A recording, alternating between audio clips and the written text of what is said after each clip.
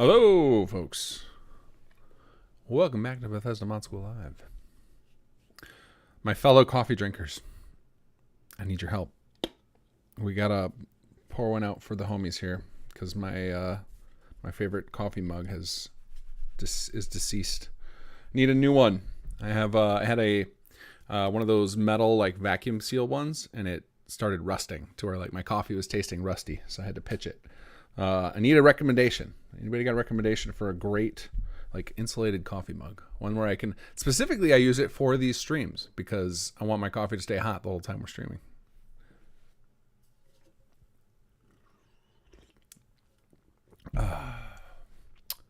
So I'm borrowing the wife's right now, and it is not as good as mine. That's all I can say about that.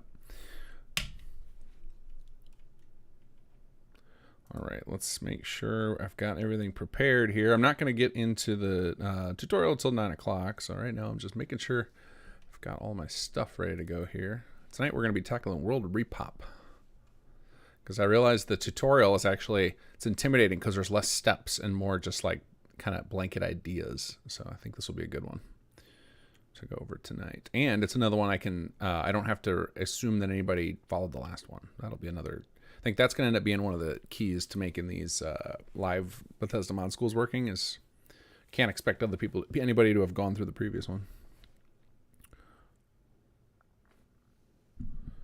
I had to fade the stream and nearly blew my eardrums. I was too excited.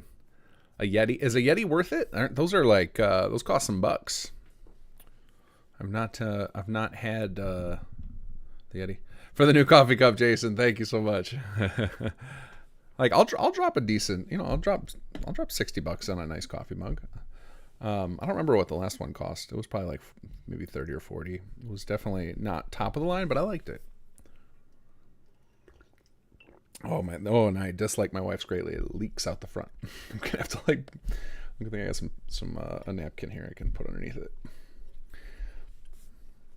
What does a Yeti insulate? Yeti, do they sell a hot mug? I know they're all about the cold stuff. So yeah, Yeti Rambler, 20 ounces, $40. Okay, I think that's about what my last one cost. I didn't realize that. I thought the Yetis were more expensive.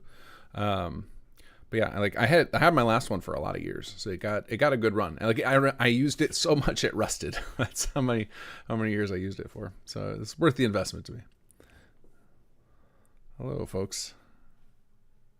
The USB one. So I saw a USB one they always sell them near the register at Best Buy, and it's called the Ember, and it's real expensive. But it's like a smart mug, and it's like $100. I'm like, I don't think so. Because to me that means if it's a smart anything, it's gonna die sooner than a non-smart thing, just due to the electronics, and then I'm gonna be paying that kind of money again.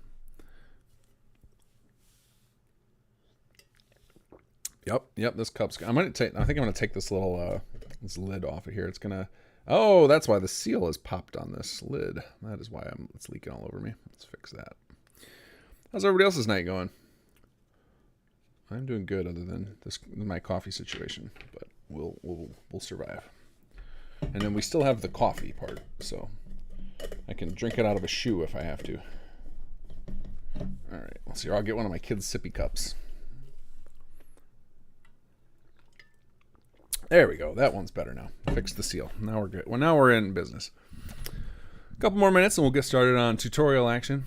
We're once again I'm gonna go as if you guys know nothing, so anybody can follow along who wants to.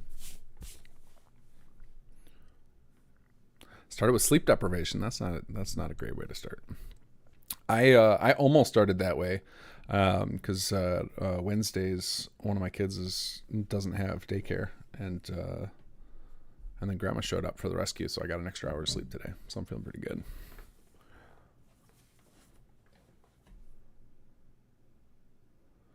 Well, that's a nice thing to say, Arissa. Thank you very much. Sleep is a liberal myth like gravity or the moon.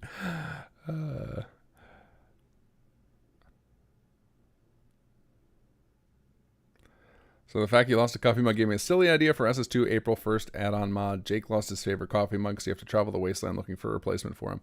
I have, every year, literally every year since I released Sim Settlements, I wanted to do an April 1st mod or an April Fool's joke of some sort, whether it be a mod, joke mod or a video. And I usually like have brief conversations about it with somebody or multiple people somewhere in January, February, and then I never have time. I just never have time. So that's one, because it always feels like it would be, I think it's because I always want to take it too far. Like I want to take it to the level of like, it's almost, I want it to be like believable until you get about halfway through it. And then you're like, oh, okay. Like we had at one point when the Conqueror team was still going, we were joking about doing a trailer for a Conqueror, like the next chapter. We're gonna do a little trailer for it, and it was gonna start off all normal about everybody doing stuff, and then at the end, and then it's like halfway through, Jammer was gonna be like, "All right, boss, we're doing it. We're going to the moon," and then like fake like a rocket, junk rocket ship blasting off, and just like totally jump the shark to where you guys would be like, "Oh God, I hope this isn't real," until you looked at the date. Stuff like that. I've always loved to do. I always loved the idea of doing. Just lack the time to commit that much effort to something that's just a throwaway gag.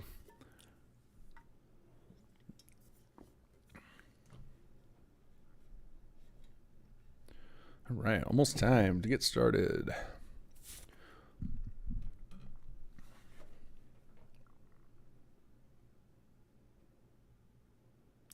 Yeah, I downloaded one of the joke mods ever, and it was the one where it was like the more realistic intro to the game, and you like as you're coming up the vault elevator, or as you're trying to go down the vault elevator, like you just get incinerated because it's absurd that the heat would just go over your head like that, so it just melts you and you die.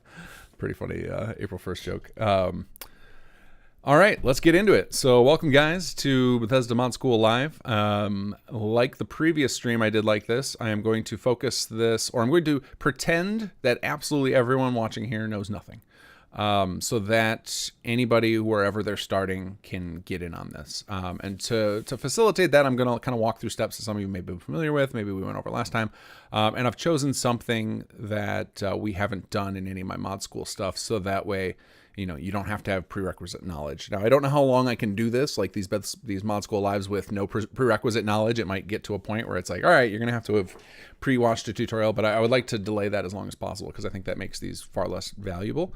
And yeah, we'll see how you do. So we're going to start with World Repop. I don't know how much of it I'm going to show you guys, but at bare minimum, I'm going to start off by showing you how to design a house and inject it into some settlements and test it and see that, conquered settlers move in. For those of you guys who have played around much with trying to trigger the World Repop, you'll know that it's mostly contained to Conquered right now.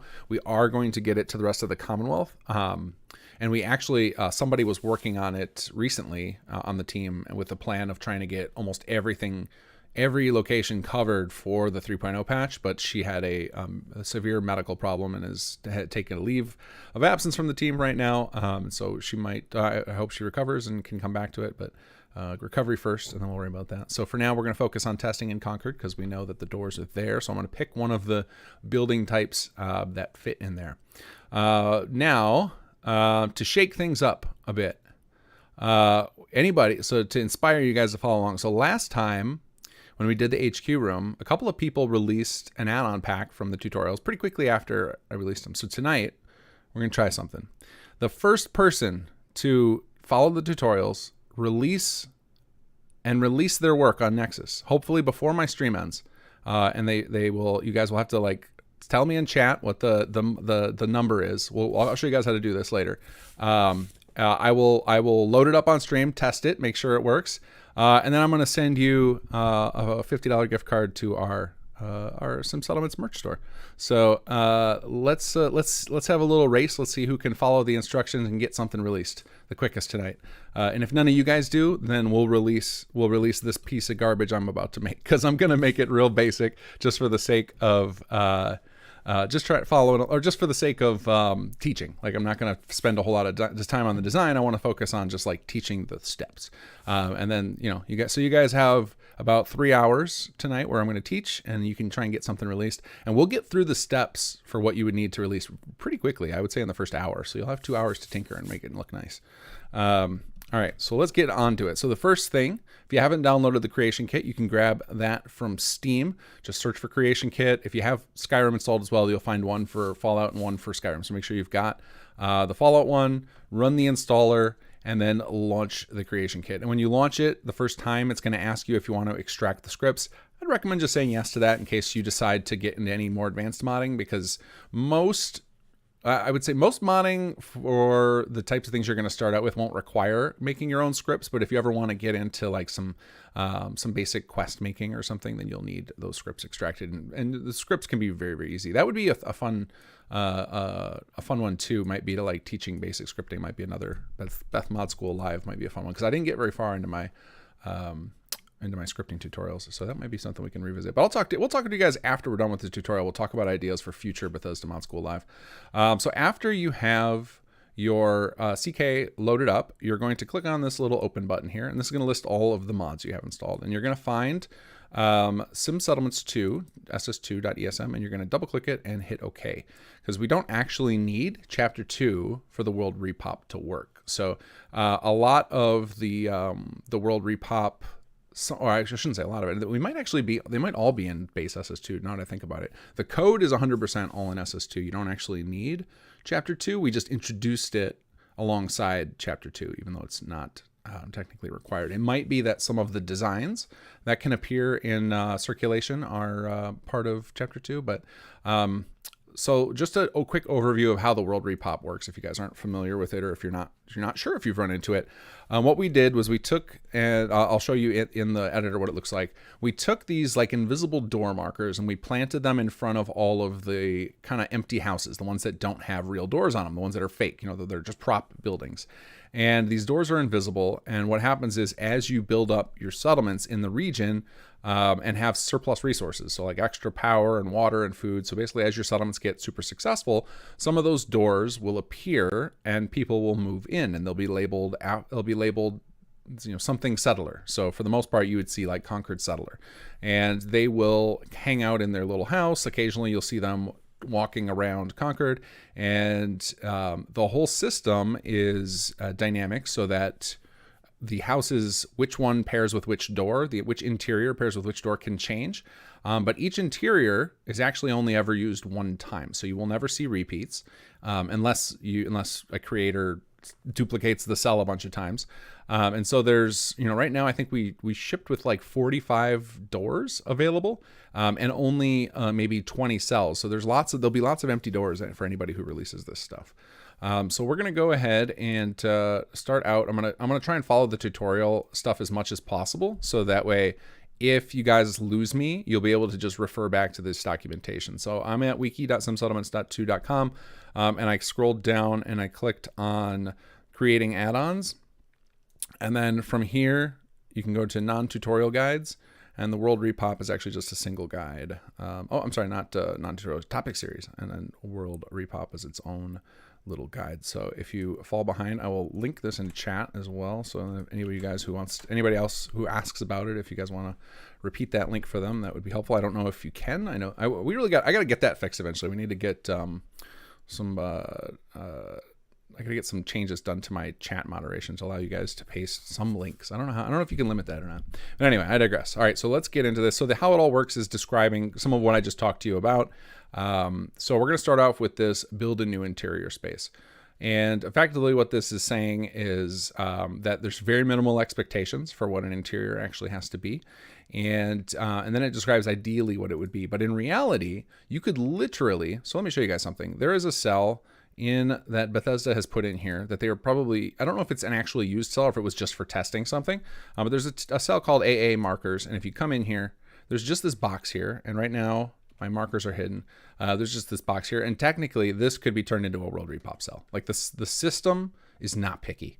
And so what I want to do here is teach you guys how to make a cell that looks decent. So the first thing I need to do is teach you the basics of the CK. So we've got a few different windows here. So I'm going to close some of mine because I want to get it closer to what you would see if you're launching the CK for the first time.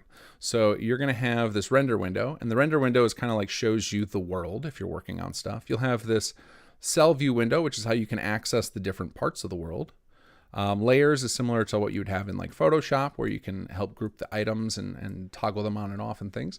And then you've got the object window, and this is where all the different pieces of the game exist so that you can place them into the world or do things with them.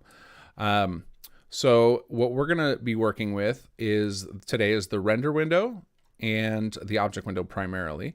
But we'll also use some of these other windows just because I'll teach you guys some good practices. But the very first time you launch the CK, you're almost certainly going to get this window here. And just a reminder, yes, I am going over stuff we went over last Bethesda Mod School Live because I'm sure there are some people who didn't follow it along, and I want to make sure that they can get caught up quickly. So when you get this warning window, your temptation is going to be to close it. Don't do that. Just instead shrink it down as small as you can, drag it into a corner, because it's going to pop up a lot. The CK loves to fire warnings about things that are not that important. So, occasionally there are important things, but if there's, I have yet to think of one where it wasn't obvious that I made the mistake once I started trying to test. So yes, if you have a problem, like you have a bug not coming up, you could go check the warnings and see if something is useful there. But most of the time, the warnings are not incredibly useful. They're very, very specific technical things that, you wouldn't know how to deal with most of the time anyway. And they're actually 9 times out of 10 not affecting anything anyway. They're probably more warnings for Bethesda's staff to do things in a particular way, but I find them completely useless and annoying, so just shrink that down there so that I can stay focused. So the next thing we're going to do is we're going to follow this next part of the guide. So, and I'll teach you about each of the elements as we get to it. So this is saying ideally each new cell will match the size, shape, and design of the building it's designed to emulate. To help speed up this process, we've created some templates for a handful of building models Bethesda used most in the game world, though you can make a complete custom cell from scratch is absolutely true. So the template cells start with SS2WR cell template. So we're going to pick one and we're going to start working with it. So the way I'm going to show you how these are set up because it might help you make an informed decision. So I'm going to click down in cell view, and if I just start hitting the letters, I can kind of jump to that letter to find these a little quicker. So you can see down here, the templates are all stored in SS2. They're not actually part of chapter 2, and we've got a handful of templates. And basically what the template means is what I did is I took some vanilla buildings and I built a structure around them. So we're going to go ahead and open up this first one. I'll show you what I mean. So if you imagine some of these, and I'll show you how to operate in the render window in just a moment. But let me hide some stuff here so you can see exactly what I'm talking about. So we're going to go and hide this stuff here. Let's see, outer. Oh, I see what's going on. We need to. So if you imagine, I'm going to duplicate this over here so you can see these type of buildings. So you see these all over the Commonwealth, right? They've got fake windows, fake doors, etc. You can't enter them. So effectively what you do is you find one of these and you're going to, and we have a structure for it so that you can build an interior for it. And then what happens is the door will appear right there. And then when the player activates it, they'll teleport inside of this little cell that you're making. So inside of these templates, we have one of the templates so you can see to make sure you picked the right one you were expecting to work on. And you'll see on here we have this outer layer here in the layer panel, and you can just hide it. And then the roofs, you can see here, this is just if you wanted to see that your stuff wasn't clipping through. I will show you guys how to move around the render window in just a moment. I'm showing you how these layers work. So generally, if you just hide all the layers, you will have a very basic little floor plan that you can put stuff in to start lighting or to start laying out your cell. It's got all the necessary elements in there, and you can just start going. But what I recommend you do is find the one you want, and then you're going to right click it and you're going to hit duplicate. And what this will do is create a copy so that way if you ever want to come back and do another one for that building, because remember, each of these buildings exists many times throughout the game world. And let me show you how you can determine that. So if you want to say you prefer to focus on one that exists a lot. If you start searching for the part of the template name, so SS2WR cell template, and you can see after the word template is where the vanilla name starts. So if you just start searching for that in the filter, and then we're going to go down here, and this is in the object window. So the object window is where you search up anything in the game. And then you're going to scroll down and you're going to make sure world objects is expanded and click static. And you'll see the different buildings here. Now, if you look down in our templates, you can see we have one that's free brick and one that's free siding. So we're going to look at these free brick. So you can see that this free brick A, there are 23 in the world, and free brick B, there are 27 in the world. So plenty of places for your cell to connect to. So the ones that we created, we grabbed like the 10 most popular buildings that Bethesda used, and we tried to create templates for those to make it a lot quicker. So once you have your cell duplicated, you're gonna click in there again. And if you after you click it once, and then if you click again, don't double click, but just click again, it should allow you to rename it. So then we're gonna go ahead and rename this. We'll call it, we're gonna get rid of the word template too. So let's go back here, we'll backspace out template. And then we're going to change the name to Rezo1 Beth Mod School Live. There we go. And okay, I can't use underscores in there. I forgot about that. So you can't have spaces or underscores in the cell name. There's got to be letters and numbers. So now we've got our cell. So now we're going to double click our duplicated cell. And now we're in there. And it's going to look exactly the same as the place we just left. If you're ever not sure if you're in the cell or not, you can look at the render window at the top section up here. You can see the name of the cell that you're currently in right up here. So SS2 WR cell BLD01 Free Brick Rezo1 Beth Mod School Live. All right, so now let's talk about how to move around the render window. So one of the things I'm doing here is I'm dragging my mouse wheel in and out. That's to zoom in and out. Clicking in your middle mouse button and dragging with it will let you move the camera effectively. So you're kind of moving the camera around. If you click something with the left mouse button, it'll turn green, meaning you have it selected. And then while you have something selected, if you hold the shift key, then anywhere you move your mouse, you rotate the camera around that object. And this is one of the most useful features in the CK for getting yourself positioned, because it can be very awkward. Sometimes you'll be like off over here and you're trying to get something into view.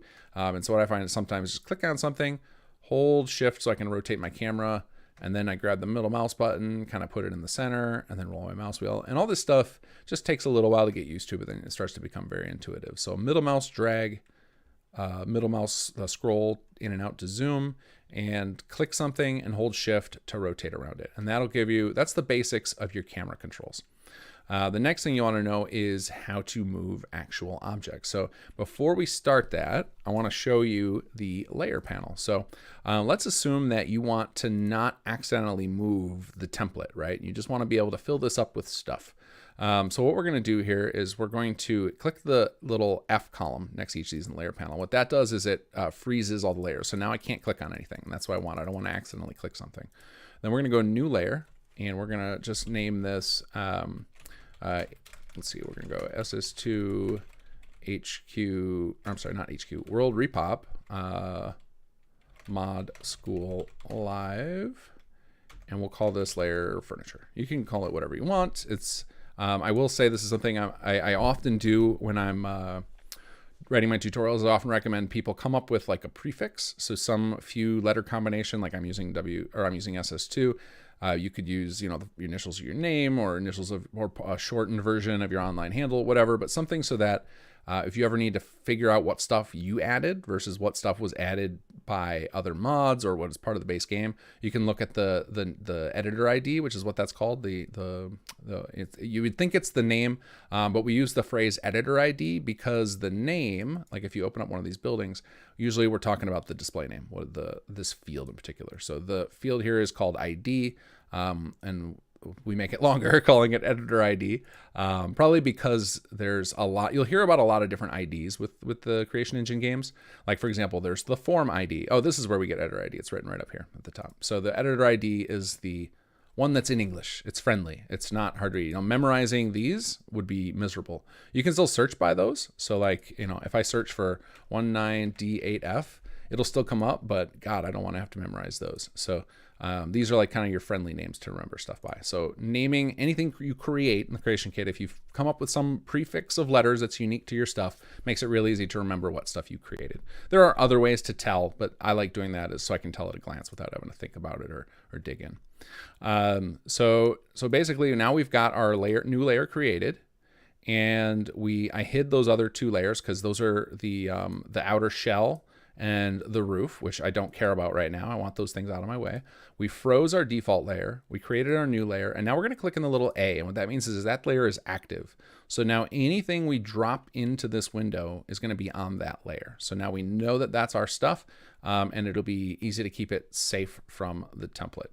Now we don't have to lock out the template. We can actually play with it. Like for example, we could change out the wall pieces to get a different color in there and stuff. And I will show you guys how to do that. But one of the reasons I start with locking is because while I'm just kind of roughing this out, I don't want to accidentally break the template up and move it. Now it's actually okay if you did. Like for example, in the game and the SS2 don't actually care what you do to the cell. You could destroy this whole cell. It could just be a single floorboard floating in space and it would still work. But if we start accidentally moving stuff around, you end up with those areas where you can kind of peek into the void and everything's all gray and crazy looking. So I'm just trying to avoid that and keep it simple for now. Okay, so now I'm going to pause here and see if I missed any questions before I get further into this. So just a reminder, if you're new here, make sure you tag anything you want me to read with @KingGath. It shows up bright on my screen. Looks like we're good there. Okay, nothing I missed, at least nothing with my tag in it. So if you guys need, again, make sure you put @KingGath if you need me to slow down or answer a specific question. Hopefully somebody else in chat can get to it while I'm in one of my long rants here. So we're going to start off with placing some items. So we're going to start off by putting in a table. So we're going to come up here to the object window. And we are selected under world objects. We're clicked on static, and static means items that can't really be interacted with other than you can shoot them and they'll leave like a little bullet mark. But you can't pick them up. You can't loot them. They don't have an interact button. They just exist in the world and they stay perfectly still. So we're going to look for table. And there's a couple ways we can do these. You can, if you want to preview them, you can right click preview, and you'll get a little preview of the item. And once you're in this window, you can drag your left mouse button around to swirl it around. And if you don't like that it's so dark, after you click on it, which makes sure that this part of, here's a strange thing about the creation kit. Depending on what window you have active, and sometimes which part of the window you have active, your hotkeys do different things. So right now, I want to make sure I have this active, and then I'll push A, and that will toggle the lights. So if the first time you loaded the CK, you came into this cell and it was pitch black, or if it just looked like that, you can just push A, and it basically puts like a default generic lighting that makes it so you can see everything. So now once I have the preview window open, I can start clicking on more things, and I can find the one I want. So we're going to find something that would look good. We're going to build a little house. We will add support for shops in a future update, hopefully for the 3.0 update. But for now, we're working with what we got, which is mostly going to be houses. And then in the future after that, maybe we'll eventually support other things beyond shops and stuff. You could actually make whatever you want. Like it could be anything. And it could, if you know how to make shopkeepers, great. But what I'm hoping to do is simplify the making of shops. So it'll be something like you could tie into the SS2 shop system with, simple like little flag on your cell or something, so you don't have to learn all that other stuff. That's the hope for the future. For now, if you know how to do it in the CK, or if you find a tutorial on it, like you could put quests in these cells. You could put a complex like machine system or a bunch of animations. You could put enemies in here. Literally anything the CK you can do, you can put inside of these cells. But what I'm talking about when I say shops, I want to make it easier because that requires you to learn a little bit to do that. And I want to make it so that even without learning any of that, you could do so. But for now, let's focus on something simple. So we're going to grab this. I like this fancy table. We're going to go ahead and just drag it from the object window to roughly where we want it inside our house. So I'm going to put it right there, and it will try and snap it to the floor as best it can. If it missed, if it ended up floating, then it might have detected your mouse cursor was like on the wall or something. And if that happened, like say it ended up here. And what I'm doing here to move stuff around is I'm just clicking it so it's highlighted green, and then you drag it with the mouse, and that makes it move along the X and Y axis. So that would be, if you imagine your character is this blue thing right here, that would be to your X and Y would be to your left and right and forward and backward. If we want to move up and down on the Z axis, we literally hold the Z key, and that will let us move up and down instead. You can also lock to left and right and forward and backward by holding X to go left and right and C to go forward and backward. So Z, X, C will let you lock the movement so you can have more precise movements. The other way you can move things, if that's not precise enough for you, is if you double click on an item and and then you get these list of tabs. This is all the information about it. You can actually hit this little arrow here and scroll over to the tab called 3D data.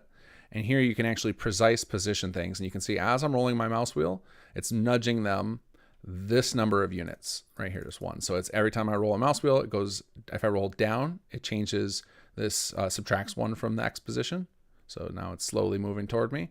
And then if I roll up, it goes back the other way. And you could also type in numbers. So if I want to add like a -50 and then I tab, it's going to jump by 50 units instead. So you can roll your mouse wheel in here. You can change these numbers manually. That's another way if you really need precise placement. I'm going to just use the mouse to keep this simple, or the mouse and the keyboard to do this. So I held Z, move that down. Then we're going to drag it across the floor and we're going to just tuck it in a corner for now.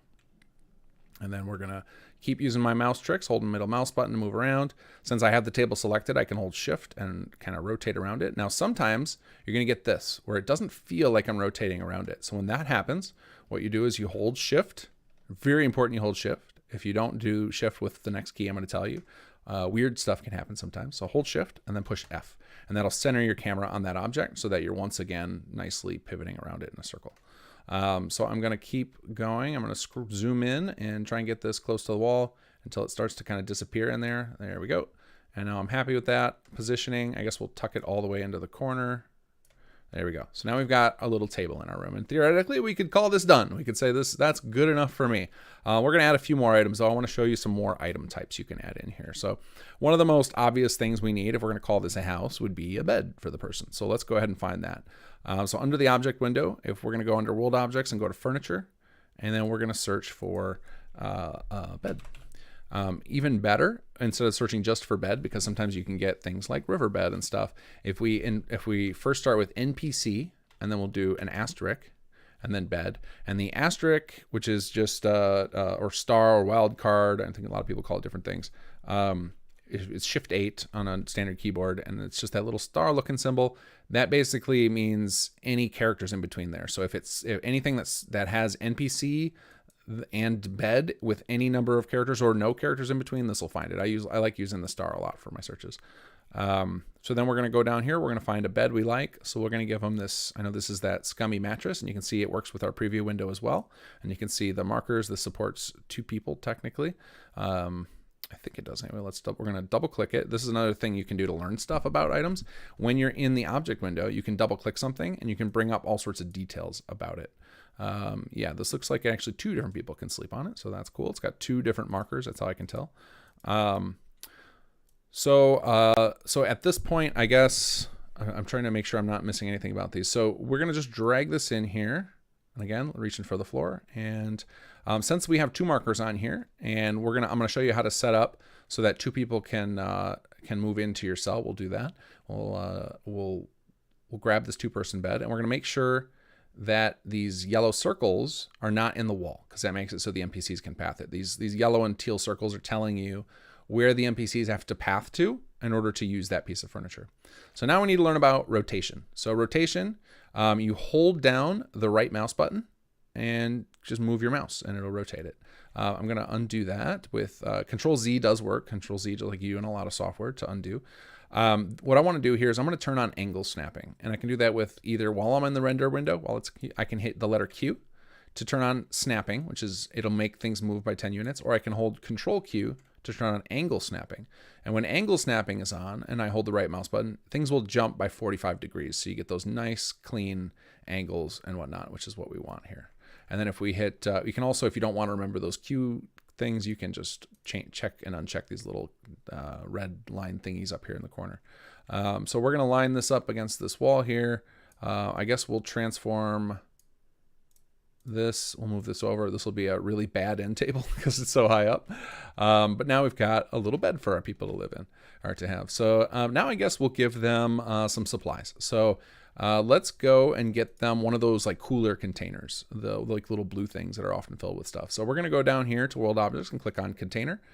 And one of I think the slowest parts of getting into creating stuff in the CK with creating world spaces like this is just learning what Bethesda calls everything. So we're going to try searching for cooler. Looks like we did find it. So we're going to go ahead and give them, we're going to pick one of these. If you want to know what loot defaults in a container, because most of these container records will have loot in them, is you can double click it. And you can see when I clicked it, the preview window updated. I can see that that is the one I was thinking of. And you can see here it comes with a few things. So first, it's going to come with these green question mark blocks mean leveled list. So that means it's going to be a series of items. So it looks like if you have Fortune Finder, it adds this, or it adds this leveled list. If you have the Scrounger perk, it adds this, and then this would end up being its default. You can tell the leveled list for perks because they have perk in the name. But if we want to get a rough idea of what it would add without the perks, we can double click this item inside this list, and it'll bring up, it takes a minute, but it should bring up the leveled list form. There it is. And I'm actually going to close this preview window just to make some room because this is getting messy here. And you can drag all these windows wherever you want. You can actually put them on additional screens if you've got a second or third monitor. And you can see here when this leveled list opens up, it actually has 2 additional leveled lists. So like you can kind of just keep digging down to get a rough idea. But I'm okay with this. Just like random raider loot is fine. That's going to be things like chems and food and some caps maybe. So that's fine. So we're going to use that. We're going to grab this. So I had the object window down there. Move it back up here. Just drag it in here and we'll just put it on the table. So now we've got a nice little container here. And then we can keep adding more stuff. You can keep decorating. So like, let's say we want a rug. So we'll go to static and we'll search for rug. Let's see. And we've got corrugated steel. So our search is a little, not quite complex enough. But we will go down to some of these KG Sim. We have a bunch of different rugs. So we're going to grab this oval rug and drop that in. And we'll just put it in, kind of rotate around kind of haphazardly. And next thing I think you guys might want to know how to put in here would be lights. So let's go to the light. And I recommend what you do with lights. So your immediate thought for adding lights, you might think, I want to add some of the lights I've seen in the workshop. And I actually wouldn't do that because a lot of the workshop lights come with a lot of baggage. So instead what I would do is search under light for default. And then you'll get a bunch of these default lights. There's ones for candles. There's one for cool. Cool lighting would be like fluorescent lighting. The typical lighting you use in your house would actually have the name warm in it. So we're going to scroll down to the W. And we're going to just go ahead and grab warm 01. And that is what I believe these lights that we start in the cell are. And these show up in red. And that is because they will cast shadows. Now, because we're using this tiny cell, we can get away with using some shadow lights. It won't be a problem. I wouldn't do more than 4 or 5 in a cell, or you could risk, making the game stutter really bad. If you want no shadow lights, look for the ones that have NS in the name. And these you can go crazy with. I've seen some of Bethesda cells and they'll have like 100 of them in a small area. So you can really go crazy with the lights that don't have shadows. But if I push A now, A will simulate what the lighting is going to look like. And you can see here that the lighting's a lot softer over here by this shadowed light because it's gonna wane a little faster than the no shadow lights. And you can see here that it's making the cooler cast a shadow. Let's zoom in here so you guys can see that a little better. It's making it cast a shadow. Now this is very much an approximation. The in-game will look a lot better, and the in-game will use your ENBs. And if you have any mods like Darker Nights or anything, it'll affect your light records. But this is just giving you a rough approximation of what it'll look like. And you can move the lights around and kind of get an idea of what they look like so that you can light up the whole cell if you want to. So if we want to add a few more of these to make it so that we don't have any of these dark spots, it'll look kind of washed out in the game. And that's what I want to show you guys, what it'll look like. So we'll get those. We're going to move this guy a little closer to here because I can see kind of a dark patch on the bottom. All right, so that's how I would start, is get your lights set up like this. And then if you want sources for them, actually, instead of trying to find those workshop items that make light, instead what you do is go into your static section and you'll search for light, and then that little star symbol, and then on.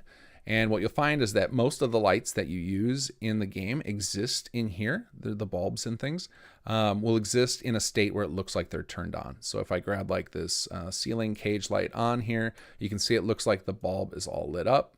And now, because we're trying to put a ceiling light, this is where we're going to want to unhide our roof. So we're going to unhide this by clicking under the V here. And then I'm going to zoom in, rotate underneath. And remember, rotate is holding shift and rotating around. And then we're going to raise, I'm not clicked on it. Let's see here, click on that. I'm going to raise this up by holding Z and try and get it up into the ceiling area here. Try and get it right up to the center rafter if I can. Kind of hard to tell. Okay, we'll turn off the light. There we go. So now we can see a little better. Actually, it was easier to see with this on. Look at it right up to the center there. And remember, because your cell doesn't really exist in the world, it's just a cell that the player gets teleported to, having it look all weird on the outside doesn't actually matter, because the player is only going to be able to see what they can access from here. So that's not like they can, if they TCL, if they use a cheat command, they can get up there, sure. But you don't have to worry about that. So it's okay if our little light string is like clipping up through the ceiling. The player will never see that. We can put whatever we want outside in the area and it will be fine, which is why we can get away with, building this room with these like awkward jutting out walls, because the player's never going to witness this. Even this, where we can see in this crack, and you'd think like, oh, the player's going to see the void. If we spin it around and look from the other side, you'll see that the player actually can't see that. And that's because a lot of these meshes are one-sided.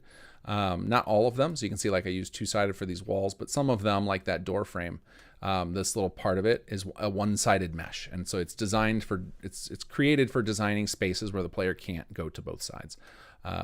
And so we're able to place down all these lights. We place down this furniture. Maybe we'll put a chair too. Let's put a chair over in this corner. We're not going to give them too much stuff because these are wastelanders. So we'll go to furniture. We'll search for chair. We'll go ahead and find one we like in here. So we'll go back to preview. If you see these things that have KG Sim or SS2, those are both coming from SS2. If you want stuff that's not, and you look for stuff, usually it starts with NPC, will be most of the vanilla stuff they can use. So we'll go ahead and put some of these airplane seats. Where's the double airplane? I'm gonna look for airplane. I like those seats. Airplane sit 02. Here we go. So we'll plop this. Actually, is there one that two people can sit on? Yeah, there we go. We'll plop this on so they can sit down next to each other. Spin this around. I'm going to turn on angle snapping with Control Q. Spin that around, put it up against the wall. I guess we shouldn't snap because these are wastelanders. What am I doing snapping things? Let's put it kind of janky in the corner.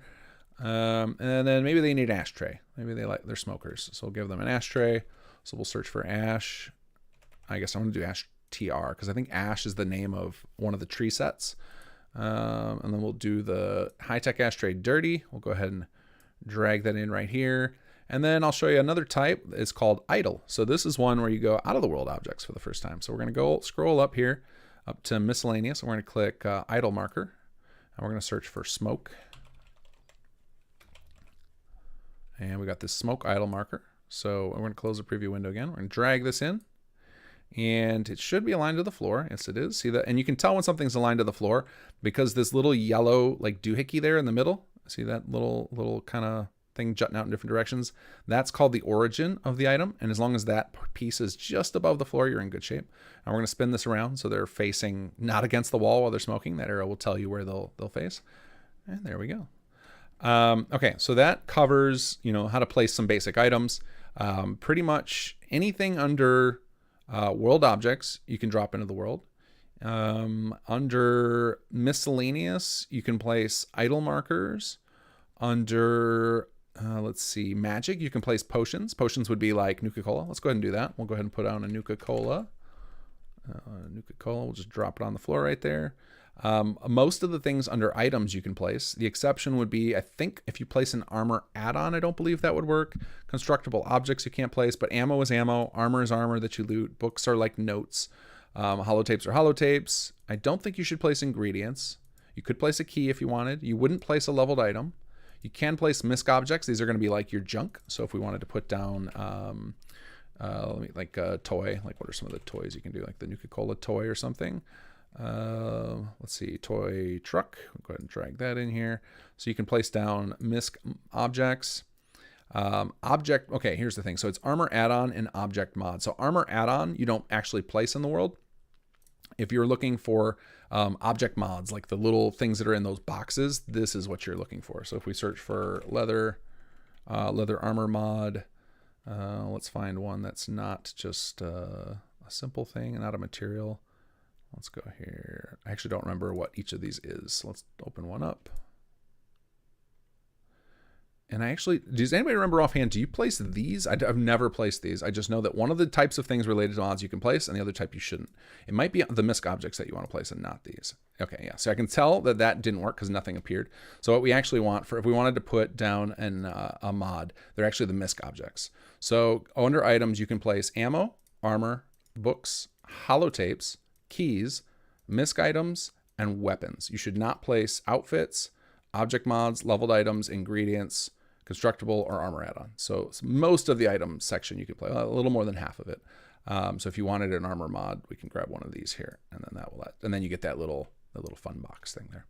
All right, and then going back up further, and then the other things you can place are, you can actually place your own NPCs if you want. Those are under actor.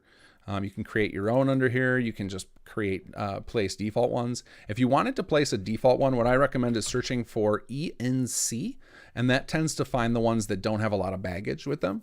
You can see they start with ENC. Those are used by templates. So if you wanted to, like, let's say we want to put a rad roach in here. So we'll go ahead and ENC star rad, and we'll find ourselves a little rad roach.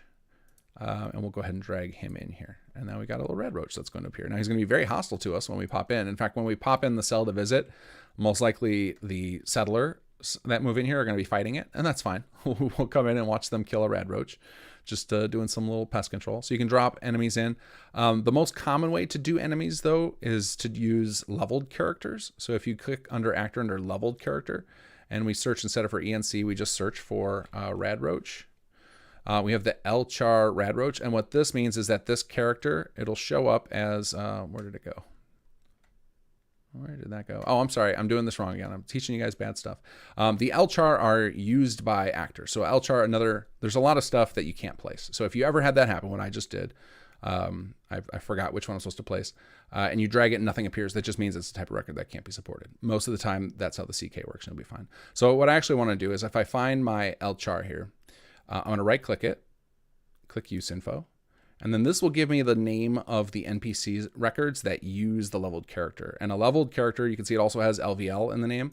So we can also go under actor and search for LVL star rad. That is what I should have done in the first place. And that will get you the leveled list ones. So the leveled list ones are going to change in level depending on what level you are the player are the first time you enter that area. So if we do a leveled rad roach, instead of being the rad roach, it shows up as this M, and that means it's a leveled character. I don't know what the M stands for, why they chose an M. And if you double click on this, you can actually go to leveled actor, and you can make it easy, medium, hard, or very hard, which basically means it should be kind of below your level, at your level, above your level, or way above your level. So we'll go ahead and put a hard one in here. So we got this average, basic, baby one, and then a hard one, and then we'll see what happens when we go in the cell, see if it's wrecking our poor little conquered settlers. So as I'm showing is, one of the reasons I'm doing all this random stuff that I didn't do in HQ is because with World Repop, it's basically unlimited. You could do anything in it. You could build a whole dungeon in here. If you wanted, you could change out this floor, put a set of stairs, and just build a giant dungeon under here, and the World Repop system does not care. You can go crazy in these cells. So we're going to do something we should have done quite a while ago, which is save. You should save often when you're working in the creation kit, or you will have a bad time. So we're going to call this mod school live WR cell, hit save.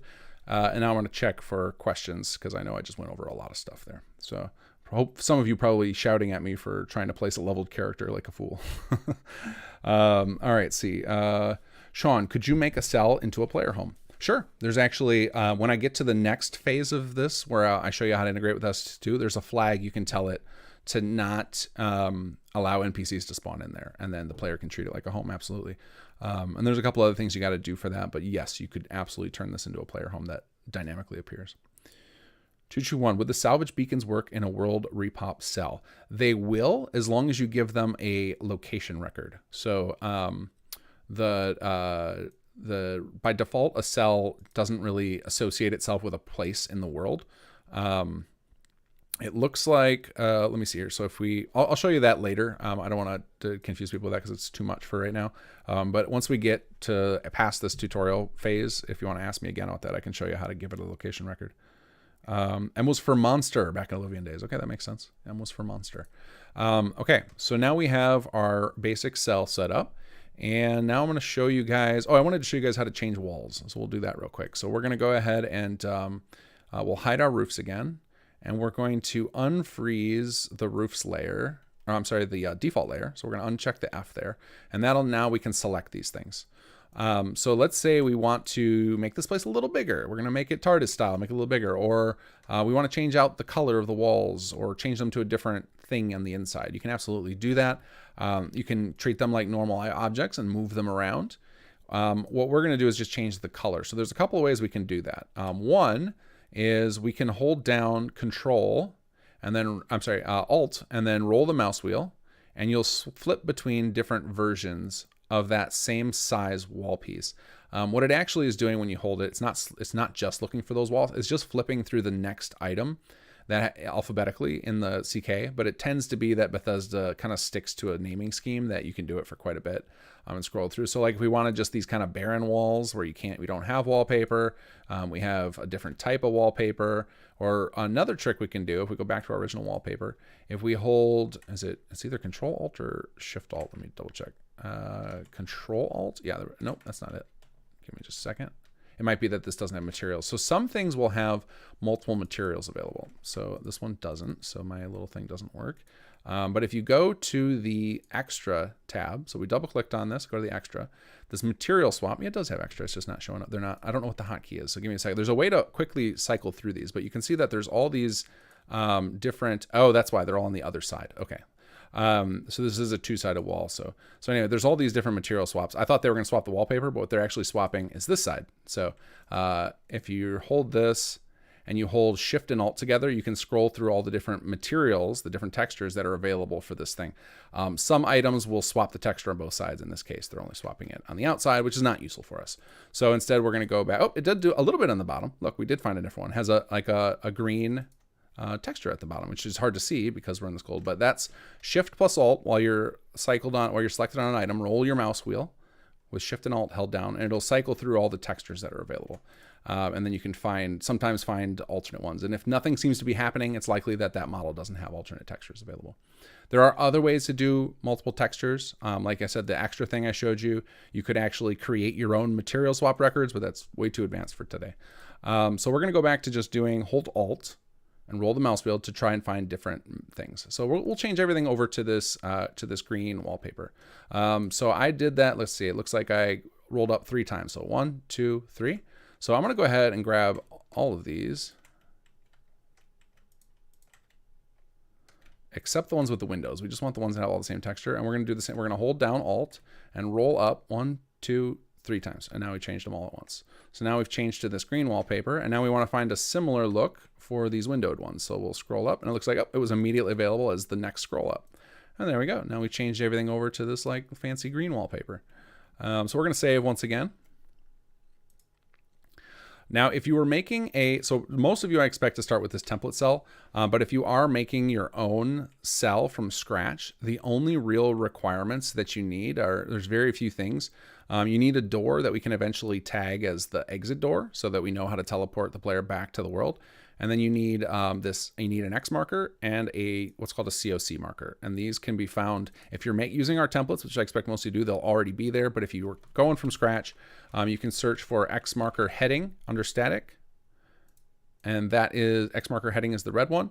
And then the blue one is COC. COC marker, I think it's called. Yep, COC marker heading is the blue one. You just need one of each of those. The COC one will let you use the console to teleport into your cell, and then the red one is what our system uses to make sure to place the player and the NPCs in the correct position when they use the door. So you just need those to wherever you want the character to appear. So if you're working from scratch, that's all you need. And then literally anything else you put in this cell is totally fine. We just need some sort of door so we know how to teleport the player back, and these X markers so that the cell will work correctly. Otherwise, anything you know about CK stuff, anything you read in tutorials that you can do in level design will work with the world repop.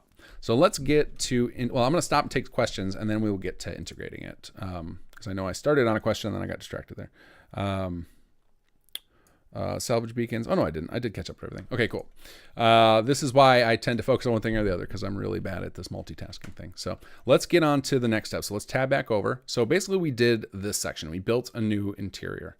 And that, like I said, you can literally do anything. I showed you a few random things you can do. You could get way more involved. So if you start learning tutorials like Sedden4494 has got a ton of great tutorials out there. I've got a tutorial series.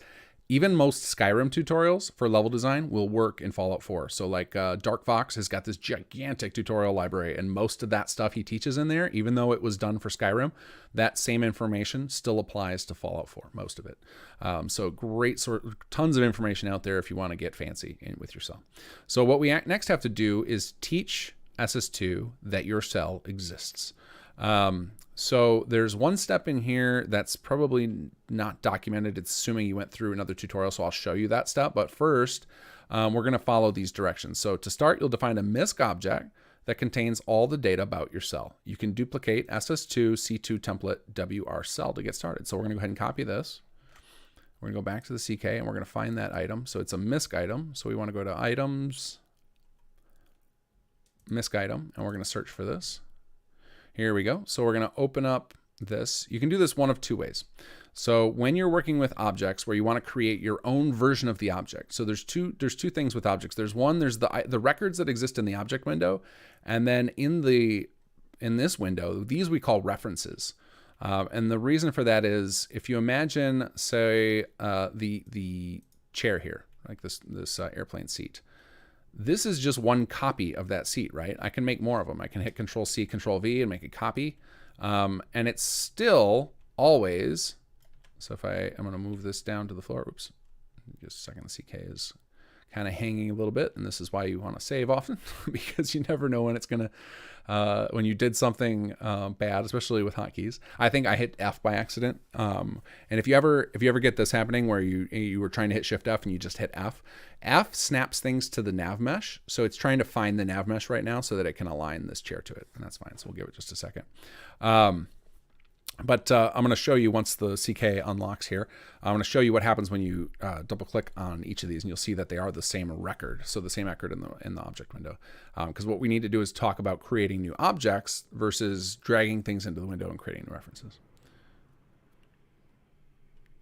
Come on, CK, you can do it. We believe in you.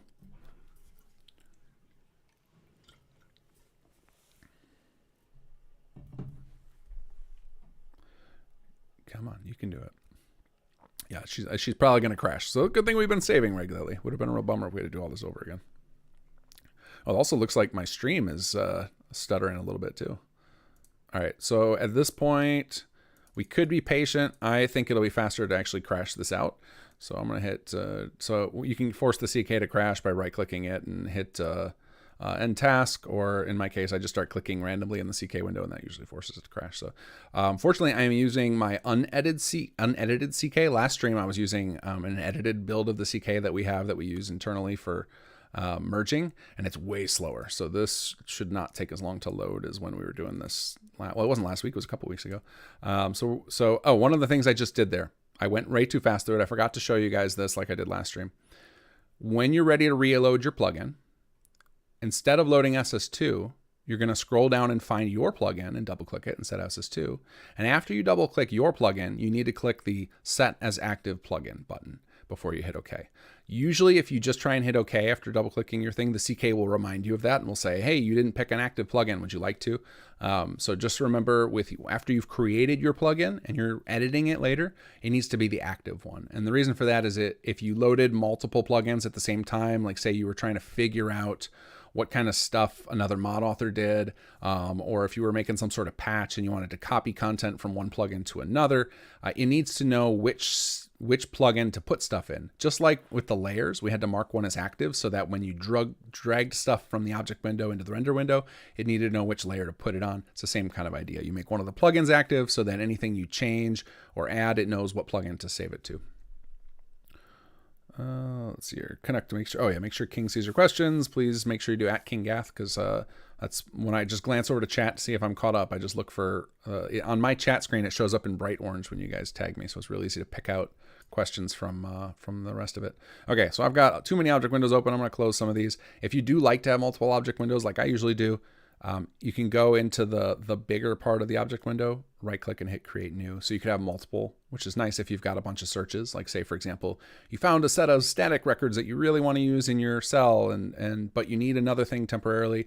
You could have another window. So we could go, say we found some cool chairs we really liked in furniture, and then we don't want to give up this search. So we could do create new object window, and I'll create a copy of it, and we can come down here, and then now we could go search for statics or something in this window, and this one will stay how it is.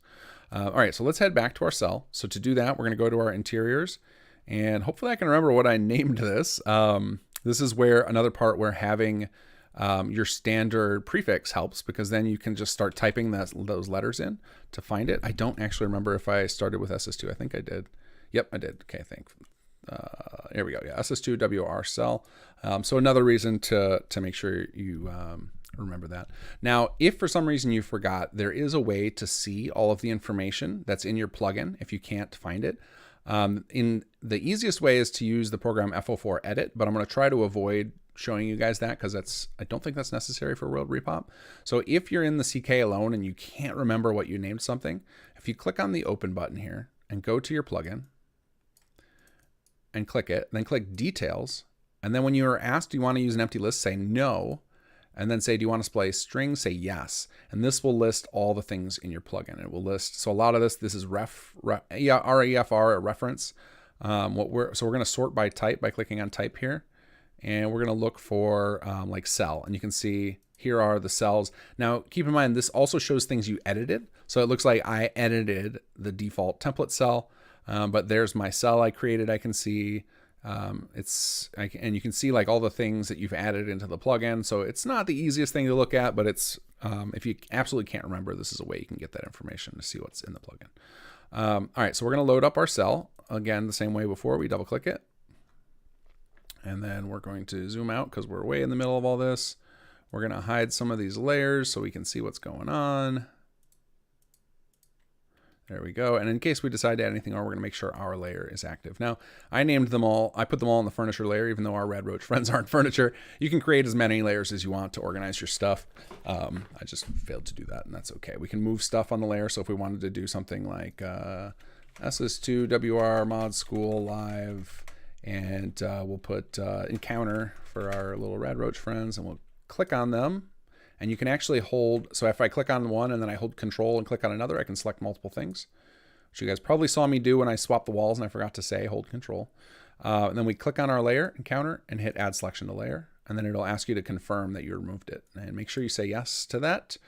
If you accidentally dismiss that window, so like if here, I'll show you what it looks like. So if I go to add this, and I accidentally click here and the warning goes away, if I were to do something else, like click on anything, and then later realize, oh, I left that warning open, and I try and respond to it, it'll crash the CK. So make sure if you lose it, just go check in your taskbar. It'll be down there. You need to deal with that warning, that type of warning, or it crashes the CK. It's a bug.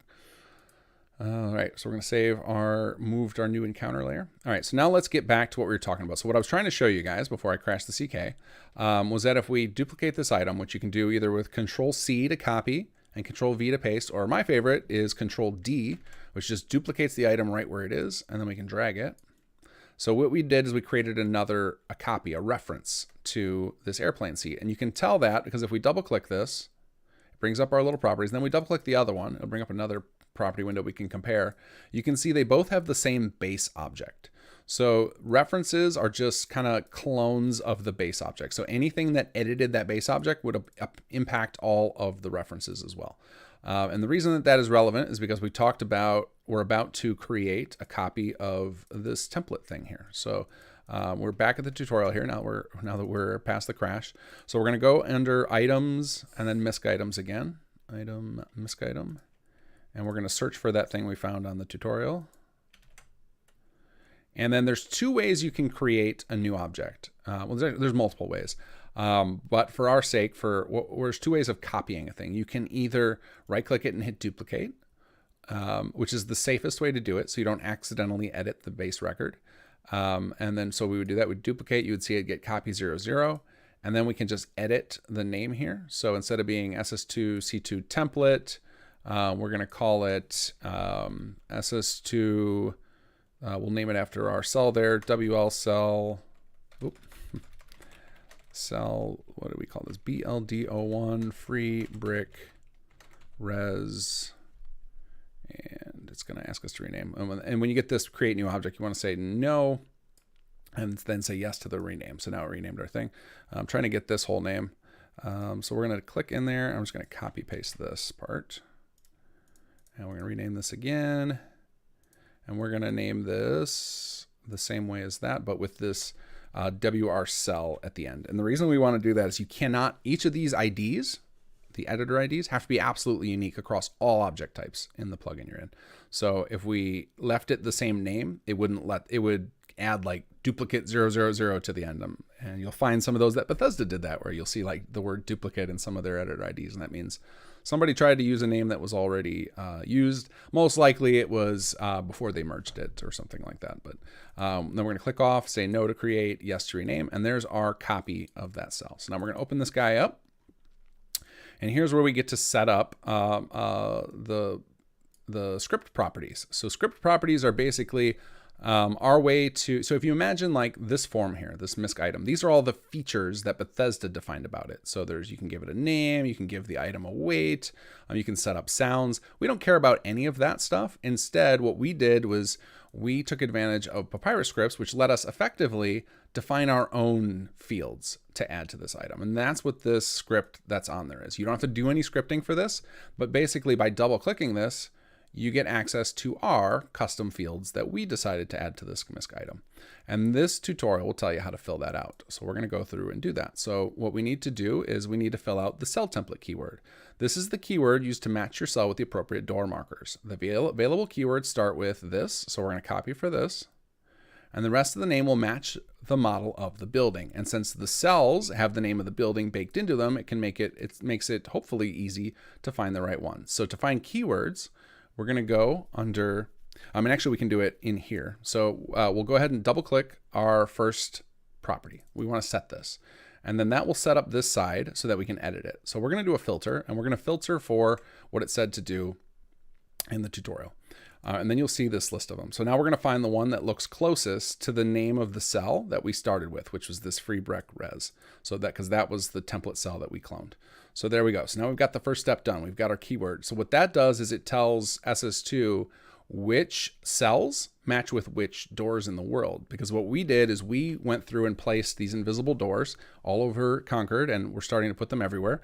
And for each of them, we looked at the building model we put them up against, and we assigned it one of these keywords. So then SS2 can say, okay, I have a door with this keyword on it. Now let's look at all the cells that mods have registered, which is what we're about to do here, that have the exact same keyword, and we know that those will pair together nicely. Those will look good inside and out. So next we go up to door offsets from controller. This will ensure whatever door you set up as the exit can be correctly placed in the outside world so they line up correctly. Most of the time, you don't actually have to do anything for this, and so we're actually going to skip this so that because this is a little more of an advanced step. Like I think for those of you who haven't done much with coordinates would find this confusing. So we're actually going to skip this, and I think it'll be okay. And if it's not, I'll show you how to fix it. So it should be fine with the default doors we have. But what this lets you do is use like complicated doors, and like, you know, mod added doors, or some of them Bethesda set up not quite correctly, and it'll make sure that outside in the world, whatever door you chose in here. So for example, we have this brown door, and I told you guys you could put whatever you want in the cell. So what if we changed it to some other door? Well, we want to make sure outside in the world, the doors match, right? So SS2 will take your door, clone it, and it needs to know how to position it out there. So most of the time, most doors, their origins are right at the exact same spot as our little placeholder doors in the world. And so you don't need to do this door offset from controller. So we're going to skip that and hope that this door, because it looks like the little marker is in the perfect place, that we won't have to do that. So we're going to skip that step.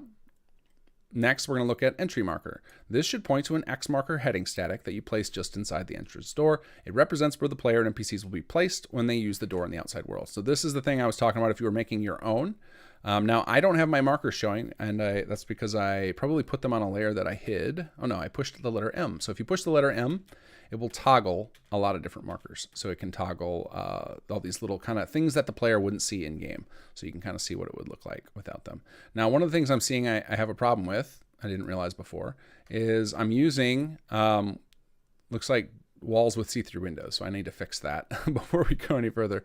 So let's find one with, let's keep scrolling, see if we can find that green wallpaper with fake windows instead of, as otherwise those are going to look right into the void. Let's see. We might not be able to have our fancy green wallpaper. And that's okay if we can't. We'll just do all wallpaper. We'll just get rid of, these guys just won't have windows, and that's okay. So watch for that too. If you want to check for it, let me put that back so I can show you. And I'm just a reminder, I'm doing Alt Scroll to change the different models. Let me go back to the model and I'll show you a way you can quickly check. If you push A and you look through and you see gray, that's going to look like the void for the player. So that's you can quickly test and see if you made a mistake there. So let's get this back here. Now, because these models are all the same, like clearly they're the exact same size, we could theoretically make a material swap to make a version of that window with this green wallpaper, but we'll do that. We might do that later. It's not important for right now. I just want to fix that so we don't have the void there. Okay, so we're basically going to set up our entry marker. So the entry marker is this red marker, which I'm going to push M again so it reappears. So for that, we double click on entry marker, click pick reference in cell. So go back here. So this thing is box your pick reference. That should make the render window appear in the front. And then you double click on the thing you want. Now you got to be careful. It's very like pixel accurate, and sometimes you got to zoom in to get it. We just double click on this and we click back over here and we can see it got our X marker heading. So it got the right one. And so that is all done there. Then we need the exit door. So this is the one that should exit and connect into the world. This is how the world repopulation system will know what door to spawn in the world and where what door to connect as the exit point. So this will hijack the activate option on this door so that it can teleport the player back where they came from. So that way the player never gets trapped in your cell. So we're going to do the same thing again. We'll try it again. So we double clicked on exit door, click pick reference and render window, and then we're going to click on our door. And you can see it got our door. It is recommended you use the doors with load in the name if you decide to change out the door, because the ones that don't have load will open fully when the player hits activate and they'll see into the void. So the load doors just have like a half animation, like just open just a fraction. So it like simulates the door opening, but it never actually does. And then the load screen come up. So there we go. So now we've pointed to our entry marker and our exit door. So now we know where to place the player when they enter. We know how to let the player escape and what model of door to use outside. And we know which door type or which doors in the world are attached to the same building as we're designing around because of the keyword. So we've got most of what we need done now. So a lot of this I went through and kind of overdid it with documenting everything, because this tutorial was designed for people who had went through the plot building, so they would have some basics under their belts. But I'm showing you guys a version of this tutorial now via this live stream that doesn't require you to understand all this stuff. So exterior door decorations we're going to skip, but that would allow you to arrange something like on the outside of the door. You could attach like lights or a poster or like a door knocker or some fancy decoration you want to represent the people that live inside. Then you've got all of these, what we call flags. These are little things that are about the characters. Now, by default, they're all set up in the way that most of the doors you would expect to be. So auto move the owners outside occasionally. So that means the people won't be homebodies. Occasionally you'll come across them, and I'm sure you guys have seen it in game. The conquered settlers will be kind of wandering around. The same way, auto return homeowners owners home at night.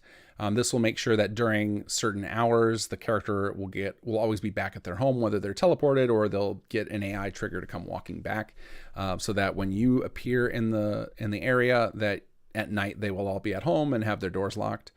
Items owned by NPCs, when that is flagged, it would take all of the little miscellaneous items and flag them as owned by the NPCs, so that the player doesn't feel like they can just steal from these people, and that is true by default. Locked door at night. So this is the doors outside will show locked during night hours.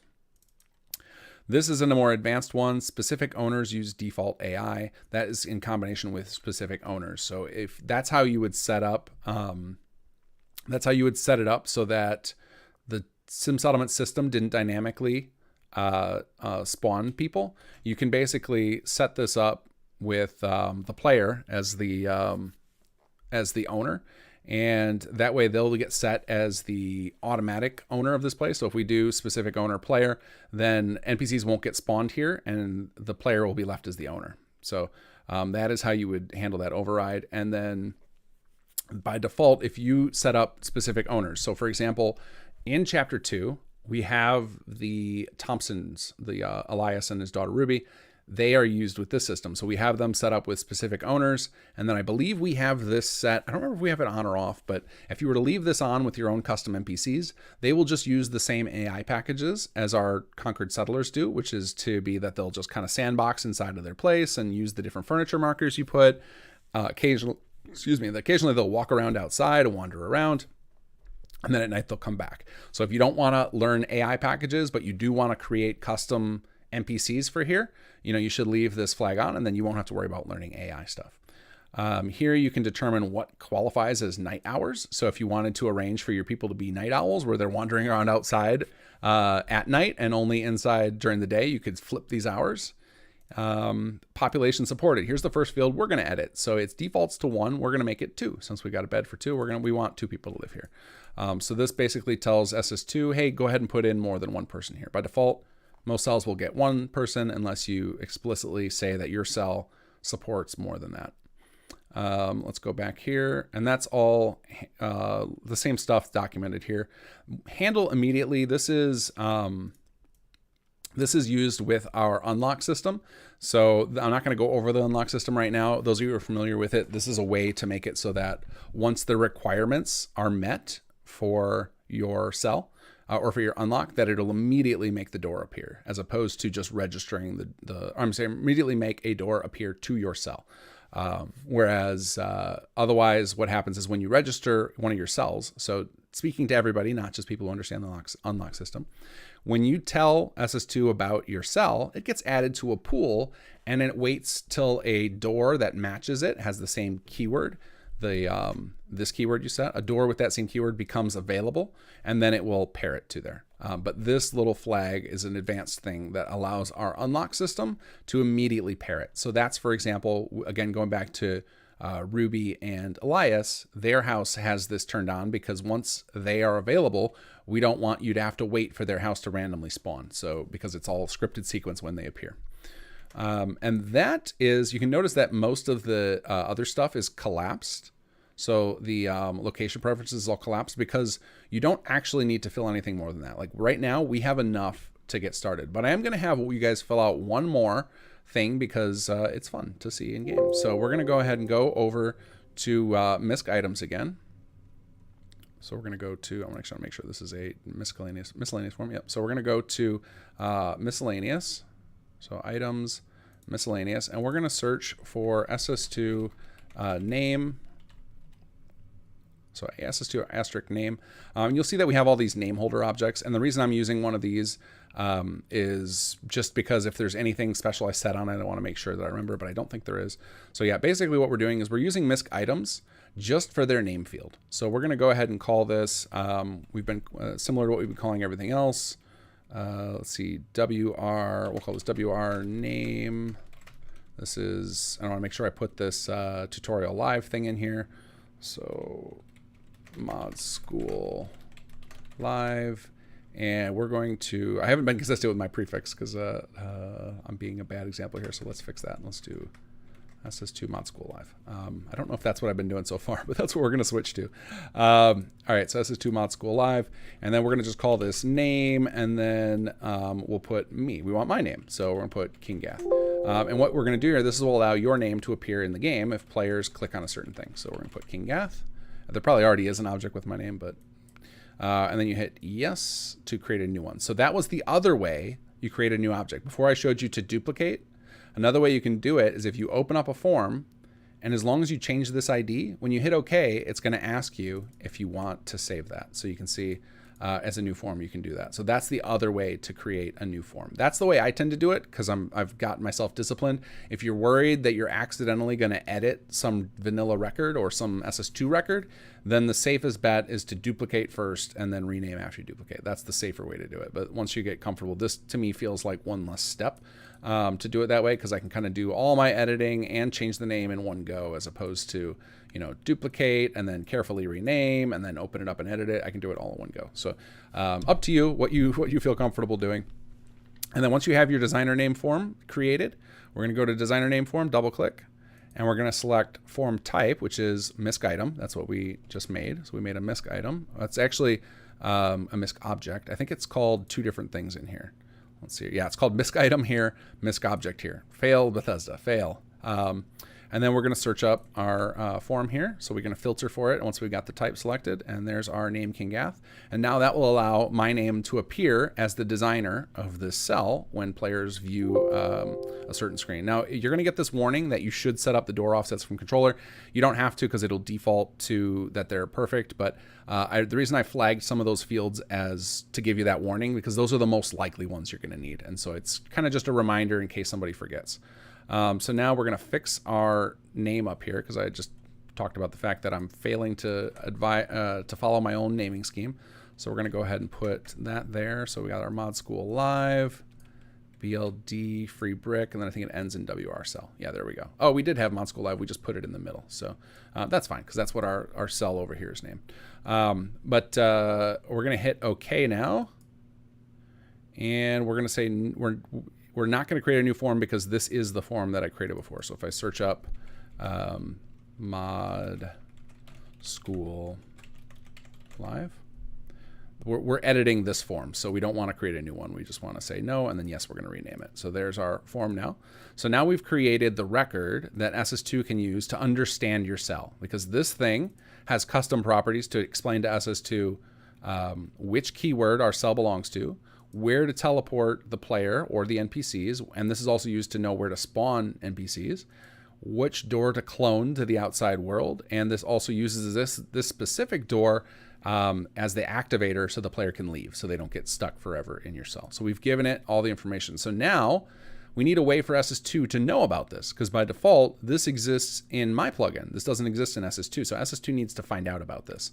And so for that, we're going to go to another tutorial. But I do want to jump back in here one more time and show that there's other stuff here if you want to learn more on this tutorial about location preferences. Like you can arrange for things, you know, if you want your cell to only appear under certain conditions or only in a very specific location. Going back to, again, Elias and Ruby, we wanted them to appear in one specific house. So we have that rigged up through this. And so these will allow you to kind of control where your cell could connect to. So we're going to go here to inject your interior. So it looks like I did create the tutorial here. Awesome. I was worried I was going to have to go to a different section. Sometimes if you guys are going through my tutorials on the add-on website here, or on the wiki under the add-on section, sometimes it'll say, hey, if you haven't created this particular thing, you're going to need to go do that. In fact, it might even say that when we get down here. It might get to a point where it's like, hey, you need to go check out this other tutorial. Yeah, in fact, there it is right here. So when you get to this, we will go through that right now. But generally, this thing that we're going to have to do, the secondary tutorial, you'll do it one time for your entire plugin. And some of this will be the same kind of way. So I'll go over all that and make it clearer in just a second, but I want to pause before we get into this, before we tell SS2 about our cell, and we're going to check for questions. I don't think I have any. I don't see any at King Gas, but I do need a pause to like collect my thoughts and slow down a little bit because I'm going like a madman here. So let me scroll back up and make sure. All right, Glint Hammer Gaming. Do you know how to fix dialogue for Fallout 4? Because I have trouble with it by saying missing something. I'm not sure exactly. I'd need more specifics. I mean, like, yeah, I could do a lot. I know how to do a ton with dialogue. I will say for right now, while we're working on this tutorial, if you guys could keep the questions to the stuff that we're working on actively, and then when we're done and we're just kind of hanging around, because I'll hang out until till like 12:30, so another 2.5 hours, so I can answer your guys' general modding questions at that point. I want to focus on just what we're working on right now, though. Let's see, just connect, reminding everybody to add King Gathme. So looks like we're good there. So let me refuel. And then let's get into this. So let's follow the next step. So this is where we first have our step-by-step guide. This is kind of what I usually do.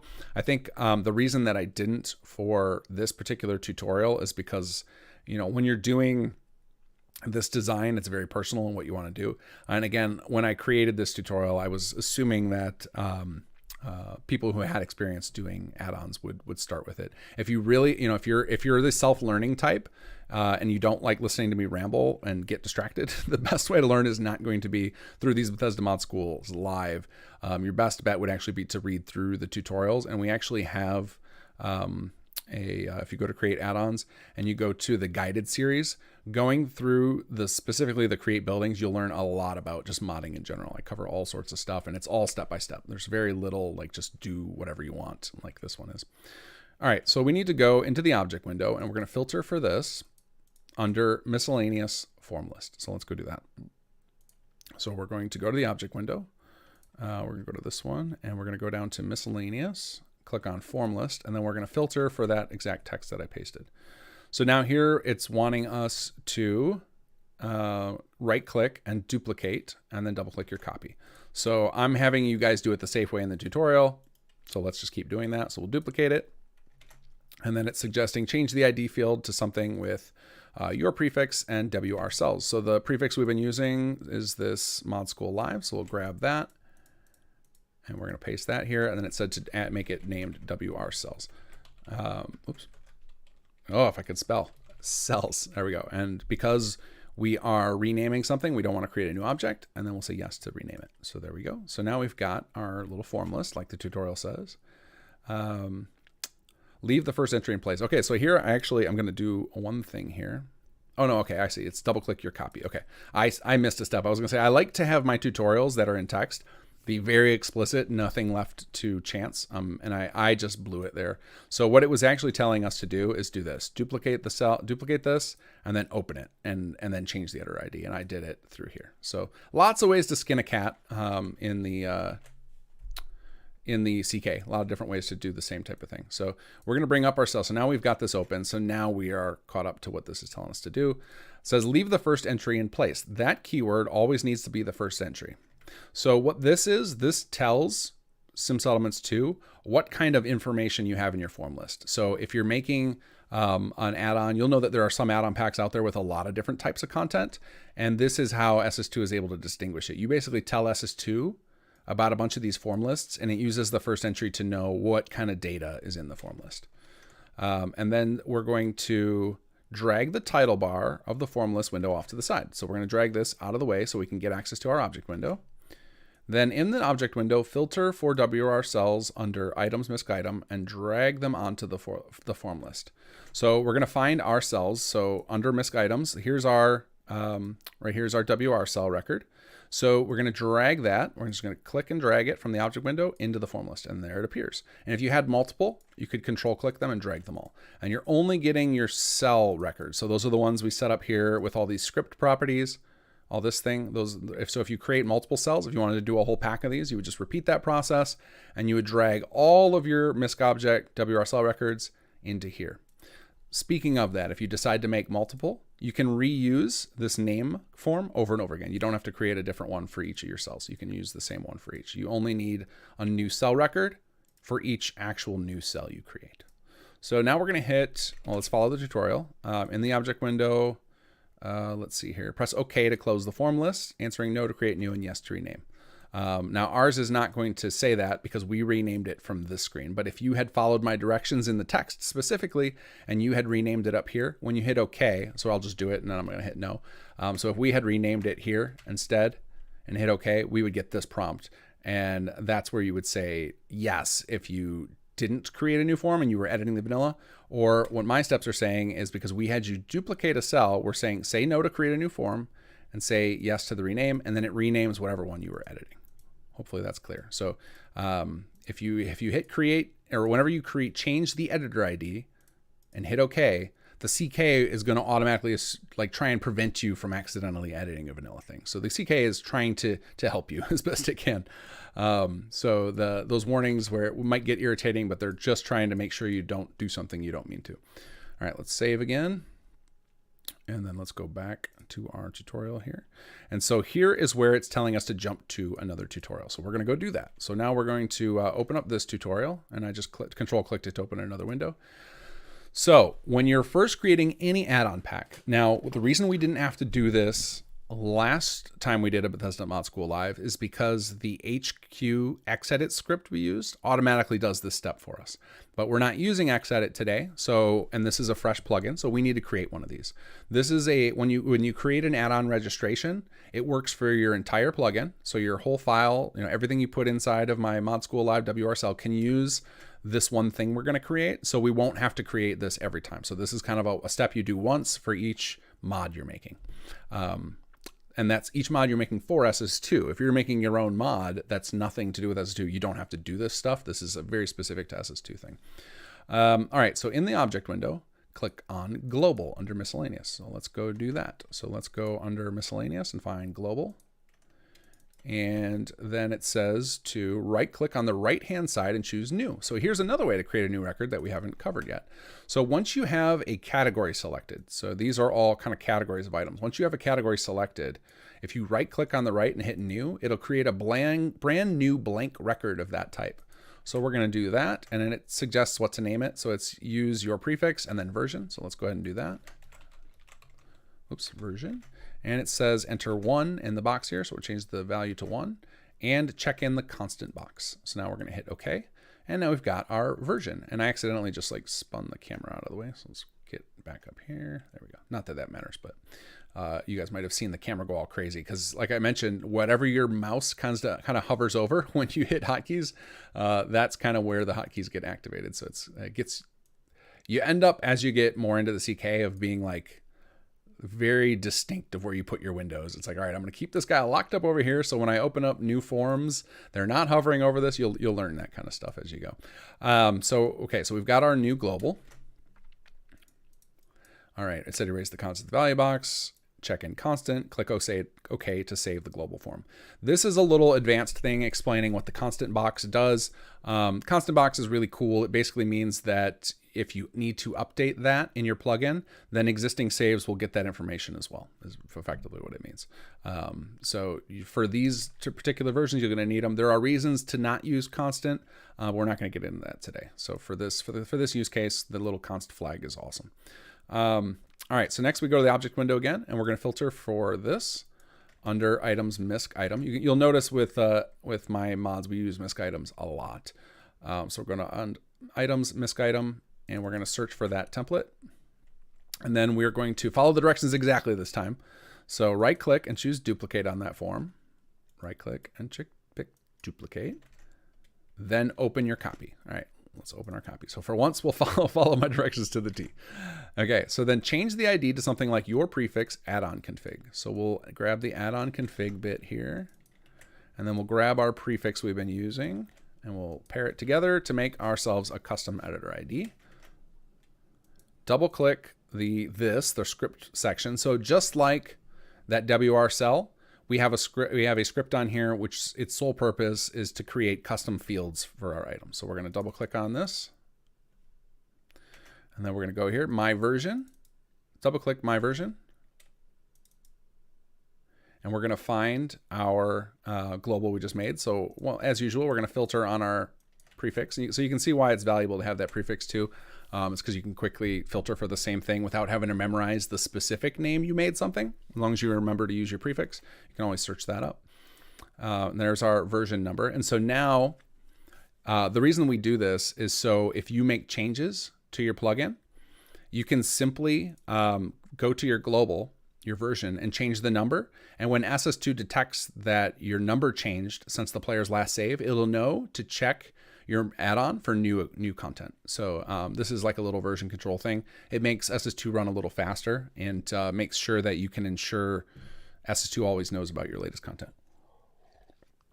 All right, let's jump back to the tutorial. So we're following, oops, I clicked on the wrong button there. Here it is, too many windows. All right, double click the property SS2 add-on file name. So let's go do that. And then it says to enter the full name of your mod's plugin file, including the file extension. So in other words, it's what's here up in the title bar. So we're going to type that exactly. Mod school live wrcell.esp. All right. Next, we're going to double click my items. So double click my items. And then that will bring up this to where we can add some stuff. So we're going to click add on the far right, as it says here. Click add. And then add one of the add-on template form lists you duplicated with your content in it. Repeat for each add-on template form list you want to register. So what that's talking about is the form list we created in the steps before. So we'll filter again for Mod School Live, and we have our WR cells. So you remember in that step that we did, if we go back to the other tutorial, this step, let's see, where was it? right here where we changed where we created this copy of the WR cells add-on template. That's what it's referring to.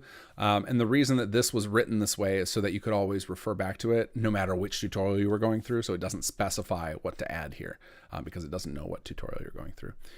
So we've now added, sorry, we'll go back to here. So now we've added our WR cells there. So now let's read what else it wants us to do. Repeat for each add-on template formlist you want to register. So if you had gone through several tutorials and you want to add all the form lists, so you register it all with SS2 at the same time, you can just keep clicking add and you can have as many entries in here as you want, each pointing to a different one of your form lists that you created in different tutorials. Let's see, what does this say here? Filter for add-on template, you find dozens of form lists you can duplicate. Yeah, so this is telling you, this is a way you can find out. So if we do that, just so you guys can see what it's talking about. Usually those little side notes that I put in these bubbles are because if you're finding that the tutorial is too long and you just want to go, skip those boxes because it tends to give information. It's kind of like what I'm doing right now, where often when I'm talking, I'll let myself, chase side stuff. Because for me, when I'm learning, I like to understand all the bits. So that's what I go into. And that's what those are. Because I know for a lot of people that's irritating. They just want you to just get to the point. So if you're one of those people, you want me to get to the point. First off, this is a terrible way to learn. You shouldn't listen to me do these live streams. But second of all, when you're going through those tutorials, skip those boxes because those are just giving you background information. They're not telling you how to necessarily do anything. But if we search for add-on template and go to form list, you'll see all the different types of content you can inject into SS2. Some of it's documented, some of it's not. So there's all sorts of stuff. You can do the holiday decorations, the different plot building types, etc. So that is what that tip is showing you. All right, so click OK to close the property windows on our little guy here. So hit OK. Then click OK to close the misc item record. And then it's going to say answering no to creating a new form and yes to renaming. So we'll say no and yes.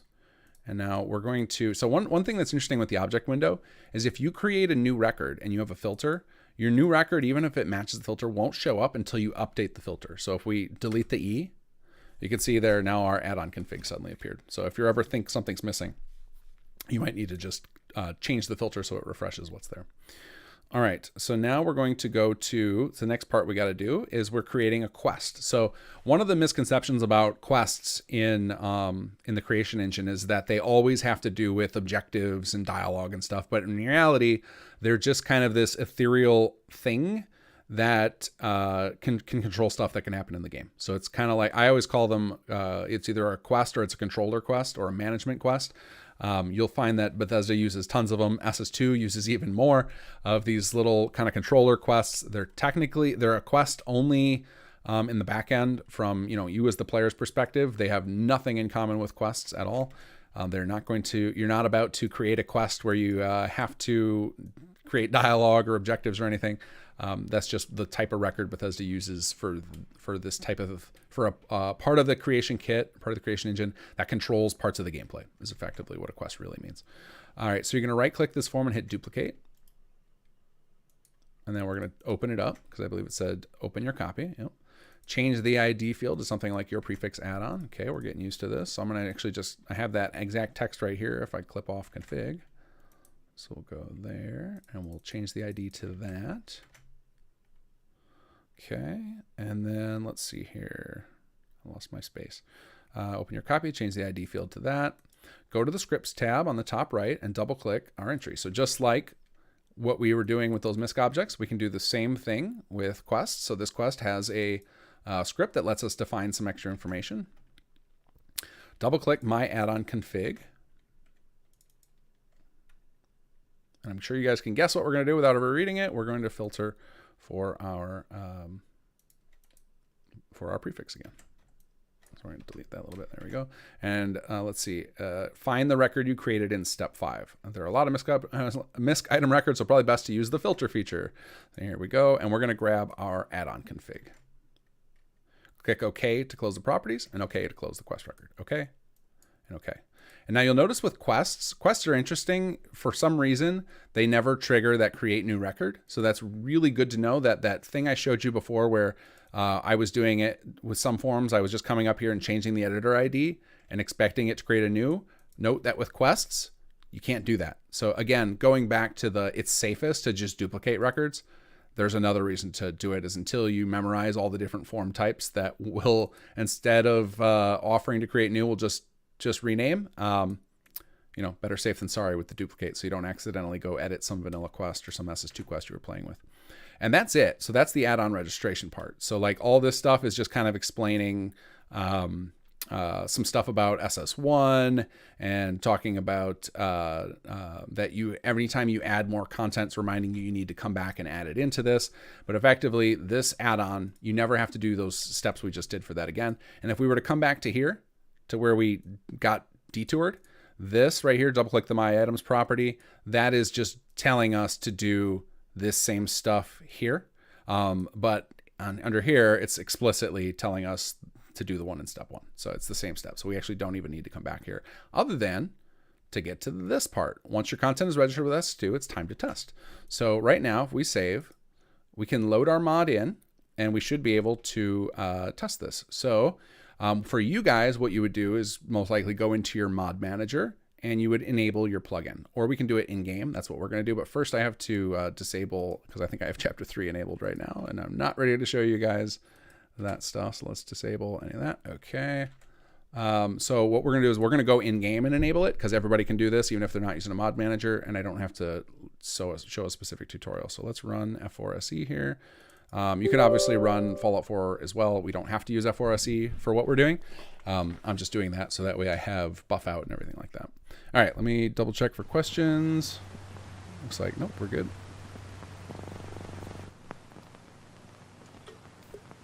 Okay, so once you get into the game, you can go to the mod section. You'll have to be logged into Bethesda.net to do this. So if you don't want to do that, you can enable the mod in your mod manager. You'll just have to figure out how to do that with your particular mod manager. So we're going to go to load order, and we're going to scroll down and find our plugin. It should be at the very bottom. Should be. I have a lot of like junk plugins that we were merging. There it is. And then you're just going to hit enable, and then we're going to hit back again, and it'll tell us our load order changed, so it has to reload the game. And that's all you have to do to load it in from the game menu if you don't want to add this into your mod manager. Though I think if your mod manager is running when you do this, it probably gets added to your load order. I'm not sure. I stopped using mod managers a couple years ago because they kept messing with mods I was working on and moving files around, and it was getting really irritating. So now I just do it manually. If I ever start playing the game with a full loader again, I obviously won't do that, because trying to run 200 mods without a mod manager would be miserable. Okay, so what we're going to do is we're going to just load up one of my saves here. I'll just grab my my Let's Play save. All right, and then we're going to tab over to our, let's shrink this down, tab back over to our tutorial. Oh, come on, give me the, there we go. All right, so to speed up testing, there's a console command you can use to immediately pair your cell with a door and teleport you in front of it. So here's what we're going to do. We're going to head to an area with a lot of buildings set up for the system, such as Concord. So we need to get, and the reason we have to do this, the reason you technically wouldn't have to run to Concord in an existing save. Like I wouldn't necessarily have to in this save. But until the player first arrives at an area, SS2 doesn't actually know about its own doors. Like it needs them to load into memory once. So we are going to get over there so that SS2 has all those doors in memory. I just put God mode on so I can infinite sprint here. Let's not get lost. I guess we can just fast travel over there. So in this save, I've already been to Concord. All the doors will be loaded into memory. But if you were, starting from a clean vault save, which is the best way to test, you can download one of those from Nexus. If you just search for clean save, you'll find one where they're like standing right near the exit. So that way you can be sure there's been no mod activity yet on that save. So that way, if you're having some trouble, you'll know that it's from your plugin and not from earlier mods you were playing with on your save file. Okay, so now we're going to grab this console command. So this is probably the hardest part of the whole tutorial because you have to learn how to look up these hex digit IDs. So what we're going to do is we're going to read this a little bit first. So X, this is variable, this is algebra. You guys are going to get to use that math you probably thought was useless. Basically, we're saying X you replace with something else. So where X is an 8-digit ID made up of the 2 load order hex digits. So this sounds really confusing. This is a common thing when you're modding. People will talk to you about your load order. And let me show you what that means. So when you click on something in console, like let's say we click on this Deathclaw. these first 2 digits, those are your load order. The rest of this is the ID inside of the mod itself. And the reason that that's important is because if we didn't have these 2 digits tied to your load order, you would only be able to have 16 million items total in the game, like completely. That would have to include every single little thing in the world, every enemy, every weapon, every piece of ammo. So by breaking it up by plugin, you can have 16 million, or I think it's quite a bit less than 16 million, but it's something like maybe it's what it would be. I'm trying to do the math on it, like 1 million or 2 million records per plugin for your whole 255 plugins. So you can just basically have that effectively becomes infinity because this engine wouldn't be able to handle more than that anyway. So we need to figure out what our load order ID is so we can get the first 2 numbers. So I'm going to show you how to figure all this stuff out. That convoluted mess of a sentence right here is just means these first 2 numbers, they will change for every person who's doing this tutorial. So the last 6 digits are the form ID of your MISC object.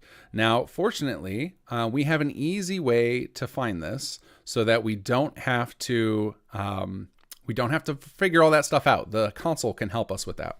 So the first thing I would recommend you guys do to make, if you're gonna make mods, is to grab this mod. Let me search it up here. Better console F4SE. Actually, should never do a Google search live on camera. God knows what could come up. That was a risky take there. Okay, so Better Console F4SE. What that's going to do is it's going to show the name here. So you can see it adds Deathclaw and it has all this information over here on the right. Super useful. For any of you guys without it, you would just see this number and you can't be certain what you're actually clicked on when you're trying to find stuff in the console. So highly, highly recommend this mod. I will link it in chat so you guys have it. If I can find, where did my chat go? Oh, it's hidden behind the Yeti coffee mug search we did earlier. All right, so here's a link to that. Grab that if you're going to work on mods, period. Like, it's just super, super helpful. All right, so let's go back to our tutorial. Oh my God, so many windows. Oh, here it is. All right, here we go. World repop. Okay, let's close some of this stuff because I'm getting myself confused with all these tabs and everything. All right, so what we're going to do is follow this step. So search for it in the console by running help name for MISC, and name being part of the name typed in that field. So what it means is if we go back to our plugin and we open up our WR cell here, it's talking about this name field. Now we didn't set one, so we're not going to be able to do this. So what I'm actually going to do is I'm going to make a save here. We're going to edit our plugin and make sure we can find this a little easier for testing. So we didn't do this step, and so we're going to rectify that. So we're going to go save, and we're going to call this WR cell testing. This is another cool trick you can do with the console. You can actually name your saves right from there so you can remember what you were working on. And then QQQ is a way to exit out from there. So this is a step we didn't do. It's not in the tutorial because it's not required, but it will make testing easier. So we're going to just give our cell a name. And it's actually a good idea, and it might have even been in the tutorial. Let me double back and see if it was, and we just missed it because I was shooting from the hip too much. Let's see. Does it have you do a name, or did I miss that field? Okay, so after we're done with this, I'll probably update this tutorial to add that because having a name in there is a really good idea. So the reason the name is a good idea is just like how it can display your name, it can actually display what you call your design. So we can call this, we'll call this Rad Roach Motel. And now we'll be able to search for Rad Roach Motel in the console and find the ID of our form so that we don't have to like figure all this stuff out. But for those of you guys who don't know this, but you're curious, maybe you're in the middle, you're not an advanced modder yet, but you're willing to try and figure this stuff out. If you see over here, the form IDs, this is what it's looking like, except like I mentioned, the first 2 digits are your load order. And that means that those first 2 digits will change depending on how many plugins you load in. So if you have 8 plugins loaded, this number, those first 2 numbers could become 08 instead of 03 like they are while I'm loaded in the CK. So that's where it's tricky. Like those last 6, 00, or I'm sorry, for our WRCL, 001776, that's going to be part of our ID. What we don't know yet is what our load order ID is, and that's what we're about to find out. So we're going to load back in the game now that we edited this and added a name. So I'm literally going to go change the tutorial on stream after we're done with this to add this, because this is actually really helpful. So let's go back in to game And we'll load up that, and we will show you how to search up one of your forms so that you can find the ID. This is also how you can find a lot of information this way. So if you're like looking for stuff that you want to cheat in your inventory or whatnot, you can use the same type of system. It's really nice to have this help command in there. The one thing you can't do with it, that's kind of irritating, is you can't find the reference IDs for things. So I think one thing people ask for all the time, I see it on Google, is Google searches and like forums and stuff, is like, does anybody have the ID number for companion XYZ, who I can't remember where I left them? And unfortunately, you can't really search with this help command for references. You could search for like Preston, and it would show you his base form, the one that you could drag a million copies to, but it won't show you his the actual companion, which is hard to get used to. So we're going to go to help, and then in quotes, we're going to paste in the name of our thing, and then we're going to do the number 4, and then we're searching for MISC because we know it's a MISC type. So all forms in the CK have like a little 4-digit code with them. I don't know if it's displayed on this screen. Let's see. It is not. So you just kind of start learning these codes. You don't actually need them. So let me actually do it without it so I can show you what it looks like. So if we search for help, and then inside of quotes, Red Roach Motel, which is the name of our object, and then the number 4, it'll search through all forms for that. And actually you can see there's where the 4-digit code will appear. So if for example, like let's say we search for help frag 4. There's a whole bunch of stuff that comes up with frag in the name, see? And if we wanted to just filter by weapons, like because we want the grenade, we can add WEAP, and it kind of reduces the amount of items it'll return to just that type. So that's why that command I had is saying to do MISC, because that's the type we're looking for. So now we can see the full form ID for our form. So our load order number for our little plugin is 11. So that's good to know. But it won't be 11 forever, and it won't be 11 for every player. It's just 11 in our load order, because I have, if I were to count down the DLC and then my plugins here, it's the, and it's not, what makes it even more confusing is it's not actually the, I just see my plugin file got wrecked because I used the mod screen. So I'm gonna have to go fix that later. Keep that in mind too. Use the in-game mod screen. It'll overwrite your plugins file. So the load order will change depending on how many mods you have loaded. And because it's in hex, which means it goes 0, 1 through 9, and then it goes A, B, C, D, E. So there's actually 16 digits. It can be very confusing. So this help command makes it so you don't have to think about any of that stuff. You just get your exact ID you're going to use for this particular console command. So now we're going to copy this console command. We're not going to, well, we'll go ahead and grab the X and I'll show you what you do with it. So we're going to Fallout 4 here. We're going to paste this in, we're going to delete the X, and then we're going to just type in this number that we found in our search. So 11001776 and push enter. Test cell called, searching for door to connect to. Door found, teleporting you to entrance. If you need any patching up, I can take a look at you. Thank you, Mr. Nightingale. And okay, so here is, so we definitely now need that step we skipped with the door coordinates. So I'm going to have to show you that. So if your door is all cockeyed, there is a way to fix that. If you got lucky and yours didn't, then you're good to go. All right, so we'll do a couple of things here. We will enter in now to show you, and then I'll go show you guys how to fix when this happens, or if your door is, flipped in reverse or something. So a couple of things to note here. First off, the world repop controls. If you click this, you can see the cell name came up, our Rad Roach Motel, and it designed by King Gath came up. And so here, players can do things like restore access to the original area. For the most part, that's like if another mod had used that space for something, you could do that to temporarily hide our door.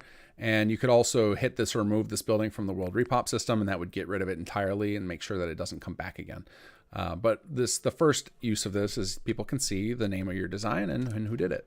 So now we'll go ahead and enter this, even though the door is crooked, and we'll go back and fix that in the CK in a minute. So we'll enter in. Let's do this. And you'll see we've got our conquered settlers fighting rad roaches. And there's the little space we designed. And so it was dynamically attached to this building in Concord. They're going to just kind of sandbox around like this person's about to light up a cigarette here because they're using that idle marker.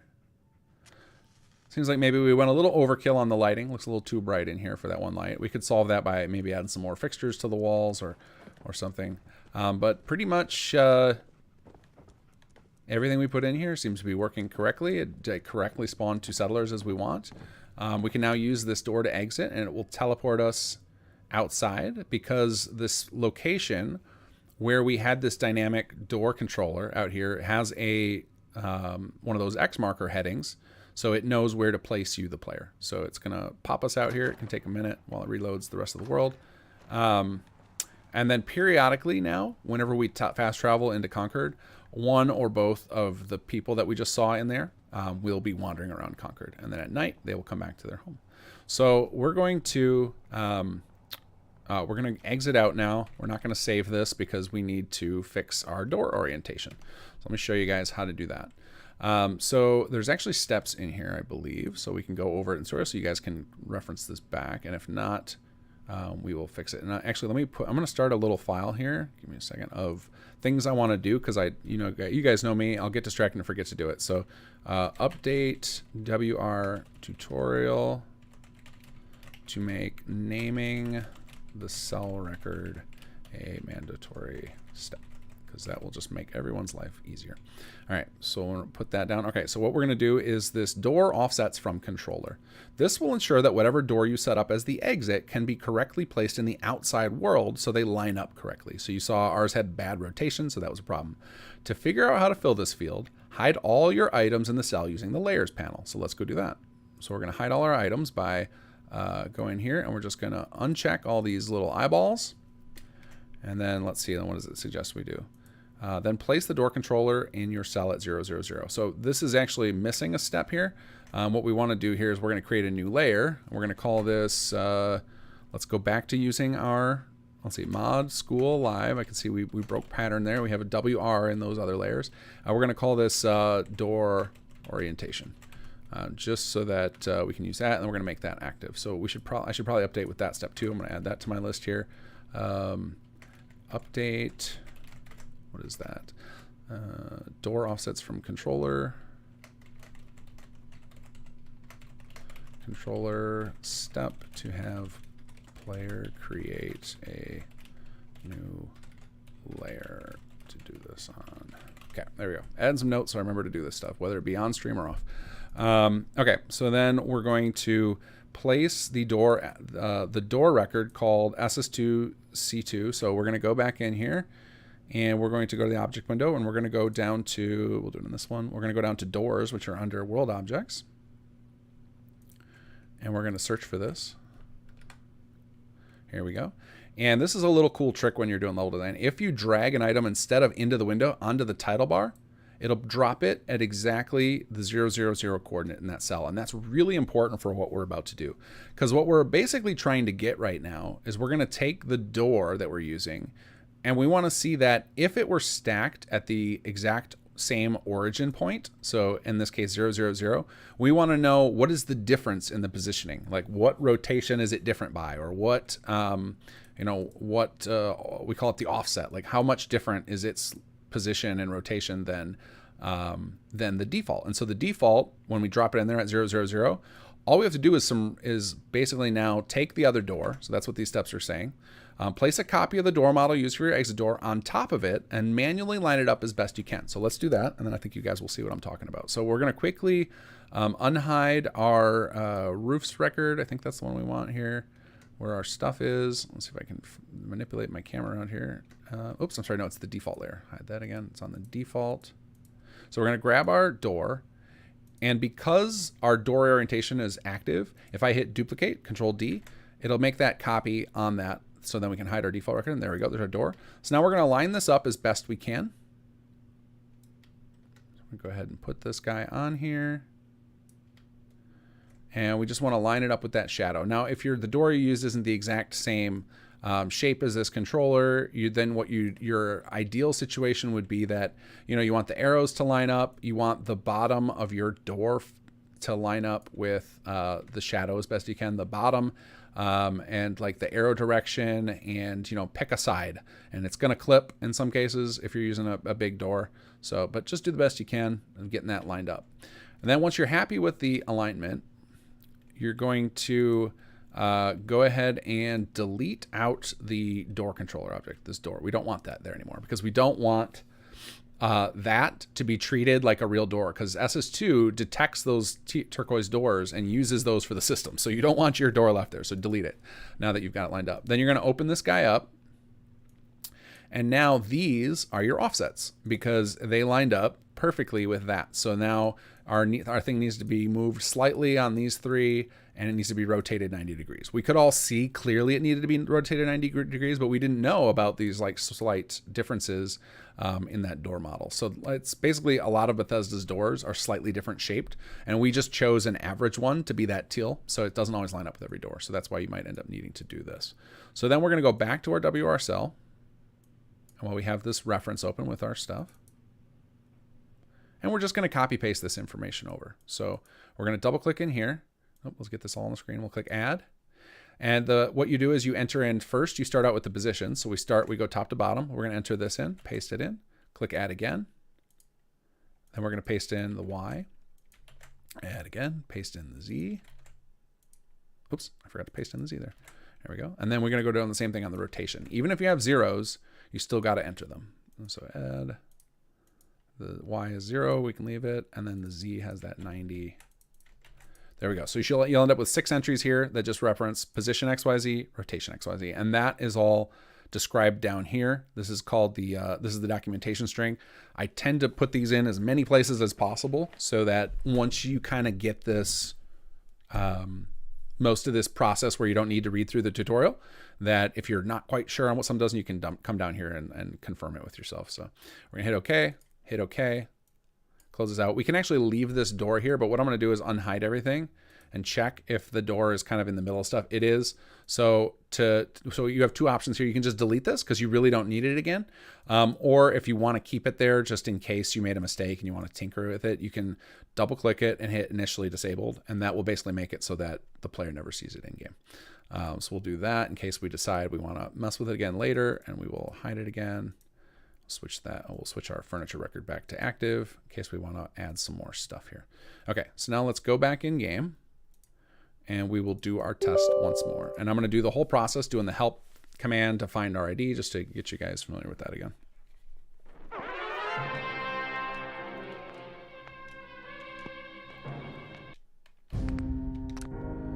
right, so we've got this save here.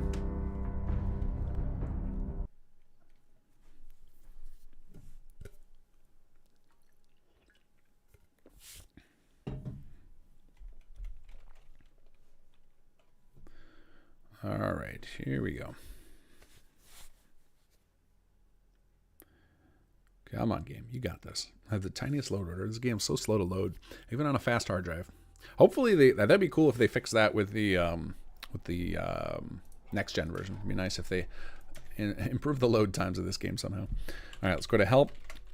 And then we named it Rad Roach Motel. You don't have to search for the whole name. Like if I just search for part, like if I do Rad Roach M, that also is fine. So if you have a particularly long name, you don't have to do the whole thing. And there it is. And then we're going to go back to our tutorial here to grab that test command because I actually don't have it memorized. Scroll down. Here we go. Test cell. Paste that in. And then we're going to do our little misc ID that appeared from the help command, 11001776. Run that. And now in theory, our door should be facing the correct way and should be lined up as best it can with that particular model. It's also interesting that a lot of those models that the Bethesda plays, some of them they like slightly tweaked the size so they don't fit a standard door. Oh, interesting. This put us, what area are we in? Down by Vault 81. So you can see we do have some of the doors placed in the world. We've been slowly sneaking them into patches. So you might actually get a test cell down to another location you've been to that we have some in. This will not happen for players to get put in these random cells because there's another step, and there's tutorials about it, that the locations where these doors can work have to be registered with SS2. And that is something we plan on doing as we finish areas with all the doors. We'll start registering more locations. But when you're testing, it can take you to any matching door in the Commonwealth. So this is that same model. TGM. Let's not die to a bloatfly. There we go. So this is that same model, and some of the models are slightly different. Like this one has a little carport on it, and some of them will have like a little tiny addition. But for the most part, this matches the model we expect. So when you go in, the inside will look roughly the same as the outside. You can see the door matches nicely. We can go back here. We can see still the Rad Roach Motel there. We can enter in. There's our people killing their red roaches. And they should just be sandboxing around. And if we head, if we actually, I'm curious what will happen if we sit and wait in here. Oh, we should go look and see if we can see if the faction stuff worked. Let's see. Yep. And so we would have to steal stuff. And the way that system works is every time one of these cells is placed, it randomly assigns them, everybody in here, a little family faction that they get part of, and then all the items are belonged by their little made-up family. So in theory, too, if we start beating up one of those people, the other ones should defend them. So I guess if we wait here until nightfall, I think we have it set up to where it doesn't lock the inside door because we want you to be able to leave, but it might give you the prompt like you are trespassing in the corner, which is really funny because Fallout doesn't do that a lot. That's something you more see in Skyrim and Elder Scrolls games. But I think it's like a built-in part of the engine. Let's see what happens when we get to midnight. Yeah. Okay, no, it's not doing the trespassing thing. Okay, so then we go ahead and exit. And the door should, if everything's working correctly, the door should be locked when we get outside.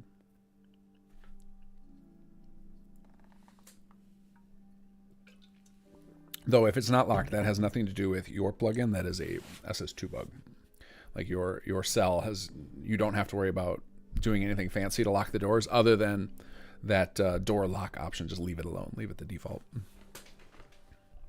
But the reason we give you so much freedom on those is because we want you to be able to do anything with these. Create homes, houses, dungeons, whatever you want to inject with this. So this should be, yep, so now it's trespassing. Probably, what I would guess with the lock is it's probably set like it only triggers when you first load into the area, probably to save script resources, because all these types of things doing that it can be expensive to do all this stuff. So if we were to like, let's try that. We'll COC to Sanctuary. So the COC command, this is another way you can test your cell. If you do COC and then a space and then the name of your cell. So if we go in here and like this exact name down here, you can actually just teleport right into it without having to use worry about setting up your WR cell record. So that can be a good way to test your design before you have it injected. You can just keep COCing right to the cell, see if the lighting looks good, exit. And what's another cool thing, you can actually COC from the main menu of the game. You don't even have to load a save. So if you're just testing that a cell looks good and you're not worried about, do NPC dialogue work or does combat work, and you just want to test a cell, you can COC right from the main menu. You won't have anything on your character, I believe. I think you're just like literally just a guy. You'll have your fists and that's it. So it could be rough going. All right, so let's go now. We'll fast travel back there. So it's right outside Vault 81. So we'll head over there, see if we can figure out where it was exactly.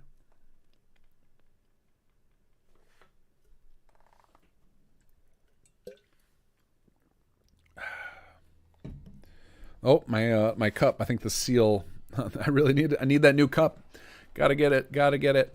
The seal I was talking about at the beginning of the stream has become dislodged again. My coffee's spilling down my chin now. All right, let's see if we can figure out roughly where we were. I feel like it's south of here. Maybe it was that building. But in the end, like our end game goal with World Repop is to have those doors placed everywhere and to have pre-built templates for as many different house sizes as have a reasonable amount. Like we probably won't build templates for building designs that only ever got used once by Bethesda. Okay, and so I'm looking to see if any of the settlers appeared.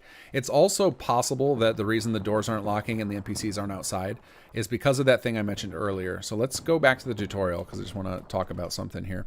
So some stuff in this tutorial, there's adding more doors and adding more influence regions.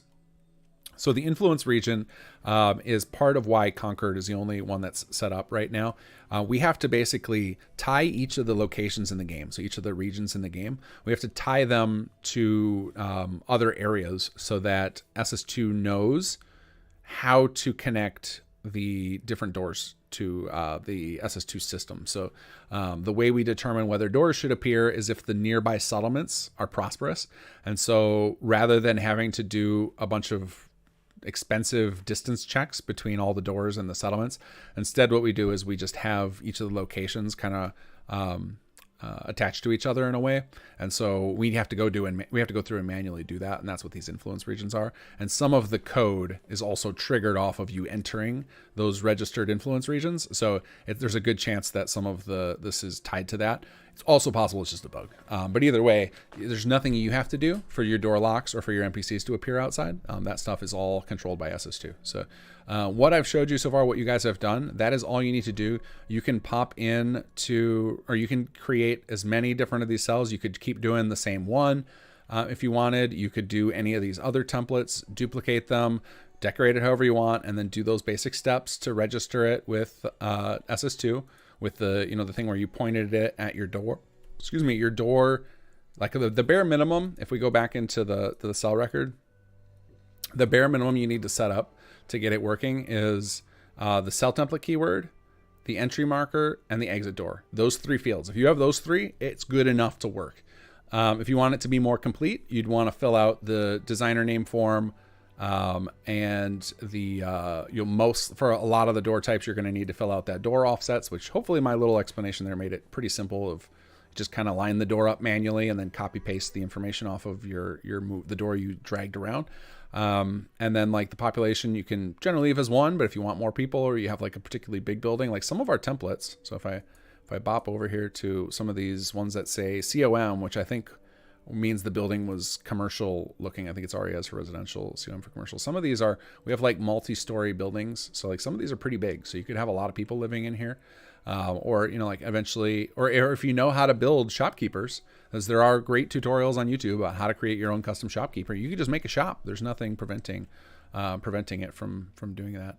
So our system will work with whatever you want to do in these cells. Like we can literally put a dungeon in. We could do something like, if we go back to our cell, we could put like in the back of this wall a teleport door that teleports you to the Institute. Like literally anything that's possible in the game you can do inside of these WR cells, and SS2 does not care. All it cares about is those 3 data points on the cell. As long as you've got those correct, the door can be injected and be used with the system. The cell template keyword, an entry marker, and an exit door. As long as those 3 are set, SS2 is happy to make use of your cell, whatever you want to do with it.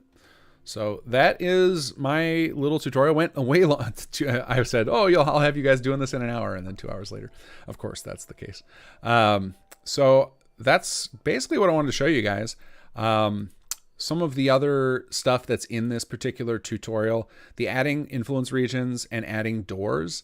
If you read through these tutorials, it will tell you how to do it, but it also suggests strongly that you ask me to merge it into SS2. The exception would be if you were going to add doors and you wanted this system in like Far Harbor or Nuka World or a mod added area. In that case, I would not be able to merge it with SS2, but if you're just adding stuff to the Commonwealth. But since I wrote this tutorial and requested that, we now had someone on the team, because it didn't happen, because this tutorial has been out for, I don't know, probably 8 months now, maybe not that long.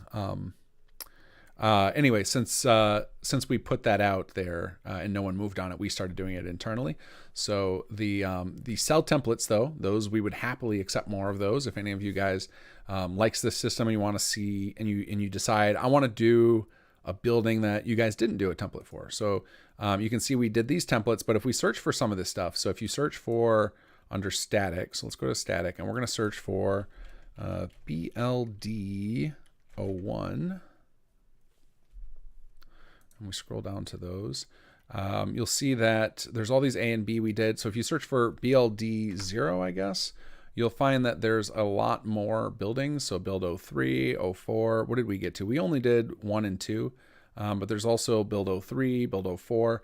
And if you look at any one of these, what we ended up doing is we found all these building models like this, and we sorted and found the ones with the highest counts, and those were the ones we focused on. So we found some, like 23, 32, and we focused on those. But I think even the ones that have 10, 15, 12, that's still good enough to be worth doing. So you can find some of those. Some of these are just add-ons to them. But something like this, like building a template for this, I think would be worthwhile. And effectively, when we build, if you're building a template, I'm not going to go through that tutorial right now, but this tutorial is kind of showing you my process. Let's see, where is that? Creating new templates. This is showing you my process for creating new templates, but really all you're doing is you kind of drag this model into a new fresh cell, and then you just try and build the inside of what it would look like. So if you look at what I did here, I started out with this guy, and I'm like, okay, I'm going to just kind of hide this guy and start placing floors and walls so they roughly align with it. You can see I made it a little bit wider, and the reason I did that is because these floor pieces have a certain dimension, and I was trying to line them up nicely for the sake of the walls so that it would snap. And I think I ended up bailing on that at some point when I realized like how crazy these sizes were, and then I ended up doing what Bethesda does. If you ever go dig around Bethesda cells, you'll see this kind of stuff all the time where they just blatantly overlap each other. But it doesn't have to be perfect. I think as long as it's close, it sells the illusion to players. Another little trick you can do here is if you click on the model and push one time, it makes it like semi-transparent, so you can kind of still see the model while you're working. But once you're inside the model, you can't see it anymore. And then to make everything not that semi-transparent anymore, you hit Alt-1 and it unhides everything. So if you wanted to make your own template, you don't like the buildings we used, you just drag in the model. So we would just like drag this in. And then I usually position these at 0, 0, 0. So you can do that either by manually changing these to 0 or doing that same thing I did with the door, just drag it onto the title bar, and then start working from that. It's not necessary. It just makes me feel better when things are aligned to 0, 0, 0. I just like it for whatever reason. Sure, it's the programmer in me wanting everything to be super clean and organized. And then you just would start building out what the interior of the structure would look like and get it as close as you can. Building two floor ones is a little more complicated, but if you're much into building with anything, building with Legos or whatnot, you can figure this out. It's not that hard. It's just dragging pieces in, dragging around. One of the things that helps when you're doing something like trying to build this, so like if we were going to try and build this, is to turn on grid snap and the snap to grid. I'm sorry, that was snap to connect point. Snap to grid, and then it'll make your items kind of move around in chunks, and it's easier to perfectly align them with each other. So if we go in here and click on our floor, let's hide this guy. And I'm the hide thing I'm doing, I'm just clicking an item. So I click this and hit 1 twice and it hides it completely. When I have grid on, I can move my things away and they snap in nicely, so they'll always perfectly align on the edges so that there won't be any of that Z fighting. And the Z fighting is when two items like have the exact same number of a coordinate. So for example, if I slide this guy a little bit this way, right here, now my 2 floors are overlapping. So when the player comes in here in game, they'll see like this flickering right here where they overlap. And so one of the ways to avoid that is to have snapping on, and you use these pieces so that they snap perfectly next to each other very precisely. And that's super helpful if you decide you want to make some of these templates. So there we go. So now we can release our Rad Roach Motel if we want as an add-on, which I'll do if nobody else releases something tonight before the end of the stream. But now we'll shift gears. Now I'll just focus on questions. I'll show you guys whatever you want. Obviously, would prefer if we focus on what we just talked about and maybe doing more advanced stuff. But if nobody's got any of those questions, I will happily take any kind of mod question within reason. Like I'm not going to sit here and walk you through how to code Sims Littlewoods 2, but if I can answer questions to get some of you unstuck or help you get started on something, I'm happy to do so. Or we can just talk about whatever. If we get no mod questions, we can just make this a typical KG ramble session. You guys can ask me about whatever you want to talk about. Oscar Price. So I've been in talks with Todd Howard, Bethesda Softworks and Amazon Studios. I have good news. I've managed to work out a deal with them to add ASAM sensors in your voice as a radio DJ to the show. I don't want that. I would take an ASAM reference in the show would be amazing. It's not going to happen, but that would be cool. I did see somebody leaked a photo of their red rocket, and oh man, it's so legit looking. It looks so far the sneak stuff I've seen seems like they're actual Fallout fans making it, and not just like a lot of times you see these game TV shows or video game movies and they're cringe. So let's hope we don't get that with Fallout. I think Fallout actually has a strong chance of being cringe just because of, I don't know how well, because they're going to have to lean into the goofy humor of Fallout, and that might make the show cringe. It's going to be interesting to see how they find the balance. Because Fallout, it's funny, it's got the cool universe and all the background stuff, but like Fallout and most of those games are not particularly well known for their story. It's more like the atmosphere and the environment. But you kind of need a great story to have a TV show. So I'm really curious how they do with it. I will not give my money to Amazon though. That's my problem. I'm gonna have to wait until they start. Somebody can like, I don't know how I'm gonna get a hold of it, but I don't like giving money to Amazon. So hopefully it gets released on a DVD set, and then somebody sells it at a garage sale, and I can just pretend that Amazon didn't get the money from me. Mod 142, are there nearby settlements in that save that would cause that new cell to become repopulated? I mean, Starlight would count, but I don't think I've done much to it. If you're saying like, could we see if it naturally procs? Yeah, we could try that. Because Starlight would count if I started building up a lot of extra resources. But the thing to note with these cells is just because an area has surplus resources, it doesn't mean it's going to fill in every door. It'll fill in, I don't remember what the ratio is, but it's like for every 3 or 4 surplus resources, it will populate 1 door. So it's kind of like, okay, that settlement can support, a little bit of life outside of its borders. So like the more surplus you have, the more of those doors will appear. So like if we go in my late game Let's Play, when we did the normal playthrough that just ended, that lasted like 40 weeks, in that playthrough, Concord is just like flooded with people. Like every single door procced by then because I had so much surplus.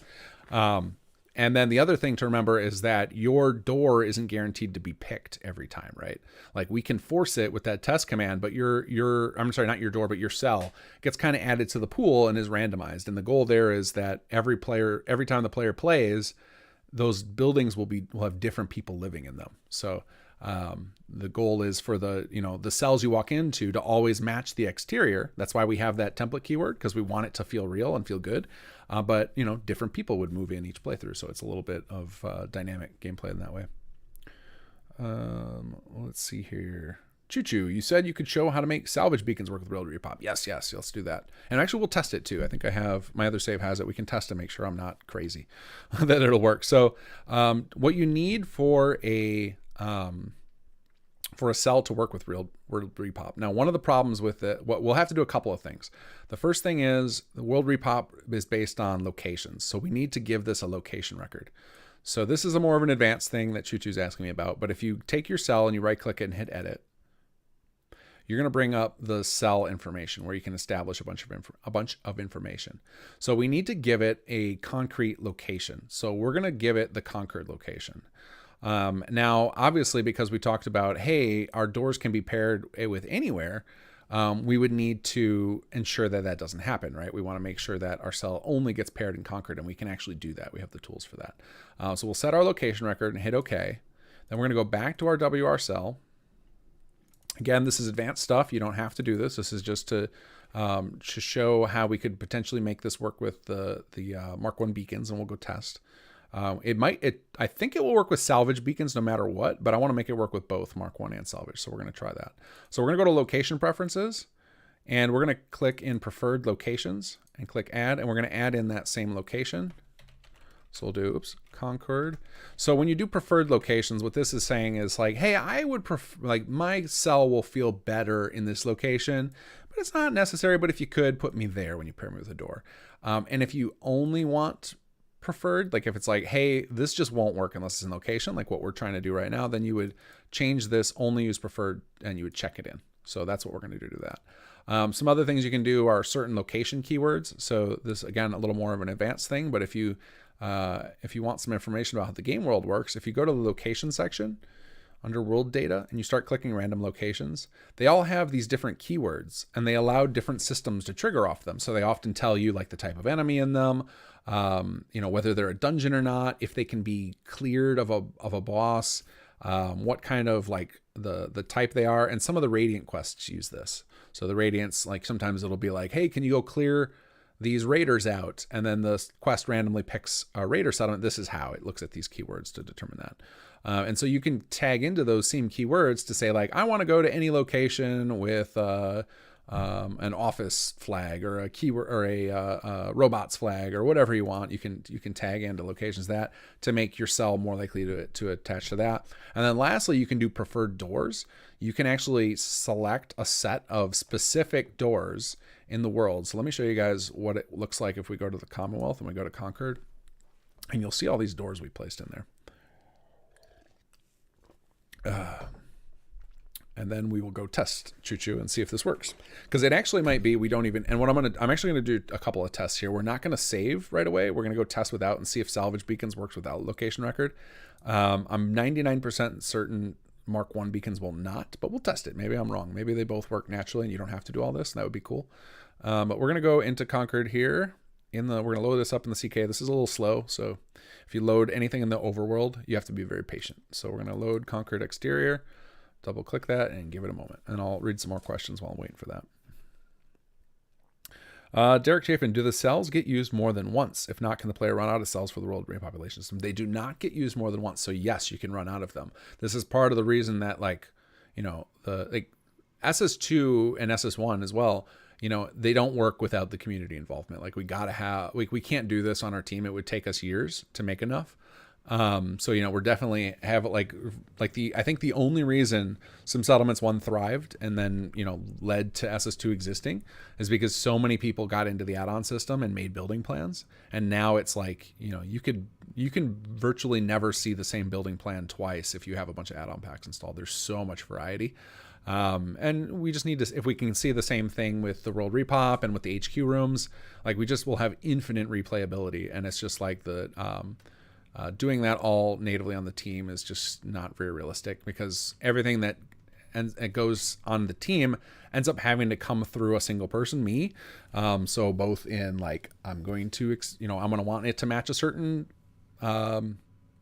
aesthetic and quality level, and not do certain things. Whereas the add-on authors, they don't have anybody overseeing. They can do it however they want, and they can kind of rapidly fill out the space.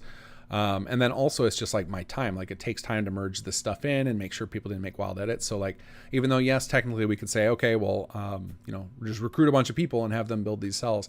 I still just have limited bandwidth for how much time I have to do stuff. So, this is definitely meant to be a community project to try and fill out. If we want to fill out the whole Commonwealth and beyond, we need as many people as possible designing these little cells. Now, one of the ways you can cheat it is you can actually, duplicate the cells and just make minor changes to them. And then there could be multiple copies, and then you just need more of these cell registration to your other cells. So it's a one-to-one relationship of this WR cell record and the actual physical cell. And you could clone both the cell and then clone the record and update its script properties to your new copy of the cell. So you could take one cell you have, make 10 exact copies of it, and now that cell could exist 10 times in the system. But we did not do that, because we wanted each one that we included to feel very unique. So, so we did not. I can't recall if. Let me check real quick. I can't recall if our designs are in chapter 1 or not, because I think they're in chapter 2. So we have the templates in chapter 1, and then our actual designs that we shipped with are in chapter 2, because we were trying to keep space down, trying to keep the ESM as small as possible for that kind of stuff. So if you load up the chapter 2 plugin, you'll find all of our cells. And so theoretically, if you want it, you could make a world repop mod with the goal of, I just want to increase the number of cells available and just duplicate each of ours 10 times and make new registration records. And you've got yourself a mod that's basically multiplies the number of cells that are available. And you could either make no tweaks or make minor tweaks, maybe make the tweaks to change the name so it's slightly different. If you do that, I would still give the original author credit instead of taking credit for it. That'd be kind of dickish. But all right, going back to why we're in the Commonwealth, you can see this kind of teal door. So we place those, and this X marker, we place those all over in any buildings that match the shape. So you see we didn't do it in every building in Concord because we don't have any cells for them yet. So once we create a template and a few options for this, we'll add a door to this one. And a goal is to hit as many of these templates as is feasible. We're probably not going to do the skyscrapers, but any of these medium size or small buildings, we'll eventually want to get templates for them and get those created. So if any of you out there decide you want to create templates and want to get them merged into the master plugin, send them to me. I'd love to do that. I'd love to have more templates for people to design on. And then for those of you guys who are wondering about conflicts, or if you're a mod author, we have it built into the system that if you make a patch mod that takes one of these doors and just checks it initially disabled, SS2 will recognize that, and it will treat the door as is that it shouldn't exist ever. It won't like, and I believe it even if it's in a live save, if the cell or the door will self-destruct. It'll be like, oh, I'm disabled now. Some mod wants me to go away. So it can be, they can do it through scripts, or they can just do a plugin, a patch plugin. So really easy to disable this system for mods that are using these doors for something else. But you'll see in Concord, we went crazy with it. You'll find these little teal doors all over the place. And then in some of the other cells, you're going to start seeing it. Like we snuck in a bunch, I think, last patch. And then No Fuss, No Muss, one of our designers, has been on a mission to get it in all. So we have a list of somewhere, I don't remember where the list is. We have a list of like every building that Bethesda used more than 10 times or more. And that we have templates for. I'm sorry, let me say that again. We made templates for a certain amount of buildings, and all of them that we have templates for, we're going to place these doors everywhere in the world that makes sense. Like if the doorway is submerged underwater, not going to do it, or submerged under the glowing sea, we're not going to do it, but everywhere else we're going to put them. And then eventually we're going to the goal is to try and make templates for most of the buildings that have like double-digit support by Bethesda, that they were used that many times, and try and get the templates and a few examples of them built in. But that could take a long, long time, because each of these, you can see that little basic design we didn't take long. And I couldn't tell you how long No Fuss, No Muss spent on most of the designs that we shipped with in Chapter 2, but it's not no time. So, but the templates I think are actually the slowest part, like building out a template. Once you have the template, despite it taking me 2 hours to get you guys through the tutorial, most of that was because I talked too much. The actual placement of the items, we were done with that in the first half hour, and that was while I was explaining things to you guys. So you can imagine, once you get used to where all the items are that you're looking for in the CK and what they're named, it's really rapid to design out these spaces, because you don't have to do anything. You don't have to worry about where they're positioned. People who have done plot design know that, it's very important that you position around 000 so that the coordinates are correct when you export. And, certain item types won't work correctly because the item gets dynamically placed in the plot, whereas the WR cells, there's no dynamic placement. It's literally using the exact reference you placed. So you have a lot more power. You don't have to do any scripting. And you can kind of like let your imagination run wild, or you can do it real simply. So it's like, I think when we were doing the HQ room Bethesda Mod School Live, I said, I think the easiest thing to do with design work is actually the world repop. And that's what sparked me to do this today, is that it's much more powerful than any of our other systems, and interestingly much simpler to implement than a lot of the other stuff we have. So I would, yes, you do get back to it. Went a long roundabout way of saying that. Okay, we're not going to save yes, you will run out of cells, but I'm hoping that we'll inspire some community members to join in on the creation of these, and we'll start having enough so that by the time we get to the 3.0 patch and we have doors everywhere, that you guys will start to see the whole Commonwealth come to life as you build up. And one of the reasons we did that, like tied them to regions, is because we don't want you to go exploring into a new area and all of a sudden there's people there living among the monsters. So, it was kind of like we wanted it to be locations you cleared and locations that you started to repopulate. So it seems like it's in reaction to you doing stuff and not just like chaos in the world. Because, one of the things I have a problem with those overhaul mods that place creatures everywhere is the world just seems like way too busy.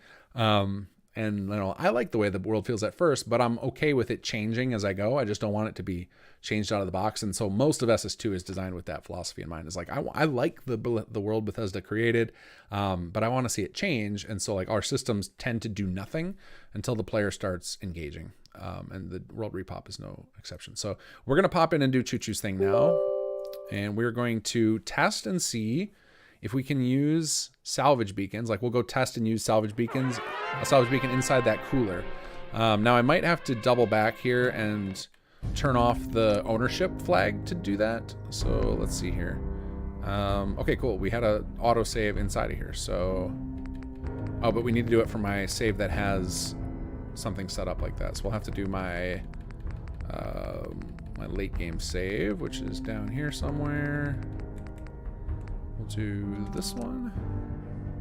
And we're going to bop over to Sanctuary and make sure somebody's actually assigned to the communications plot before we try this.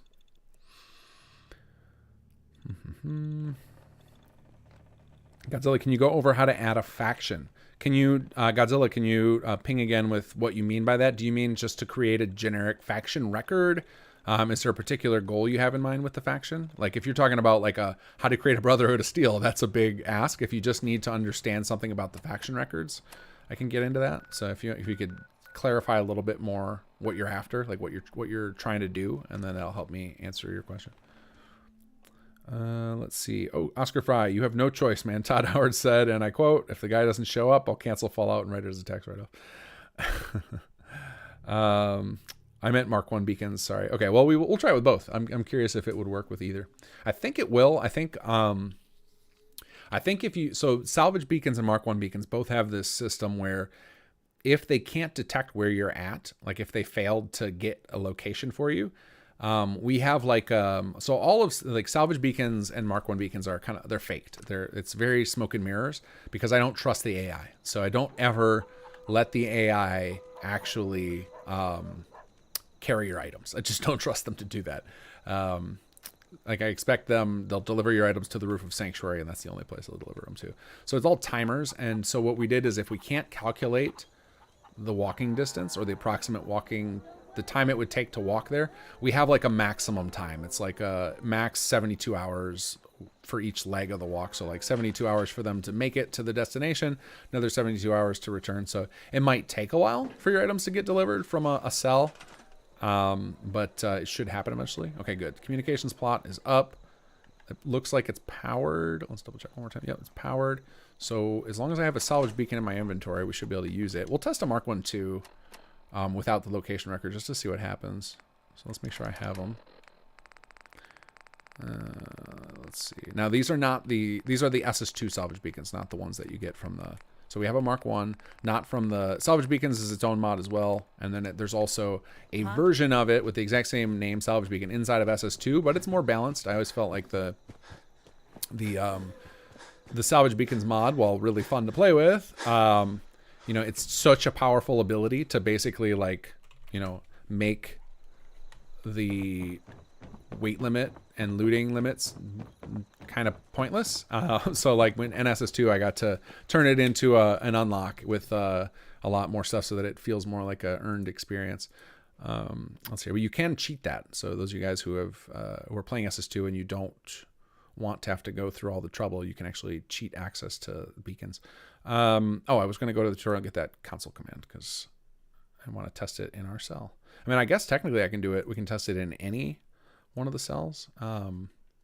So we can actually just run over to Concord and hope that there's a container in the first one we find out. Let's put on God mode so we can, it already is enabled. I want to be able to run all the way. Let's go find, there should be a ton of them because, although they're going to be locked right now, we need to pass some time. So let's pass time 8. Pass time is an awesome console command. It's effectively wait, but you can use it without having to find a chair. Give that a second. Hopefully we don't crash because we are right outside of a settlement. Using pastime in a settlement is a risky proposition. So it could just be the game's taking its time. So I'm going to pop over to chat, answer more questions while we wait for it.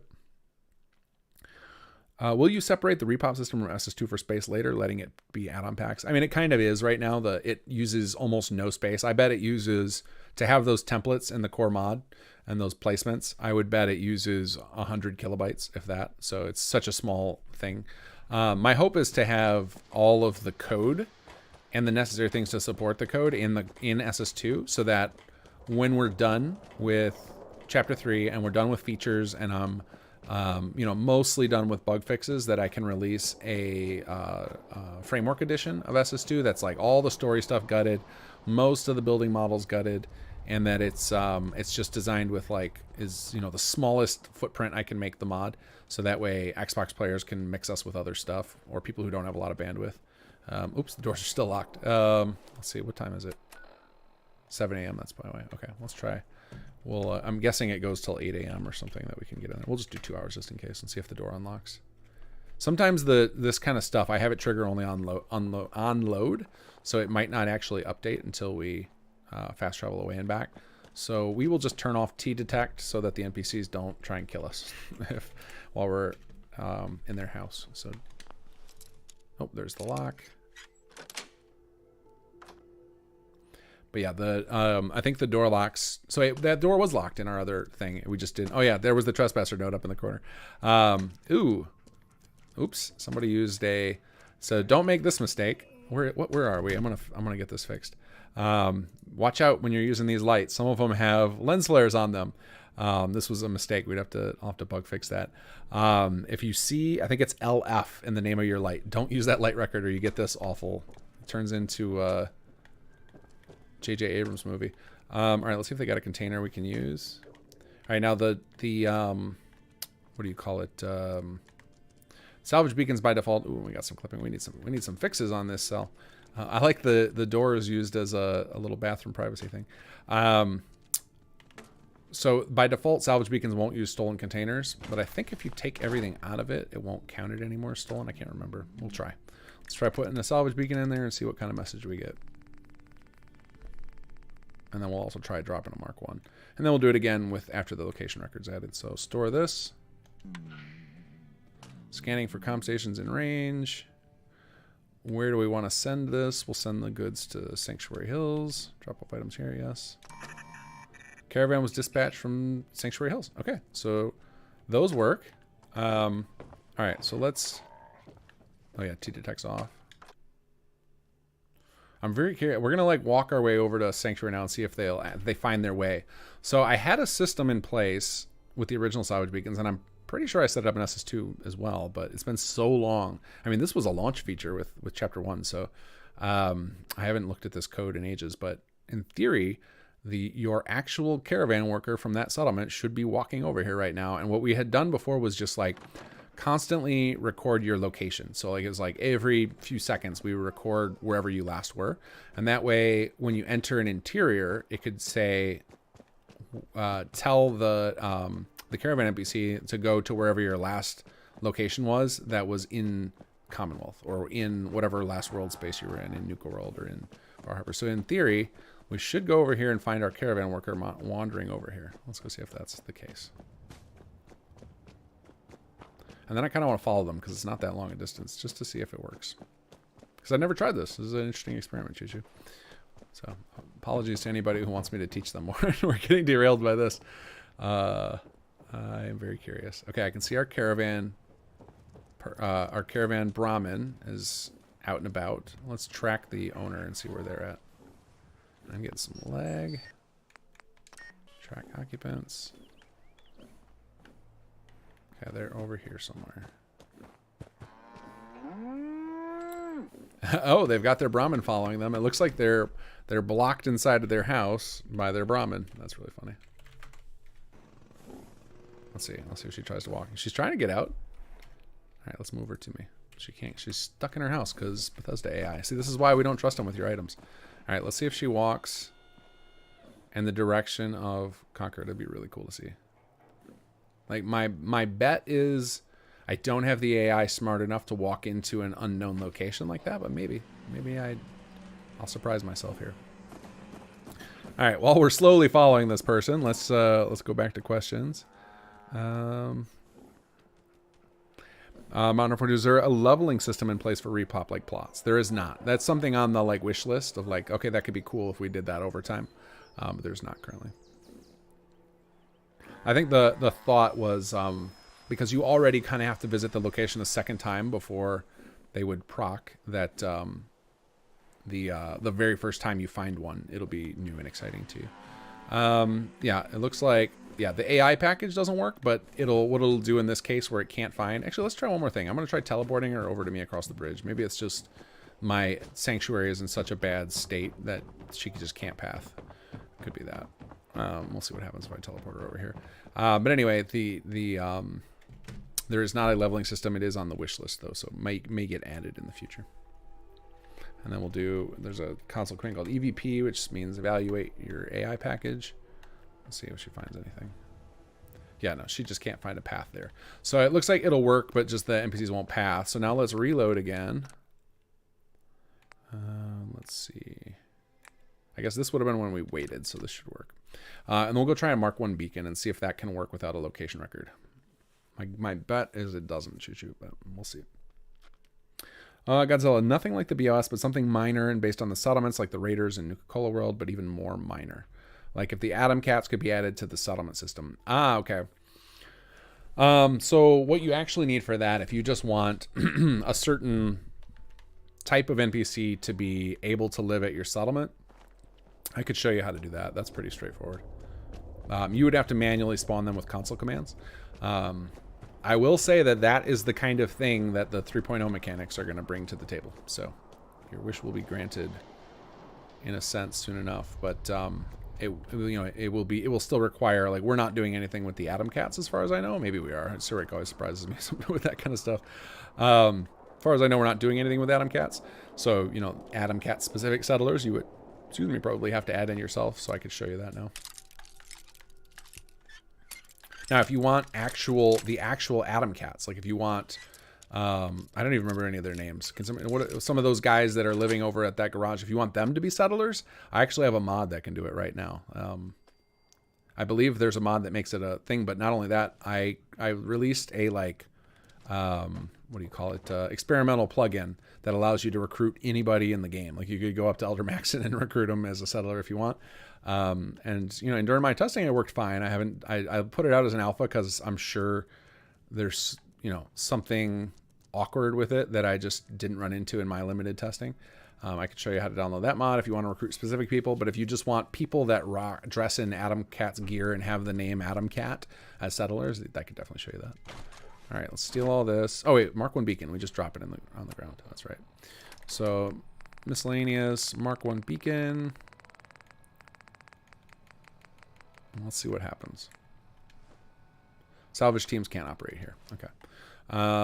Okay, so I think one of the things so let's go try it with our location record. I might be missing one more thing. I think it might be that it's not just that you need to have a location record. I think, Choo-Choo, it might also be it needs the keyword clearable, because I think that's part of it, is that we wanted you to not be robbing towns and stuff. But if you wanted to make it, I can show you how to make your own location record to make it clearable. But so we just saved this. So the change we made here is we told this thing, we set our cell 20 minutes ago when I was talking about this, we set our cell to be part of Concord, and we set up our cell record to be tied to Concord. So we're going to go try that now and see if that works with Mark 1. If not, then I know exactly what we have to do. We have to make it its own custom location record and make sure it has the location type clearable on it. That'll be the solution. So yes, you will be able to make your cells usable with Mark 1. So if you wanted to, like, create a WR cell that's more like a dungeon or more like an abandoned factory or something, as opposed to a house, then, you know, that could make a lot of sense to do it that way. So we'll go here, and then we'll use the cheat command to test our cell, since we need specifically to try that one. So let's go here, grab this.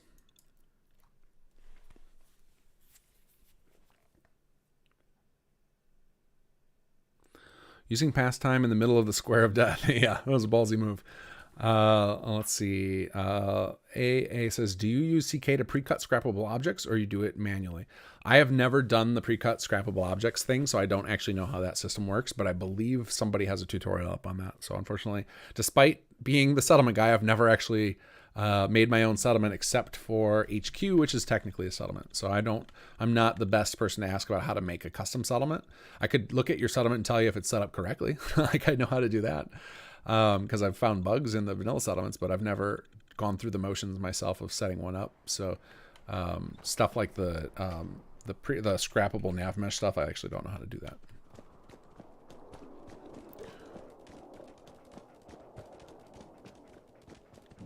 Wait for SS3 for the Atom Cat stuff. It's more like some of the 3.0 mechanics will make it so that you can end up with you know, not just settlers as your settlers, but to get a specific group, it would require somebody to make a mod to do that. It'll just be a little more easily injectable. Oops, I forgot I was going to run the command.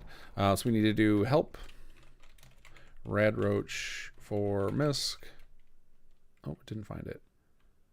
Oh, rad road. Oops, rad roach. There we go. And then we're going to do paste this in 11001776. What did we do wrong there?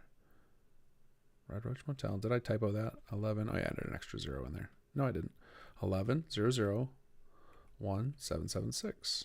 Oh, I probably grabbed the wrong command. Yeah, this is testing special doors. That's why. All right, registering with SS2. Injecting your interiors. I copy pasted the wrong command. So there are two actual commands. There was another command for if you are adding new doors. Oops. Let's do, there we go. So there's another command for testing specific doors. Like if you added another one of those teal doors to the world, then there's a command for that as well. All right, let's see where it takes us. Hopefully somewhere in Concord. But I think what we're going to find with the Mark 1 beacons is these Concord is, I don't think is flagged as a clearable location. It might though, because it had raiders. So we'll see. But I think that's one of the tests Mark 1 beacons do is make sure that the location is clearable. Let's do this. Get him, protect me. Guess my good karma's paying off. All right, let's see what happens if we try and rob these people with a Mark 1 beacon.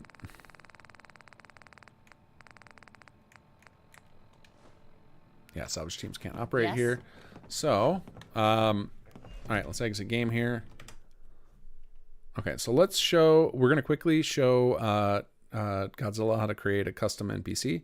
And then we'll double back to showing you how to create your own custom location record. So we're going to open up a new object window just so I don't, because I'm going to need the location in that cell. So we'll leave that stuff there. So basically what you would do, Godzilla, is go to actors. And we're going to search actors and then actor. And we're going to search for Adam Cat. So we've got Children of Adam. Where's our Adam Cats? Adam Cat. So it looks like the Adam, is there a generic Adam Cat? Let's double click and find some of these. Are there guys just named like Adam Cat? No, they all seem to have specific names. That's fine. We could just take one of these and we'll strip off all the extra stuff. So we'll grab like Blue Jay here.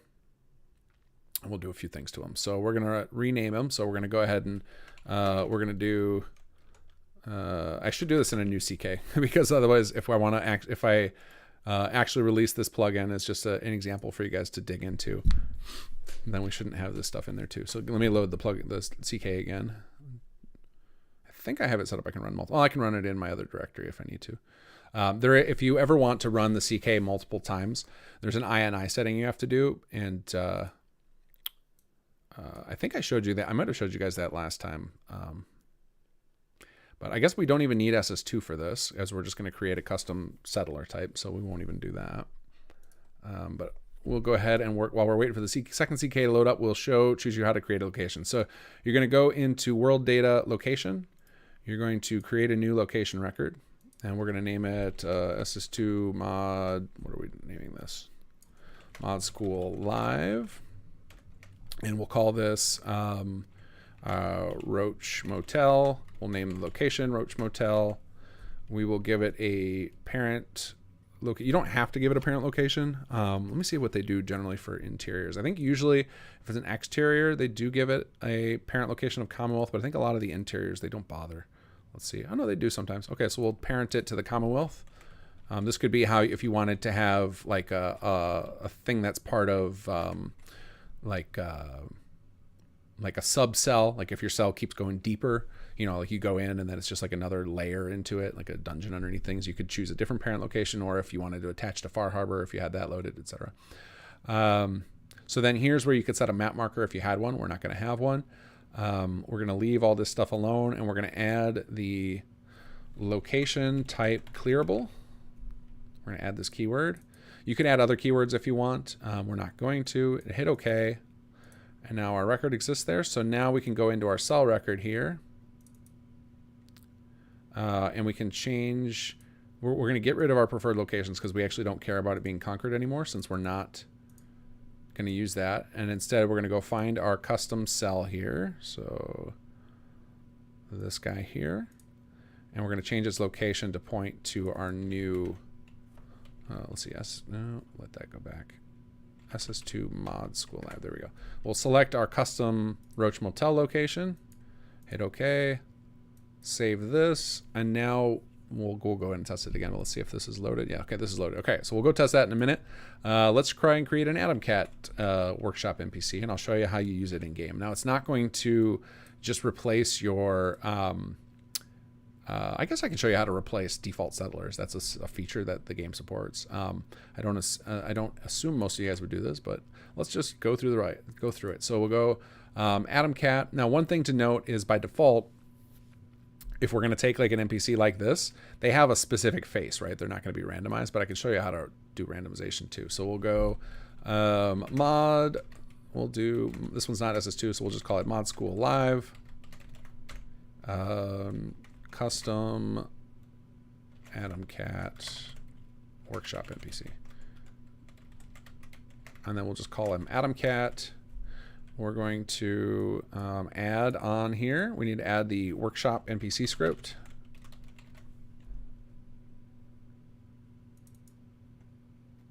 And usually you don't have to set any of this stuff. You can just set this workshop parent because that's what it was in red. And then we got to make sure that these are on. We want to allow them to be caravan. We want to allow them to move between settlements. We want you to be able to command them. We don't care about this stuff. Counts for population is true by default. So that's pretty much all we need to do is check in these 3 boxes and set workshop parent. And like right there, we could be done. Like this is enough. We'll uncheck unique too because we want multiple of them. I'm going to check real quick. I don't remember if workshop NPCs are protected by default. Let's check. Okay, so this record is not, but this is actually the ENC records are like templates. So that's something else I'm going to show you guys. We can do with, we can turn this guy so he's not the same face, so he'll randomize his face. Yeah, they are protected by default. Okay, cool. And we're going to check we're going to make sure so we're looking at workshop NPC records specifically. We're just going to kind of emulate it as best we can. So we're going to go ahead and look at its factions, and we'll just actually copy this whole stack here. And we'll leave the Adam Cats faction so he's allied with them, but then we're going to also give all these other factions. And we'll take away the crime faction so that if you go kill all the Adam Cats, I guess we could leave it on there. That's fine. If you kill all the Adam Cats, he's going to get pissed. And then we're going to go to, we'll check the keywords and see if there's anything we need. Nope. AI packages, anything we need. This one, we'll just copy it. So you basically would just go like from workshop NPC and go through most of these tabs and just replace what's there with what you want. And then the last one we'll do is the templates. And the reason we're going to do templates is we can then add, the templates are what will let you do like face randomizations and stuff. So we'll go here, and then we'll just use the workshop NPC stuff so that we know they have a big bunch of things, but we won't do it for their gear. So that way they still use the jacket of this. So we'll just so what we want is traits, and we want LCHAR workshop NPC. And traits are going to be like the faces and everything that's on the traits tab. We're basically saying what this template screen says is instead of using our traits tab, use this character's traits tab. And because this character is an LCHAR, it's a leveled character, it means it's like a randomized list. So let me go show you that leveled list here. So leveled character workshop NPC. If we open this up, it's actually a list of all of those ENC. So it basically means it'll randomly select one of those, and that will become your character. And then, so just like this, they've got it for inventory. We'll do keywords too, just to make sure that matches. We don't want to do inventory because we want to keep the Adam Cat look. So we'll use keywords, and we'll make that go to LCHAR workshop NPC. Same with stats. So we'll just basically going to uncheck the inventory so that we get that. So LCHAR workshop NPC. And we'll do the same for stats. LCHAR workshop NPC. Okay, so now we'll hit OK and create new form. So now now that record we just created is totally capable of being a workshop NPC. So now there's a couple of ways you can go about this. One, you can just spawn those from console. That's an easy enough way to do it. So let's do this. Mod school live Adam Cat settlers. So we could spawn those from console, or we could do them on a particular settlement. We could go change them. So like, let's make Red Rocket only spawn those guys instead of typical NPCs. So let's go into Commonwealth. We'll go to Red Rocket, and I'll show you what to edit. Then we need to go in and test Choo-Choo's thing. And we can do this at the same time. We'll be able to test both in the next load. So we're gonna go to Red Rocket. We'll double click on that in the Commonwealth. And that red, the red workbench that you guys use in the game, like that you activate to go into workshop mode and to claim the workshop and whatnot, or to change your build limit if you got workshop framework, that is the actual controller that represents the settlement. So there's actually a lot of important information on that. That's part of the reason that I will frequently warn never to use mods that let you move this in game, because it can break all that stuff. You're like all these white lines off of it. That means this is part of very important stuff, so you need to be careful with it. So we're going to go to the scripts. So we double clicked on that workshop ref, and we're going to the scripts and double click here. And there's a field they added with Nuka World, I think, or maybe they added it with Far Harbor, where you can customize the workshop NPC that gets spawned there. So like that's why Far Harbor has their own NPCs, because all their workbenches have this field set. So now we can type in here mod school live, add our Adam Cat workshop NPC, hit OK. And now whenever we recruit a settler here, they should come out as one of our Adam Cats. So we'll test that, and we'll test to see if our location clearable thing worked with the Mark 1 beacons. Well, let's go. Oh, I forgot to enable the Adam Cat. Well, we could do it in game. Excuse me.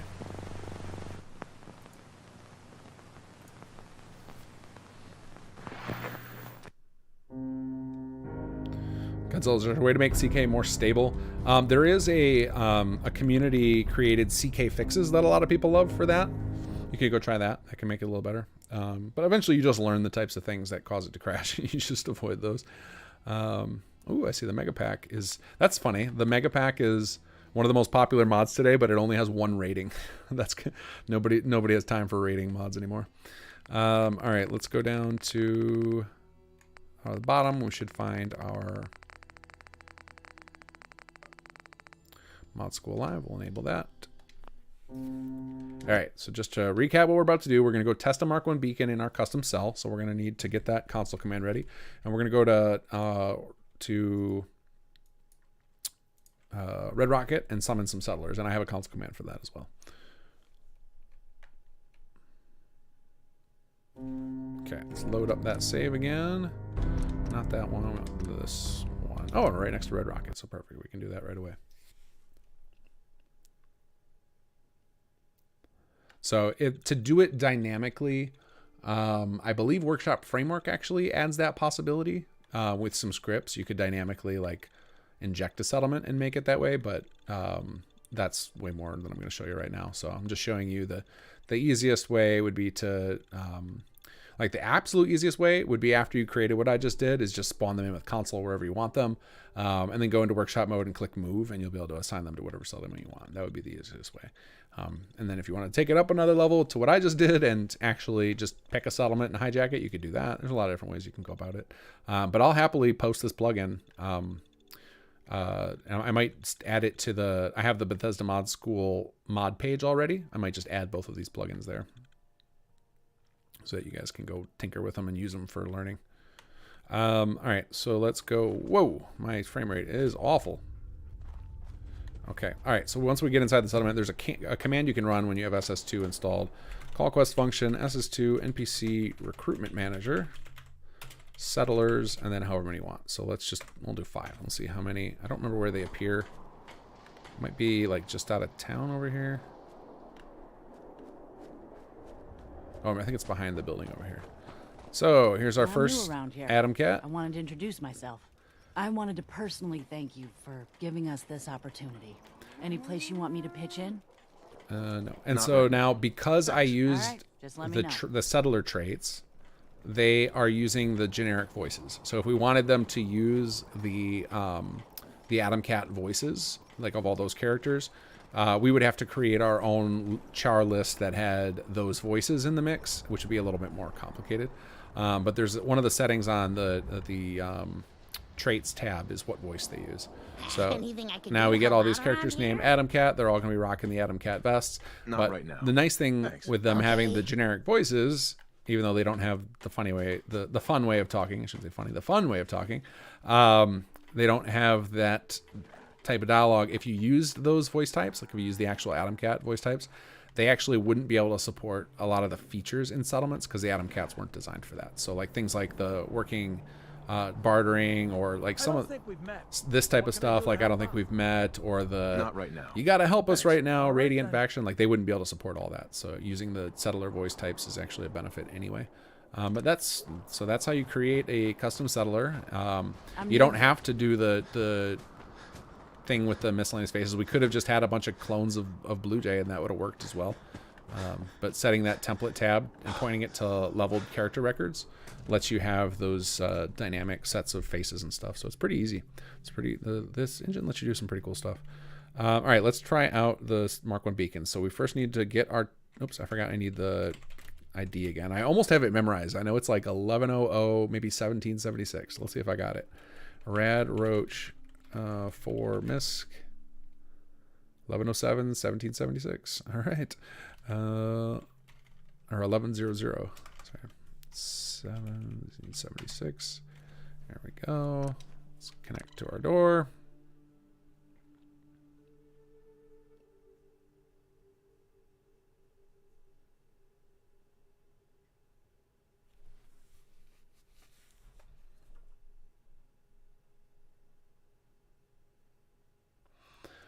I would like to know if it's possible to create stores with custom working hours and shifts without editing vanilla packages. Yeah, I mean, you can create all of the vendor hours are actually controlled by a faction record. It's actually really easy to set that up. That was fun to see one of our nightingales over here. All right, let's hop in here and see if we can use Mark 1. Let's go to TGM, and we'll turn off T-detect so we don't get murdered if they're upset with us trespassing.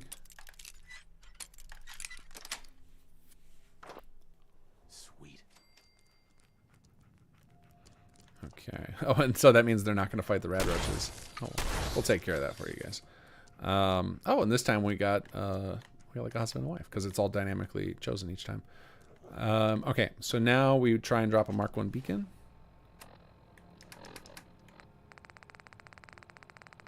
I'm not positive this is going to work, but I think it's going to work. But that's why we test. Searching for conversations in range. So it didn't give us the warning. There we go. Where do we want the resources? Sanctuary Hills. There we go. Now, Aaron, it even said the name of the place, said Rad Roach Motel, because it got it from the location record. So yes, you can. You just need to set up a custom location record for the cell if you want it to be Mark 1 beaconable. Our default, the ones that we shipped with in Chapter 2, will not have that, and they never will be. We don't want you to use Mark 1 beacons in here. And also, the way Mark 1 beacons generate their resource list is based on those keywords. So if you have just location type clearable, you get like a very generic small list of resources. And then like there's a whole table. I think it might actually be on that public rebalance sheet. I'm not positive. It might be on that, where that has all the information about plots. I think there might be a tab for how the Mark 1 beacon system works, but it's basically like if ENC robot is on there, then it adds resources X, Y, and Z, and then into the pool. And then there's all of the different keywords have different sets of resources associated with them. And then it randomly pulls up to, I think, 9 different resources. And then the amounts are determined by the number of different keywords that had it. Like there's like this formula that goes in, and then it's semi-randomized.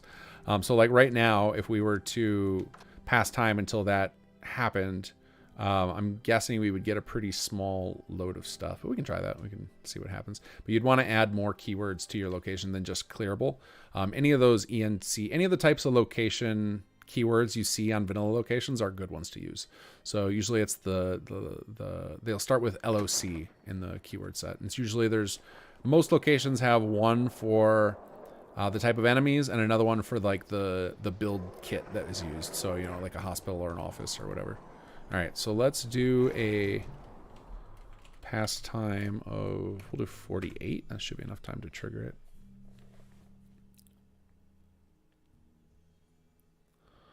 Godzilla, is there a video that shows how to change the voices? So, I mean, if we wanted to change like, I can kind of show you like a really rudimentary leveled list, and that would use the Atom Cat voices. But like I said, the biggest problem you're going to have is they don't have any of those lines recorded.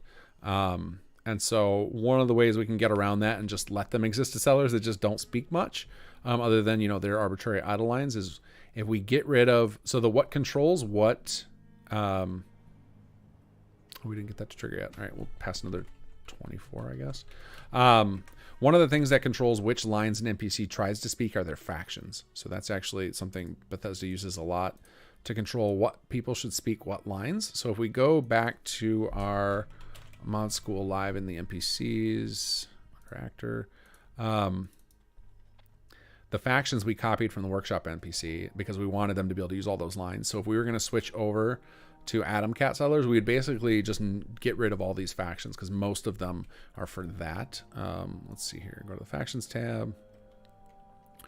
So like they're not going to have that. They're not going to have the doctor's dialogue. They're not going to have generic dialogue.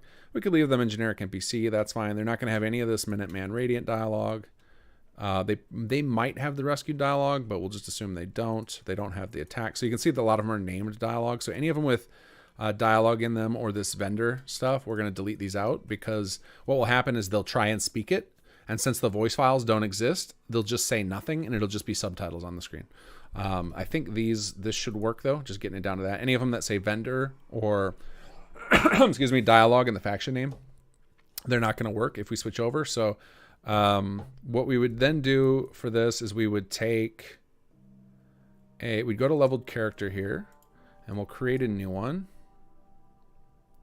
And we'll call this mod school live Atom Cat. No, that's what we'll call it. L char Atom Cat. And then we'll go back up to our actor record here. And this may backfire. This is not always safe to do. We're going to try it though. And we're going to just try using these guys as, try and use all these guys as our leveled characters and see what happens. Sometimes it'll say you can't do that. It's going to create a circular list or something. So yeah, can't edit a list because it has a leveled temper or is scripted. So yeah, this is going to take a lot longer. So what we'd have to actually do is like take each of these guys and create copies of them and gut their, effectively what you do, I'll tell you the high level. I'm not going to do it. But you would take each of these guys or you could do this so there are two ways you can approach this. Number one, you could take these, and if you remove all the templates from your copies of these guys, you'll be able to put them in a leveled list, right? Or we could go to the ENC workshop settlers. So if we go to the ENC workshop, and we would just clone all of these guys, right? So like, let's make a copy of this. I'll just do it to one. We'll do one man and one male and one female, so you can see how it roughly works. So I'm not going to do it to all of these. But it should get you enough to get started. So we would do something like mod school live ENC workshop, feel a few more, and we'll just add a Atom Cat at the end. So then we would go to traits and we'll change this to, we got to figure out what the voice type of the Atom Cats are. So we'll go back to this in another window. We can actually try searching under voice type and see if we can find it. Voice type, no, Atom Cat's not there. So we're going to look at each record. So we'll start out with the female. We'll grab Roxy's voice. So then you would go through like all of the, you'd make copies of all these workshop NPCs, but set their voice type to be the same as Roxy. Now, there's a chance that this creates another problem in that it might be that oh, that's nice. She's actually on female even toned. So she's actually using a generic voice. That's very interesting. But you could basically go female even tone to match her, hit OK, create that copy. And now if we scroll down to mod school live, now we've got that. We can drag that into our leveled character list here that we're trying to create. If it will let me do it, come on. All right, I don't know why it's not letting. We're going to do it like this. Oh, I bet it's because it's open. I probably have to hit OK. Sometimes you have to do nonsense like this to get forms to work. You have to like hit OK and close them and then reopen them before they'll see new information. So in theory, I think we can do this. Yeah, there we go. So we just had to hit OK, close it once. So now we would do that for each of them and point them all to the same voice that support the Atom Cat stuff. And then so like we could grab a random male. So like we'll grab like this person. And we'll do the same thing. We'll find out what voice. So male. Oh, I'm sorry. We would start with cloning this person. So we'll do the same template thing or the same name scheme. mod school live, ending in _AdamCat. And then we'll go look at Blue Jay's record.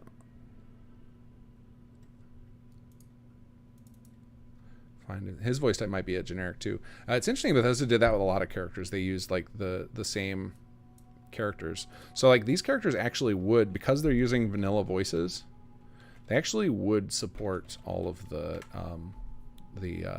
those ones that are supporting these very generic voices will support all the different factions. So we could actually leave them in if we wanted. So we'll hit that. And then we'll add him to our list. Grab this guy. So now we've got our AdamCat leveled list with those voices set to the specific ones that we know are supported by Blue Jay and Roxy. And then you could just keep adding more into that leveled list. And then we go back to our templates here and we just select our template instead of the L-Chart Workshop NPC. So we'd go here. And we only, because we're doing voices, we want voices and faces. So we only need to do this one. We can leave the other one at the workshop. So we'll do mod school live. And we want the L-Char. So now we're only using voices, but everybody's going to look like just those two we cloned. If we wanted to have all these different face options in there, we would need to do it to all of them. And I'm guessing somebody here's probably got a custom voice. Maybe Duke or Johnny does. Or they're not just using these male even tones. No, they're using it too. That's interesting. So they had some of these voice actors record all the vanilla lines and these characters. Yeah, they're just using male even toned for these. So yeah, you would just basically set it up that way. The thing I think with their dialogue, I don't know how much generic dialogue these guys have, right? Like it might be that all their dialogue is tied into the little kind of scenes and quests that are involved with the AdamCats. Maybe they don't have any, just idle chit chat dialogue. So maybe that's why we didn't see any. But realistically, if we hit OK here and save that, that would work. We're not going to do it because if I'll leave that record in so that way when I release this plugin, you can tinker with it. But let's see if we get the pop up here for. Oh, there's our caravaneer showed up. So it does set up. So I bet the salvage beacon is the same way. It is using a system where it marks the last exterior location. So maybe they're not clever enough to get inside of that cell because it's custom. And then part of the reason that they can't is there's no nav mesh here. So with these custom, so whenever there's a door, there's a thing called a nav mesh. It's like a series of triangles that cover the whole world. And whenever there's a door, there has to be a special marker on there, and we can't edit that dynamically. So the way we get around that for the people that live in this cell is we just teleport them periodically. So then they can get past the threshold.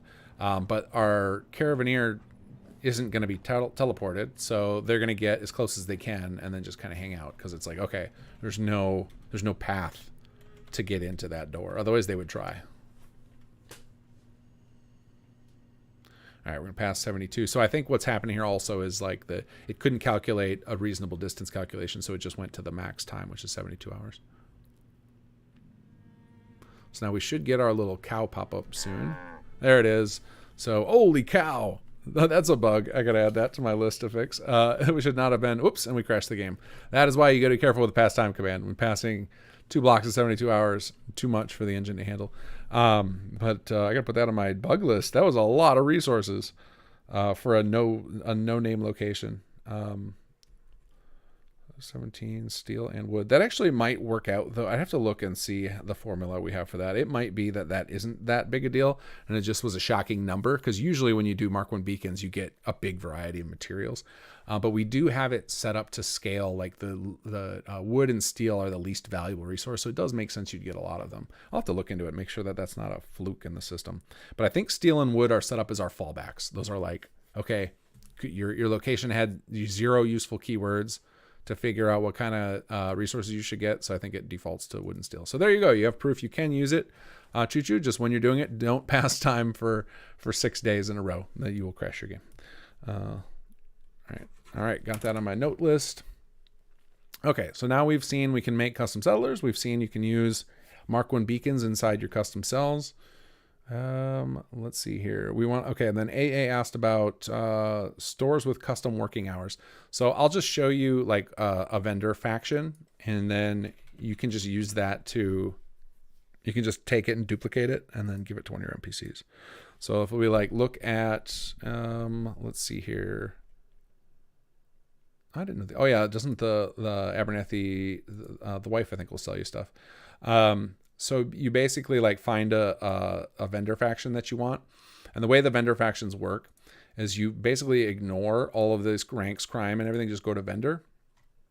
And here's how the settings work. First, you check in vendor, set the start hour. 0 is midnight. 24 means forever. It's 24 hours a day. If we instead set this to like 8, that would mean from 8 a.m. Ending at, so I think it's technically like 0 means 12:01 a.m. 24 means 12 midnight or something like that. So you would just set up whatever block of hours you want. You can choose, you can either leave this location blank, or you can say basically they will only be a vendor while in this specific location. So if you want someone to have like an AI package where they go to their shop and then go home at night, you could set this location so that they're only a vendor while they happen to be in their shop.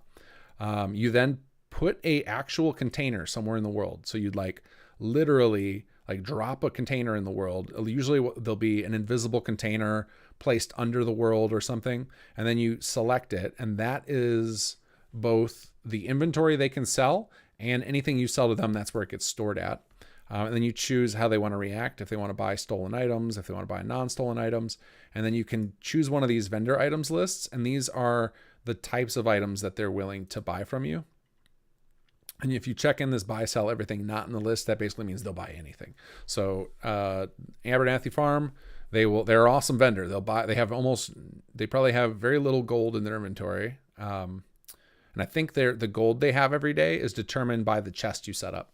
Because like if we go look at Abernathy Farm, Abernathy chest, and we go down to containers. The way vendors work is every 48 hours, whatever's in this default thing set up in the CK, it will get this stuff again. I think there might be some exceptions, like this speech bobblehead might not come back. They might have that set up in some way that it doesn't come back. I see what it is if you have the speech bobblehead, they have an extra 100 caps. That's what it is. It's not actually a speech bobblehead. So these LLs are leveled lists. You got to check and see what it is. But basically this stuff, these level lists would respawn every 48 hours. So, every 48 hours, they're going to get a replacement shipment of wood and a shipment of fertilizer, for example. And usually one of these lists will have, here we go. Caps, vendor, vault 81 food. So this will have some basic caps in it. So it's like vendor caps base. And it's like this determines how many caps they're going to end up with each day. So they're going to get 200 plus caps change is to make it not look like an even 200 on everyone. This is probably randomly 1 through 9, so that this person, based on this, if you don't have the speech bobblehead, it means that you should expect to see Abernathy's with 201 to 209 caps every 48 hours to buy stuff from. So basically whatever you set up in that container, you drop this container into the world, just drop it in the render window somewhere. If it's a visible container, like this one probably is, with a mesh. Oh no, see, this is using an invisible container record. See this markers, editor markers, container markers, NIF. This one is just invisible. So you could literally put it right next to the character and the player won't be able to see it or interact with it. Drop it into the world and then do select reference and point to that thing you dropped in the world. And now you've got a full custom vendor set up. And that's all it takes. I mean, obviously you got to put this vendor then on your NPC too. So just like I showed you with the factions, you would drop that vendor faction on your custom NPC like we did with the Atom Cats where we were tinkering with the factions. You would add your custom vendor faction to it. I think I may have done something with custom vendors in one of my tutorials. So either on Mod School on the non-live videos or in the written tutorials. I feel like I've tutorialized that somewhere. So if you need to rehash it, should be able to find it. If not from me, someone else. That's a pretty common thing you do. Let's see. Choo-choo, is there a way to mix those Atom Cat settlers with normal settlers when spawning? Yeah, Workshop Framework adds that capability, but you have to do a little script, I believe. Let me double check real quick. because I don't think I ever set up like a simple integration system for Workshop Framework like I did with, I don't have Workshop Framework loaded. I will in this window. I don't think I ever set up a simple injection system with WSFW like I did with SimSettlements. It was meant to be more of an advanced system, like people, and the only people who should be really tinkering with what Workshop Framework's doing, people who kind of know a fair amount, with the exception of the things that I've tutorialized. So it looks like the layout registration can be automated, and I don't think NPCs can be, but it does support it. I do have injections set up. So if we search for WSFW under leveled character, you can inject new Brahmin, new Workshop NPC, and new guards. So you can actually, and you're not meant to like add things to this in the CK.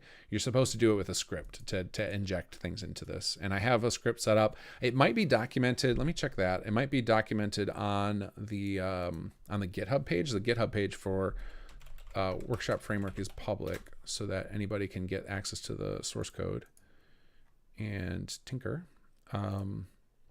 And I started doing at some point, I did like some tutorials. So let's see here.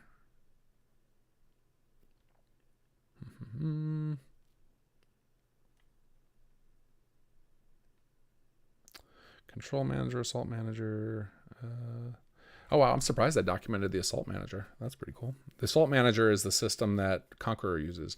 Actually, that's actually exposed. Anybody could make another mod to use that. I'm trying to see if injecting settler. Yeah, injecting override production and settler creation. So there is the wiki on the GitHub page for Workshop Framework actually shows you how to do that. It's like a very rudimentary script you could do. So this is documented here. So if you guys want information on stuff you can do with Workshop Framework, I will link this in chat. And there's a bunch of stuff I documented. I stopped at some point, like there weren't a ton of people using it, so I stopped documenting it.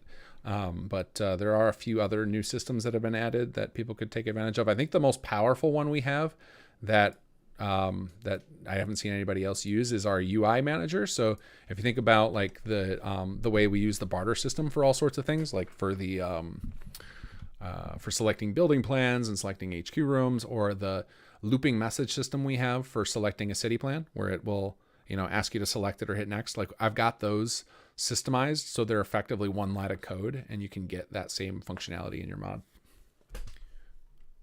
We even have the settlement select thing. So for those of you guys who played Conqueror and you remember the when you do the pre-build system and you get to select settlements, I have that's part of Workshop Framework too, where you can select a group of settlements from a container. So if you ever needed, like in your script, I just need to get access to whatever settlements the player selects, you can actually, it's already done for you. It's like a single line of code with UI manager. That was probably the most complicated thing, or the most useful thing that I never documented that's in Workshop Framework, but it's only useful for people who are doing scripts. It's not super useful for, I think that's the case for a lot of the Workshop Framework stuff, which is part of the reason I think I stopped documenting, because it's like, all right, well, most people who are coders, like, they probably don't need all my documentation. They can just read through the code as documentation. So there's actually even a section in there called for programmers because of that fact, where I think I started getting a little looser with the documentation to be like, all right, well, if you're smart enough to use this stuff, then I don't need to go into detail.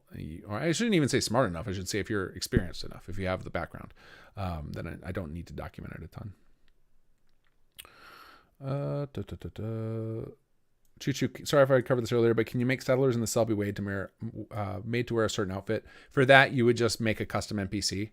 That's the type of stuff where I can add. Like I could make it so that the dynamic settlers had it. Like we would basically, for that, we would just add like an outfit record here. So this is one of those things, and I think it's if you read through like the whole World Repop page, I think I suggest something along those lines. If you have ideas for other fields, like I can add more to this. I just like kind of got a baseline. I was trying to treat this the same way I did originally with building plans. I released it with a fairly rudimentary set of things you could do, and then after people built onto SS1 for a long time, I kept adding more fields, and then eventually when SS2 came around, I like dialed that up to 11. And we could do the same kind of thing with this. Is like if you know any of you like gets way into it and you've built a bunch of stuff and you released it, and you have some ideas for things you can't do yet, then you know it wouldn't be that big a deal for me to add certain features like custom outfits and stuff, where I can just add more fields to this. But before I put the energy in, I want to know that I would take the advice of people who are actually releasing stuff, as opposed to like, you know, if that's the requirement for you to release, I'm probably not going to make it high on my list, mostly because I have so many things still I want to do. So I want to make sure that 100% it's going to get used before I start putting more development time into a very underutilized system. Godzilla, my plan is to add a faction mentioned in Fallout New Vegas and give them life in Fallout 4. Oh, cool. Well, you can find a lot better tutorials than me rushing through it on leveled lists and how you could create it. But if you look, like the workshop NPCs are a good pattern to trace if you just want to reverse engineer it. Of, you know, you create NPCs with like very little records set up, and you can use them in leveled chars, and then you can build a new NPC record that pulls all of its data from that LChar list, which is just a randomized list of faces, effectively. So that's a good. The ENC Workshop NPC is a great one to copy because it's one of the deeper pools of faces that Bethesda included.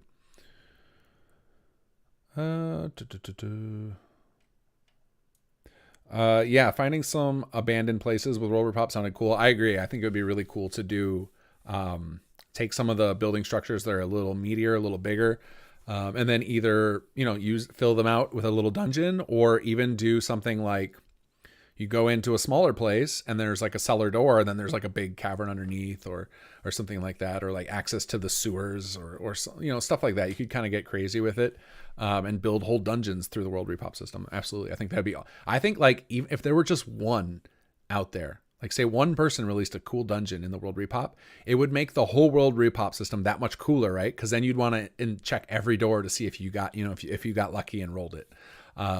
So like the more cool stuff people put in there as Easter eggs like that, I mean, it's that to the point where like next time I discuss this system with the people on the team who are working on it, which is pretty much no fuss, no muss by herself, I might suggest that. I'll be like, hey, you should try a dungeon. Just put one dungeon in there, and we'll put that in the patch notes. And I bet World Repop suddenly gets way more popular because people will be searching it, trying to find which one has the dungeon in it.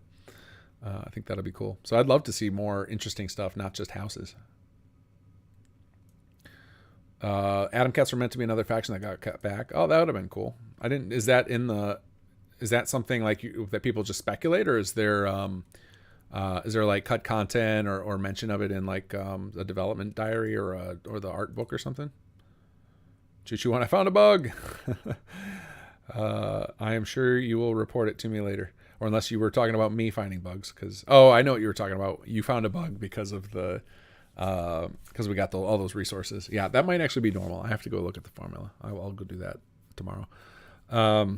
Let's see, going back through. Mark Taylor, I found using SKK's settlement control mod will allow you to turn camp settlements into full settlements, even using caravans. However, that mod isn't compatible with King Gath's similar one.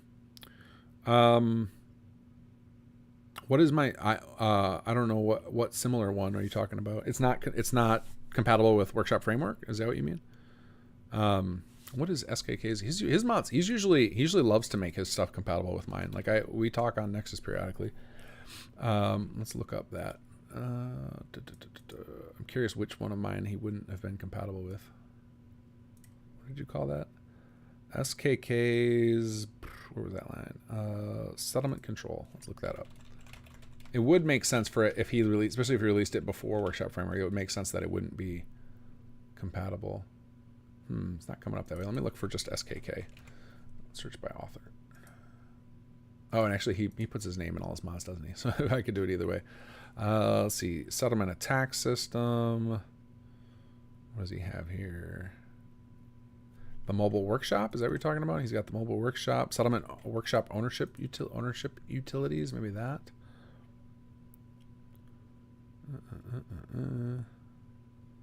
Let's look if he's got compatibility issues listed.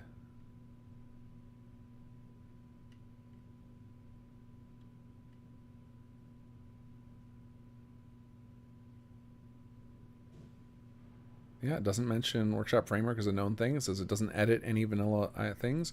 Is this the one you're talking about? This Workshop ownership? He's saying that it doesn't matter, that it doesn't affect things. Or are you talking about his mobile workshop? Let's see if you respond. Oops, wrong button. We'll close that. Here's what I'm looking for. Okay.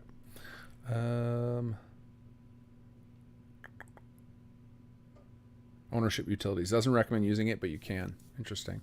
I wonder what he's changing. Take control works with over 22 functions. Own, disown any. Switch radiance and tax. Buy status the happiness thing. Switch between outposts. Yeah, I don't know. Maybe it's just because he knows it could introduce like weird issues that where the two are kind of fighting each other. Maybe that's why he doesn't recommend it. But like if he's doing if none of his stuff is messing with the vanilla scripts or vanilla forms, it should be compatible. I don't know why it wouldn't be.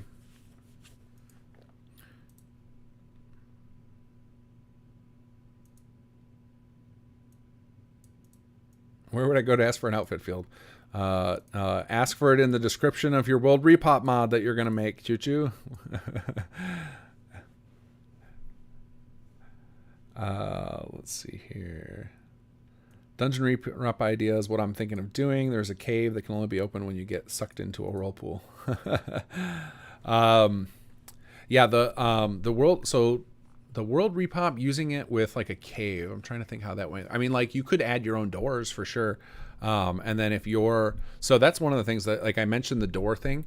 Technically, you could use the World Repop system where you create your own custom template keyword, put it only on your door that you place in the world, and put it only on your cell, and then it would always get paired to yours. You could absolutely do that to have like a dynamic location. You could just take advantage of World Repop. At that point, though, you might be better off just learning like a basic script for it to do it. But if you wanted to use it that way, you absolutely could. And like the what did you call it?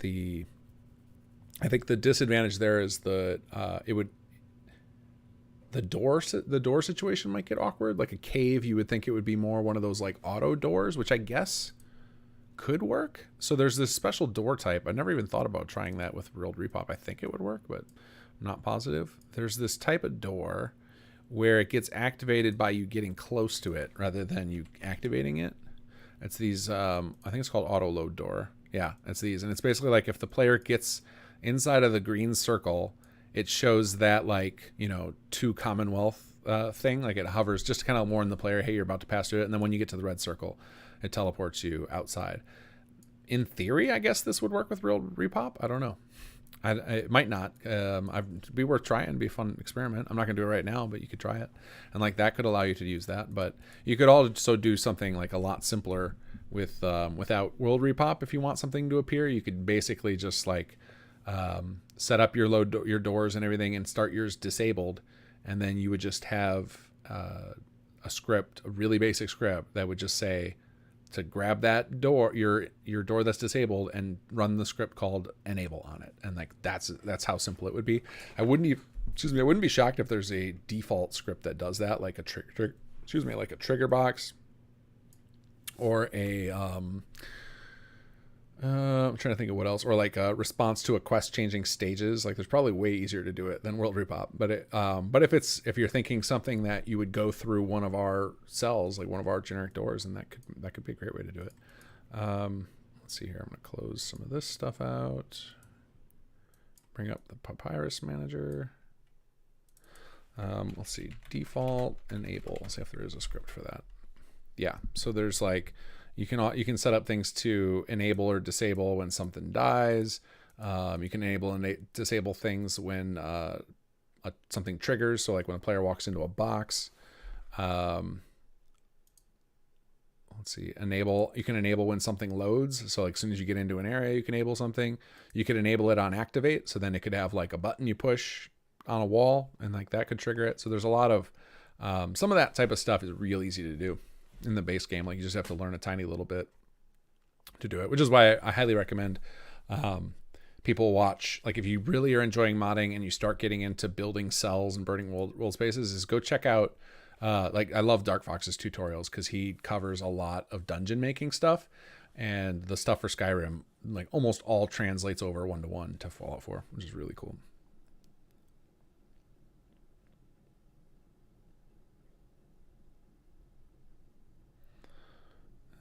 There's Adam Cat's stuff, and several people have said it has been planned to be bigger, like an anti-gunner faction, but cut for time. Yeah, I mean, I believe it. There seems to be a lot of cut stuff. Like even the gunners themselves seem like they never got the treatment they were meant to.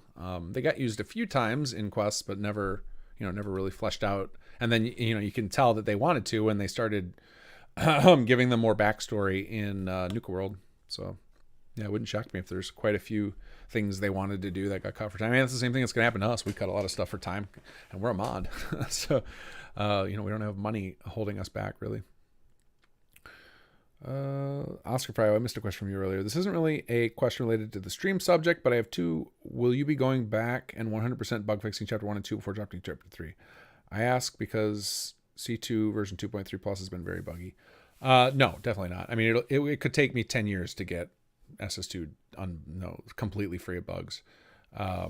Like it's such a complex system, so I'm just getting it to a point where, like, you guys, you've been watching me, you've been at pretty much all my live streams. You can see that I haven't had any major issues in almost any of my streams. Like we had a bunch of issues with HQ, and I had some trouble getting my resources worked out, but it wasn't anything like game breaking. It was just kind of more irritating.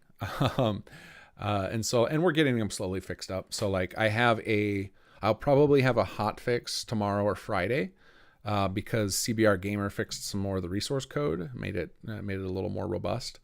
But there will definitely be another big bug fix patch, but like a proper one, not just a hot fix, before 3.0.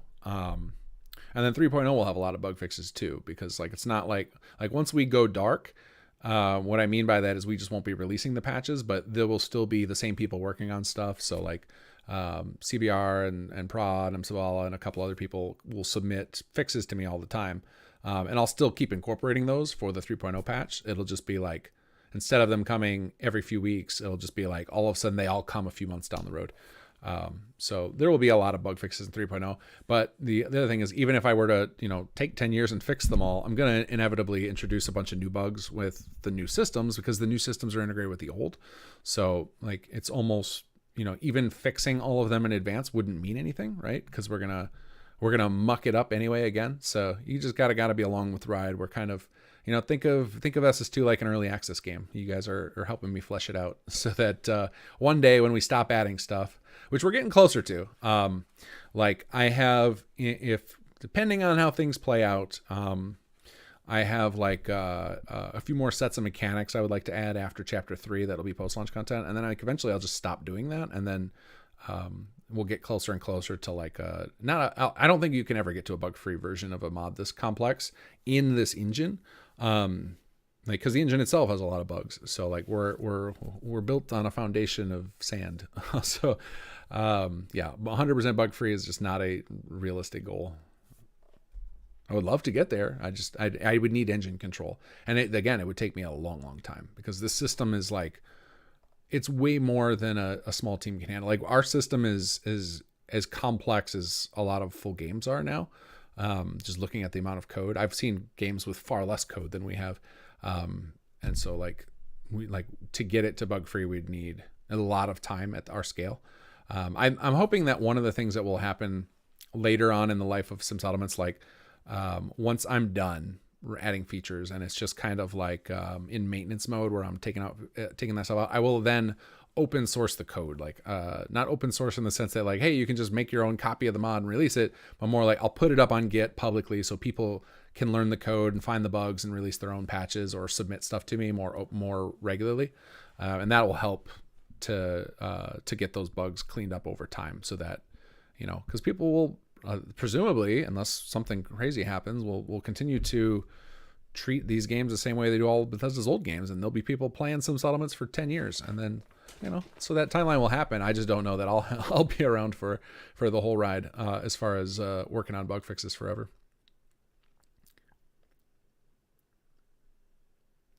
Site of 404, would it be possible to add a setting in WR that specify a shop type so buildings with signs like books or pharmacy would be used as shops, not homes? That's one of the goals, is to allow some of the buildings to be set up to be shops automatically. Right now you could do it already. So for example, if we go into, am I on the right one? Yeah, WR cell. Let's go into our cell. Like if we dropped in a vendor, so like let's see if there's a generic vendor NPC that Bethesda has created. I doubt it, but maybe we'll get lucky. There's the debug JP vendor. Let's see here. Okay, we can use one of these. Probably use one of these here. We'll try one of my little SS2 generic vendors here. We'll pop this guy in here. Okay, and then we're going to go to our cell record.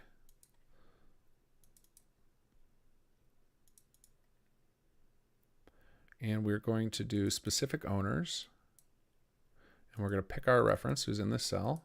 And they don't have to be in this cell, mind you, if you're looking to get really crazy. You don't necessarily have to put them in the cell. They could be anywhere. Like you could do a quest NPC. Like that's random. Like you could put Elder Maxon's going to live here. And then he will own the cell. And then it would be up to you to give him, well, I guess by default, he would end up using our default AI. But if you wanted them to not be in this cell all the time, you could put them anywhere you want, uncheck this, use the AI system how it's meant and give them whatever AI packages you want and then make him come here at night or whatever. You could definitely do that. We're going to use the default though. So in theory, this NPC should just be in there and he should sell us stuff because he has that faction. So let's try it. So now that we've got specific owners, this population supported command that field will just get ignored. So let's go try that. And hopefully we have a save where we already ran the command, so I don't have to do it again. Let's go here. All right, while we're waiting for that to load. Nick Rutter, will be another bug fix stream soon. Those I tend to do because I ran out of time to work on. Like I, look at my schedule and it's like, I wanted to get a few more fixes and I'm just not gonna have time. Otherwise, I think it'll be more likely to be either this or actual Let's Plays. So for now, I might change that tune. I had an idea for another stream type I want to try. I want to try doing speed modding, where I try and fast as we'll agree to some mod idea, like something that I think I can attain, and then we'll try and see if I can do it in 3 hours. Specifically, I want to do like a little quest mod. I want to see if I can do a little quest mod in 3 hours. I think that would be a really fun exercise to. Oh, this save was when we did all the pastimes, so that save is super unstable. Anyway, I thought speed modding could be fun. Just like how quickly can I create like an interesting little quest. Like it'd be a good exercise. I think that would be a precursor to me wanting to organize like a mod jam. I think that would be really fun. Okay, I guess we will just go back to this. I don't know which one of those saves is stable, so we'll just have to run the command again. That's fine. But yeah, I think speed modding might end up making my rotation of just like, I'll just basically going to do a couple of Let's Plays and then periodically a couple of Let's Play episodes and then sneak one of these in just to keep it shaken up. I have also been considering fragmenting my channel into a few different bits, like creating another channel that's all about mod creation, and then transform this channel into just like some settlements content, and then kind of brand them all together in a way, because I know YouTube has mechanisms for that to where the channels kind of are associated with each other, and I think they get some benefits from each other's traffic and whatnot, and they get recommended together.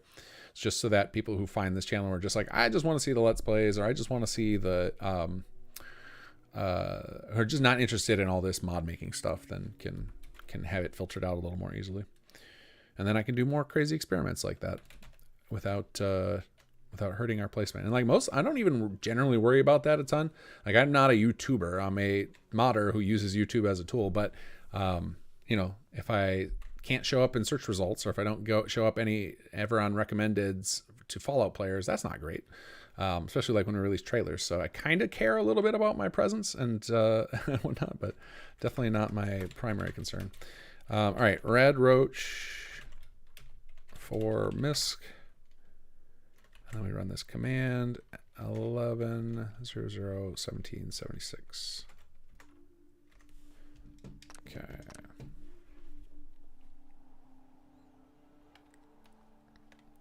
Let's see if our little Brotherhood vendor is there.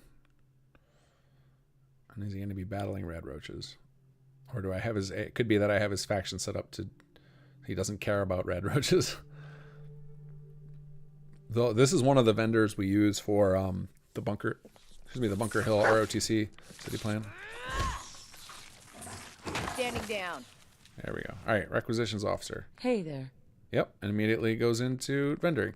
So yeah, you can create your own vendor. Just drop them in the faction. Set them as the specific. Oh, I like that they're selling ASIM sensors. Set them as the specific owner, and then you've made yourself a shop. It's that easy. So, and I showed earlier. I walked through the faction thing to create your own vendor. If you want to have certain hours, you can do that very easily. So yeah, you just drop them in. So even though we don't have like native support, like my thought ultimately will be so that people won't even have to set up an NPC. It'll be like another field on here that says like vendor, and then you would just and it would like you would choose like one of the vanilla vendor factions or something like that, and it would dynamically set up an NPC to do that. That's my hope, but I haven't gotten there yet, and there might be some hurdles to that. So for now, you can do it manually. So we're gonna get rid of this guy, and we're gonna convert this back to a specific thing. Should probably gonna give me an error now because I deleted that guy before clearing this. Here we go. All right, so we'll put that back how it was, because I'm literally gonna release these. Maybe not tonight. I'm probably gonna go to bed as soon as we're done. In fact, it's really late. I'm gonna be wrapping up here quickly. But I will put up both of these plugins tomorrow so that you guys can download them. I'll probably put them on the mod school page, which I will link to you guys right now. Since, like I said, not gonna post these till tomorrow. Let's see, where is that page? Mods, my mods.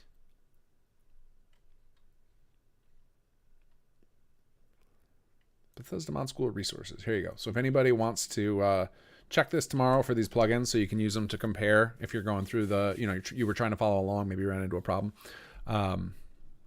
So the question now is, did anybody follow along and release a mod? Is anybody claiming the Sim Settlements merch? Godzilla, worried about the new Fallout 4 update? Nope, not worried about it. I think the Skyrim update to go to special edition, it caused a catastrophe, but a lot of the most favorite mods got brought forward, and like I would put the effort in to port forward at least SS2 and Workshop Framework. I don't know if I would go through and do that porting level for SS1 since I'm so far removed from it now. Like it would be hard to go back to that old code. But I would at least get the thing I'm working on and have put in this crazy amount of hours into. But it depends on what the effort is to transform it. But I predict that they're not going to do an engine upgrade like that. I don't think we're going to get as cool an upgrade as Skyrim got. That's my prediction. So I'm not going to worry about it yet. If it turns out that it is going to be a major overhaul and require a lot of work, then I'll deal with it. I'll cross the bridge when we get to it.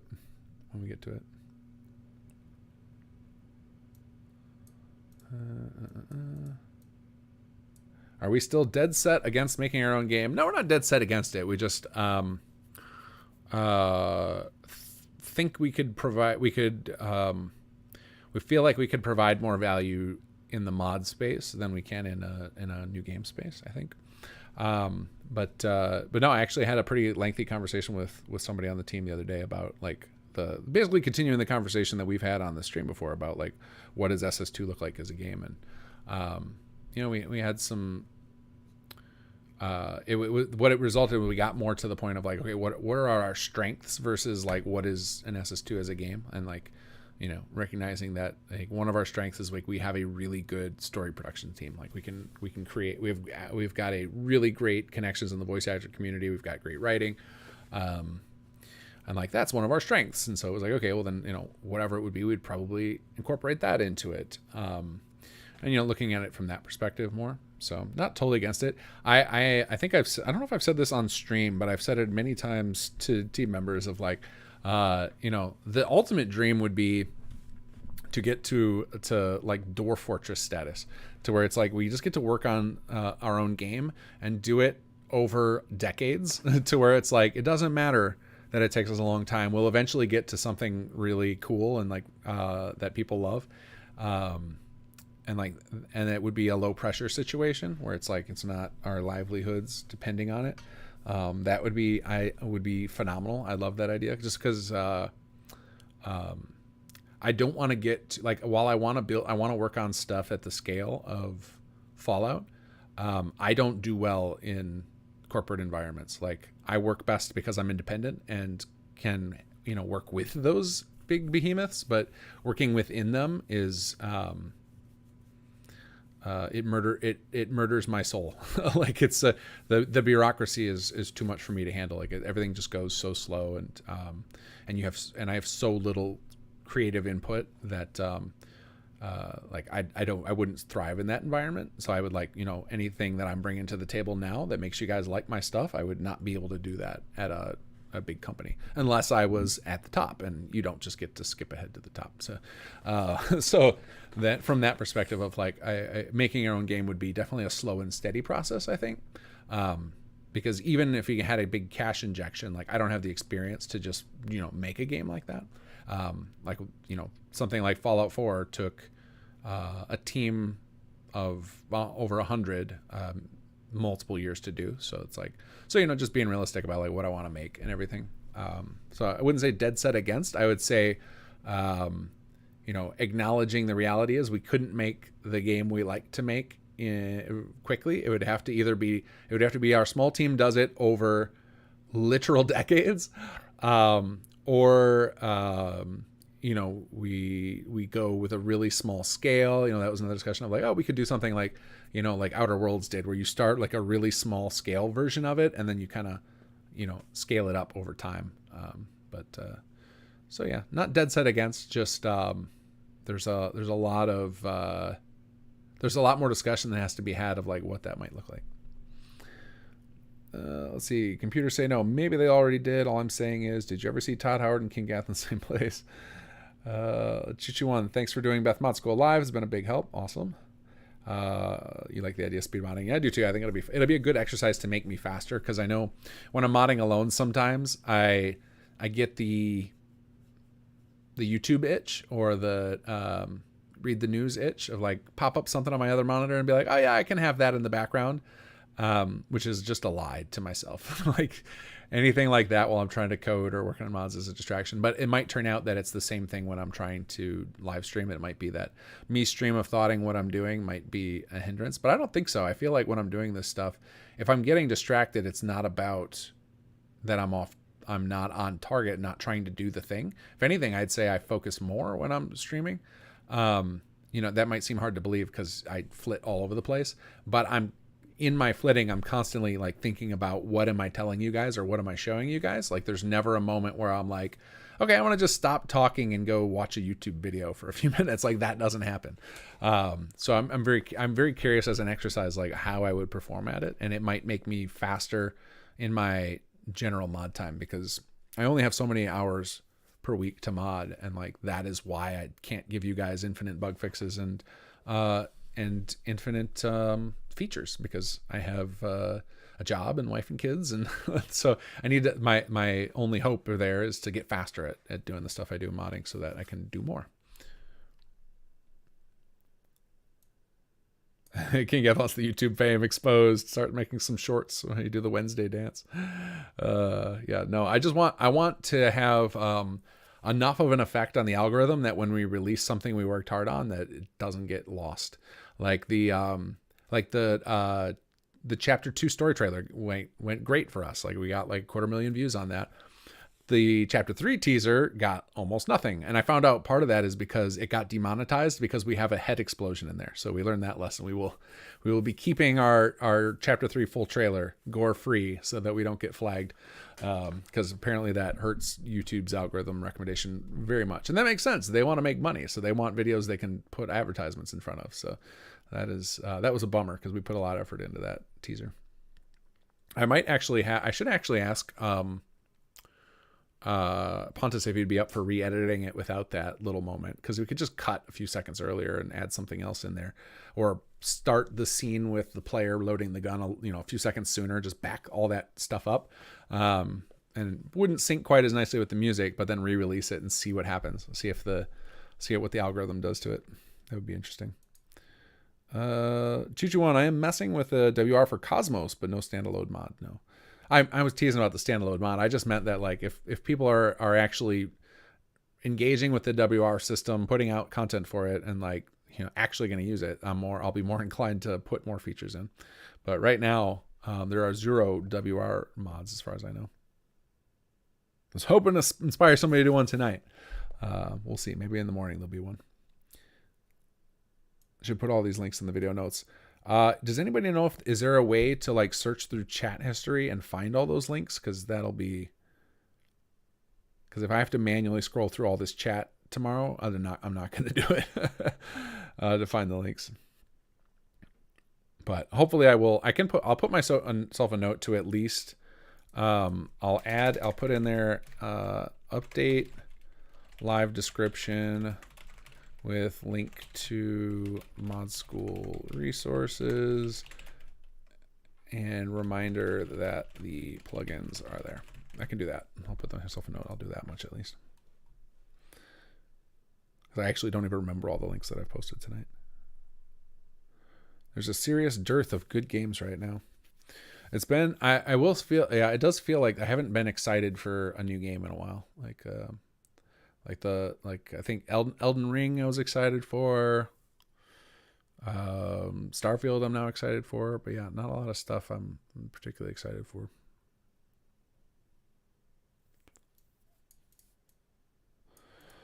All right, guys, it looks like I am mostly caught up with questions here, and it is late for me, so I'm gonna cash out now. I hope you guys learned some stuff. I hope we see some World Repop cells popping up on Nexus, and I'll post up these 2 mod files we created on there in the resources, so that folks who come along this in the future, or you guys, can look at those if they're helpful. And yeah.